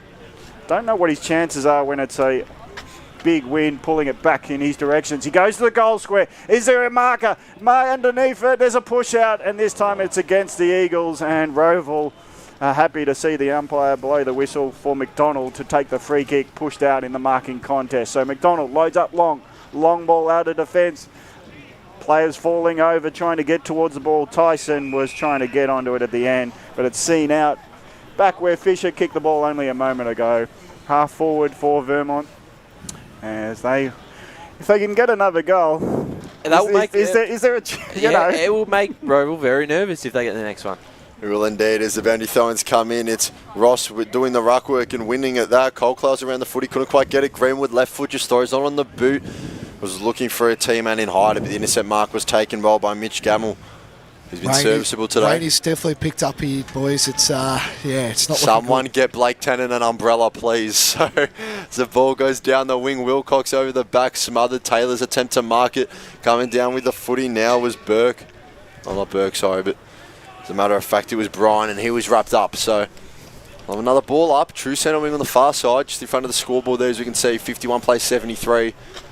As Vermont bringing it out through Dixon, he just hoofs it on the right boot, and that's gone almost into the cricket nets, I think is what is over there. So Keeper McDonald's just had enough of waiting for the footy to get back over the fence, and he says, "I'll do it myself," as he leaves the he didn't trust the lady with the umbrella to go and pick it up. Well, I'll tell you what, he'll probably be thinking, gee, get me back to VFL level where we have people to do this for us. So McDonald's back from his short venture over the fence. We had a player go over the road yesterday, but no, we've got McDonald coming back from over the fence today. So I heard he planted some flowers. It's a true story, I told you guys. True story. McDonald looks wide. The kick was just fall short of the forward 50 up. Looking to bring it out was Martini. He was wrapped up excellently in the tackle, and that's holding the ball, Josh Spencer. He's had a good game, Martini. I know he's got caught a few times, but I don't mind that because he's trying to make things happen, and you'd rather a player do that. He's exactly right. As Josh Spencer looks forward, pack forming under it. A few flyers. One of them was Wiedemann. He's going to take it cleanly. Cooper McDonald dropped in between the defenders, and now gets it to a teammate who goes forward. Wilcox is under the footy, gets two hands to it. Well taken mark. The big man out the back. So now Wilcox chips into the middle. Bit of a script kick. The Hawks have numbers. Plenty of bodies around it, slipping with the footy, appeals for holding the ball, but the umpire will call for it. Understandable given the conditions. I think moving forward, Vermont are going to find a way to get Sam Wiedemann more into the contest. There's no point bringing a player of his ilk to the club if he's only going to get 6 or 7 touches, right, and not have any influence. And especially if they're only looking for him in their brush, as we saw at the start of the game, it's a bit too easy to just lump bodies around him. So that's right. Cooper Leon's got the footy now. He'll be lining up for a set shot. If he puts this through, it is going to be a tough kick in these conditions. 8 goals, 3 today. Vermont have been very accurate, so he'll look to make that 9 goals 3 and cut this down to 16. From over 50 out, dead in front, kick is staying left and will be punched onto the point post. So that's an okay result. Yeah, not bad. It's an okay result, but they should have known better. You got a kick to the right end goal post here before. Yeah. But we'll have a boundary throw in, so the footy's locked in the forward pocket for Vermont at this stage. Wiedemann will do the ruck work. He'll do it against Matt Evans. Evan wins the tap. It's come down. There's a Vermont play with the footy. Gets a handball out. Leon's around it. Stumbled. Couldn't quite pick up the Sharon. Now plenty of bodies around it. Going to ground was Evans once again. And we'll have another boundary. We'll have another ball up, I should say. So at least Matt Adolph will be really happy the way Vermont are fighting the game out here at the moment. Absolutely. Yep, so 20 metres out, 45-degree angle from goal as the ball goes up. Showmakers was around it. Hit as he kick was Colclough. Clark applying pressure, looking to bring it out through Wood, and he's wrapped up immediately. A bit of a cagey affair as we'll get ready to do it all over again. Dunn back in the ruck this time with Showmakers getting the tap. It's a brilliant ruckman, Showmakers, for someone who gives up a bit of size to his opponents on a lot of weeks, but he's been more than serviceable today. So seen him dominate that ruck contest against Dunn, but this time Dunn wins it. We're going to bring out through Martingale, I should say, apologies. Was that touch? It looks like a nutmeg to McDonald and it's gone through. Hyder. My goodness, that's definitely one of the more interesting goals you'll see in your time around the local footy leagues. As Catfish Davis Harrigan has a smile on his face. That's Hyder's second of the quarter. Second of the day, and 16 points. It was hide and seek. He's accidentally overrun that. Wow. Kevin McDonald won't want to see that one again anytime soon. He looked at the umpire and said, please bail me out. Please. And It was through to the keeper, past the keeper. Yeah, somehow sneaks through. But what's the margin now? 16? 16 points. That's incredible. 17 minutes gone, fourth term. You never know. Footy's a funny game when momentum gets going, but it's Rowville straight out of the middle. Can they quickly answer? Punch goes forward. They've got all the Rovers. Martini's one of them. He couldn't pick it up, but he's still bent over the ball at centre forward. He picks it up, and the tacklers wait for him to do it. Well, then they get onto him. Sylvan did it yesterday. They kicked 7 goals to 2 in the last quarter and won by a point.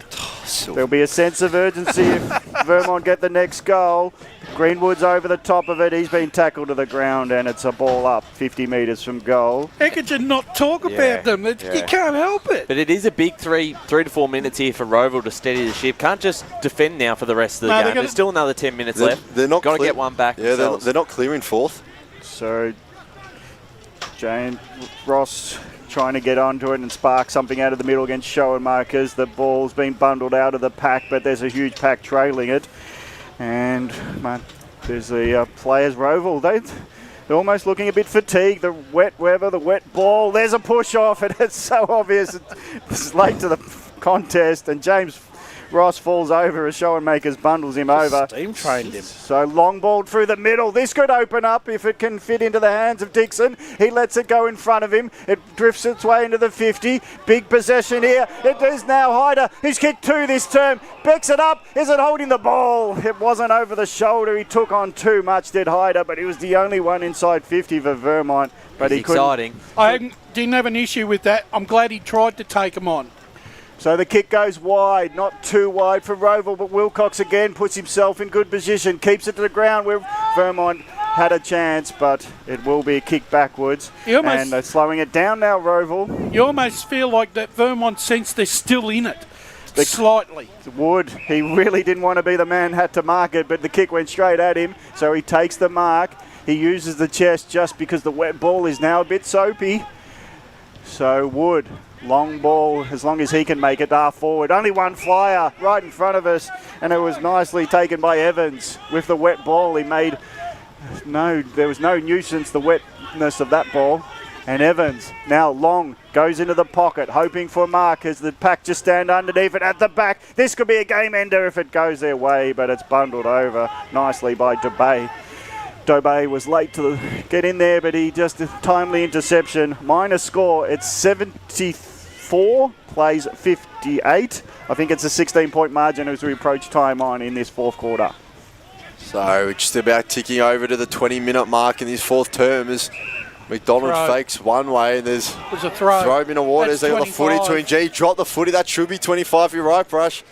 Very lucky to get away with one there as Dixon has ball in hand. Just pumps the kick wide. Gee, there's Hawks underneath. They both spoil each other. Footy dropped out the front of the pack. Rowville with the numbers. They'll have to go backwards to go forward through Eichhoff, who got hunted down.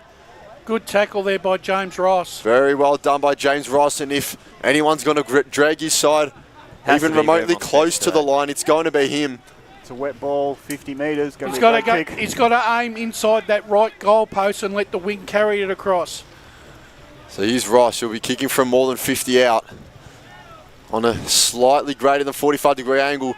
Arcs to the right. The kick starts right. It's coming back. Does it come back across? Not quite. Didn't come back enough. So a minor score. Smart kick. 16-point margin now. 9-4 plays 10-14. So Rowville will have the ball. It will be Schruck to bring it out.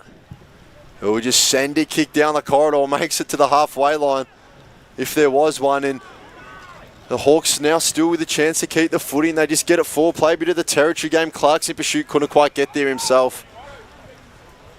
3-2-1's going to be an interesting one today. Definitely will be. There hasn't really been one real standout player, has there? I haven't seen one. We'll wait for the ball to be brought back in. And it will be done now. Showmakers against Ross. There's one of the men putting up his hand for the best on ground voucher, but it will be evaded in the tackle now as they look to go forward, do the Hawks, and More than happy to just see the ball go down down that way. I've liked Clark and Martini for Rowville. Yeah, and then I think Ross has been clearly Vermont's best player. Yeah, they could be the three, I think. So the Hawks have only managed 2 behinds in this 4th term. Won't matter though as long as they can hold on, as tap went down to Spencer, who just looked to get a kick out anywhere, really hit the deck. Rowville will send it back inside 50 on the rebound. Wilcox went for the punch in the conditions. Martini's in pursuit. So too Spencer, and we'll have a boundary thrown in the forward pocket. That'd be the only concern for Ben Wise, because this is 3 weeks in a row, right, where they've really struggled in the last quarter. Yeah, they finished games out. Yep. Well, in their defence last week, they were down a few rotations, but you are right, Brash. It is certainly starting to become a trend, and not a trend that you'd want to be taking into the pointy end of the season at all. So we'll have another boundary throw in here in the forward pocket. We haven't really moved either way. As it comes in now, Rucks will go at it. It's done in there this time for Vermont. Kick will just go over everyone's head. Kafiso was jumping. He couldn't quite get there. Verrill took a bump around the footy. Smith looking to bring it out. And Greenwood applies the tackle. So a 40 out from Rowville's uprights.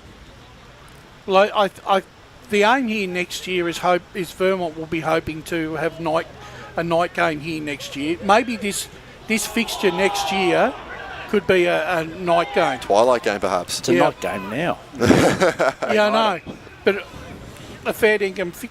Yeah, well, you know what my thoughts are on that. You don't want it. I was going to say, they've organised it just for Brash. Of course not. So they'll have a ball up here. 45 out from the uprights of Rowville as Rice will go at it. It's Evans this time, tapping it out. Martini just got a handball off. Wilcox couldn't quite get there. Kafiso's got the footy for Vermont. We're just throwing on the right boot. It looks like it's going to hit the deck. In fact, Nashua Woods underneath it. He can't get it. A slide tackle there.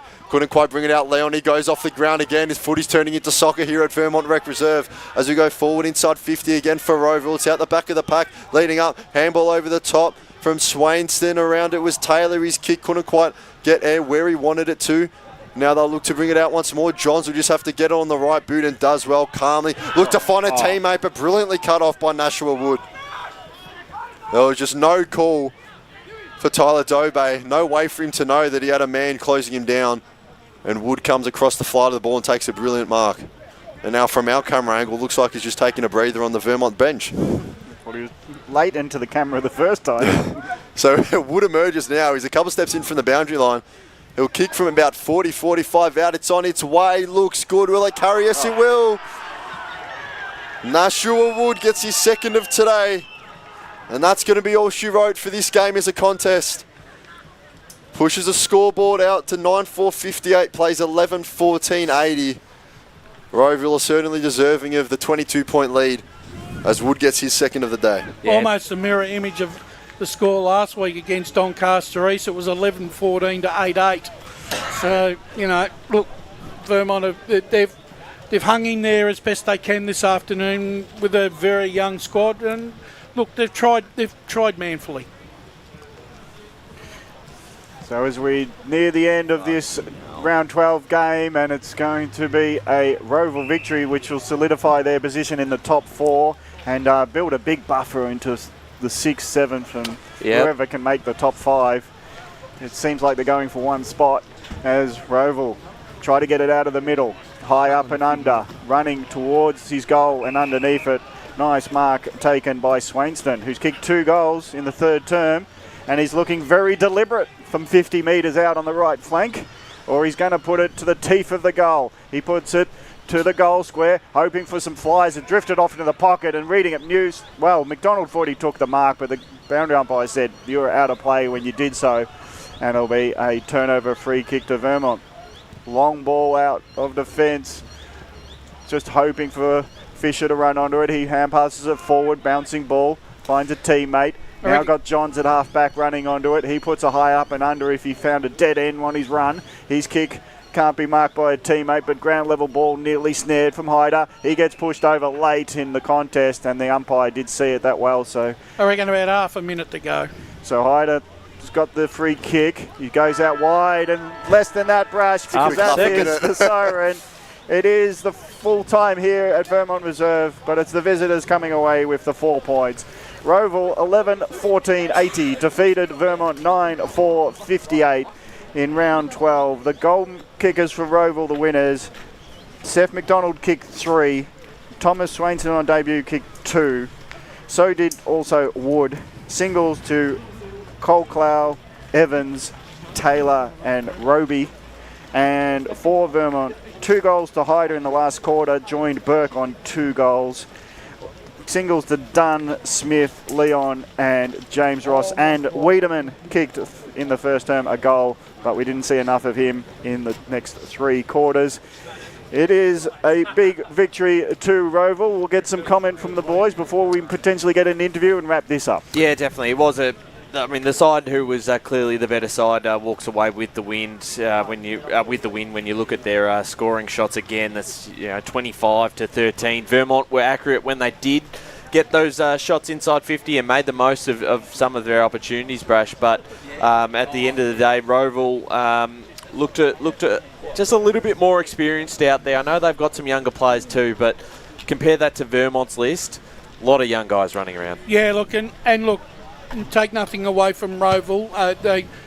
They were able to play the game on their terms, right? And however, look, Vermont can still take a lot out of this game. As I said earlier, I think they've got to find... Boundary. Go on, Blakey. Yep, just got 2 of the Rowville stars here. We got Matt Martini and, of course, Josh Clark. Terrific game. We won't hold you too long. It's raining, and I know you want to sing the song, but can you just talk about the performance? It was a massive win. Big day, standalone game. How does that one feel? Yeah, really good. It's just good to have 22 contributors today, especially like new boys coming in, Chambo, Swanger as well for their debuts, and yeah, we just executed as a team, and that's when we're playing as a team, it's just hard to beat, so it's good. We talked to Wisey, and it's been an up and down season. You would say a big win, of course, and you got to back it up against a really good South Croydon side in 6 days, of course. So definitely need the recovery, of course, because you've played a stellar game. What are your plans on that? What's the recovery look like from now? Sunday game doesn't help recovery for most boys, but tonight just have a nice cold bath. Get all the boys drinking some water, and tomorrow get moving, and just get ready for next week. Yeah, mate, congratulations on the performance. What do you put it down to? Just team footy, I think. There was no individual efforts there. It was just all playing as a team, and it worked in the end. And obviously you've got Blackburn after South Croydon next week. How do you prepare for Blackburn? They're second on the ladder. Yeah, they're really tough, but we'll prepare like we usually do. If we play the sort of way we did today, then I reckon we can knock them off. Cheers. Thanks, mate. Thanks to Oscar interviewing Josh Clark and Martini interviewed by Blake there. I think there's not much more time. We've got 5 minutes. We'll do the ladder in a couple of moments, but let's wrap up this game. Maybe get some recall on who you think the top 3 are. If it includes those 2, let's wrap up the votes there. I'll go first, Gav. I mean, look, I think, I thought Martini for mine was the best on the ground today. I thought he was in most of the contests in the first half. All right, he got caught with the ball a few times, but he was trying to make Sorry, guys. Do you want the song? Do we have time for that? If you can get it. Okay. We'll see what the audio's like. Yeah. We'll get Lee at LKLM Media seeing if the audio comes and then go through. grab the goalpost padding covers again after that. But don't broadcast it. Just go get them. I'm cutting them off. I'm taking them over to the mailbox on the other side of the road. Three to Martini. Clark, obviously, the general in the middle. I thought he steered his side well throughout the day. Here we go. The Hawks, the winners, Rowville winning, solidifying top 4 Premier Division. They're happy in the away rooms here at Vermont. Here's the Rowville song.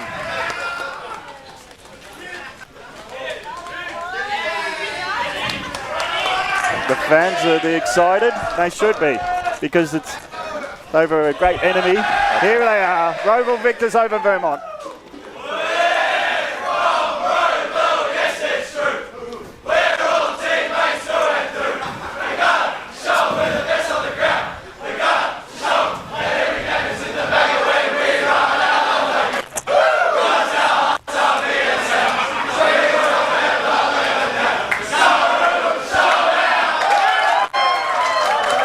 Song thanks to Tobin Brothers Funerals, celebrating lives. Great to see them belting that one out for the Hawks. Big win for them, Gav. Yeah, I think Brash, I don't think we'll go with. You just And one wrap it up. Who's the best three? Martini 3, Josh Clark 2, and I'm putting James Ross in for Vermont for 1. I think we'll probably go unanimously around, but Matt, you've got some thoughts about the game today, Matt Lee? Been turned on, yeah. Good to be back. Yeah, look, in the end, Rowville just did the job. They got the job done. That was simple. What they had to do, we spoke about at half-time. They were very good. It was a domination in the middle of the ground, and that's what translated into the contest.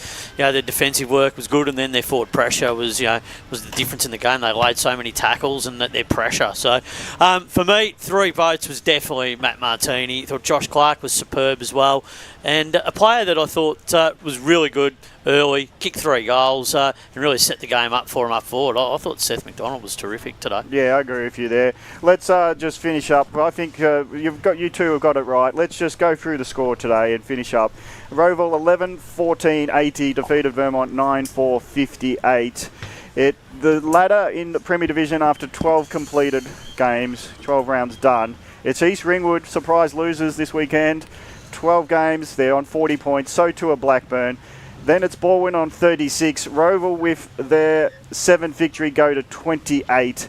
Noble Park in the top 5 as it is tonight. They are on 6 wins. Doncaster East and Vermont on 5 wins. Then it's South Croydon 4 wins as my phone decides to go to sleep. Berwick in second last on 12 points, and Mitcham with the only one win this year. But recapping, East Ringwood and Blackburn top 2 with 10 wins apiece. Baldwin 3rd, Rowville 4th, 2 games behind Baldwin, but 2 games clear of 6th. So that's just how the ladder sits, and how do we read that before we close out, guys? Well, I think that 5th spot is still up for grabs. I don't know whoever... I feel like the side that does finish there is a long way off it at the moment. The top 4 seems to be a step ahead at the moment, so we'll see how it all plays out. But for me... you'd say Noble Park would probably be the more consistent of the 3 sides, but then again they lost by 90 points yesterday, so there is a bit of a gap.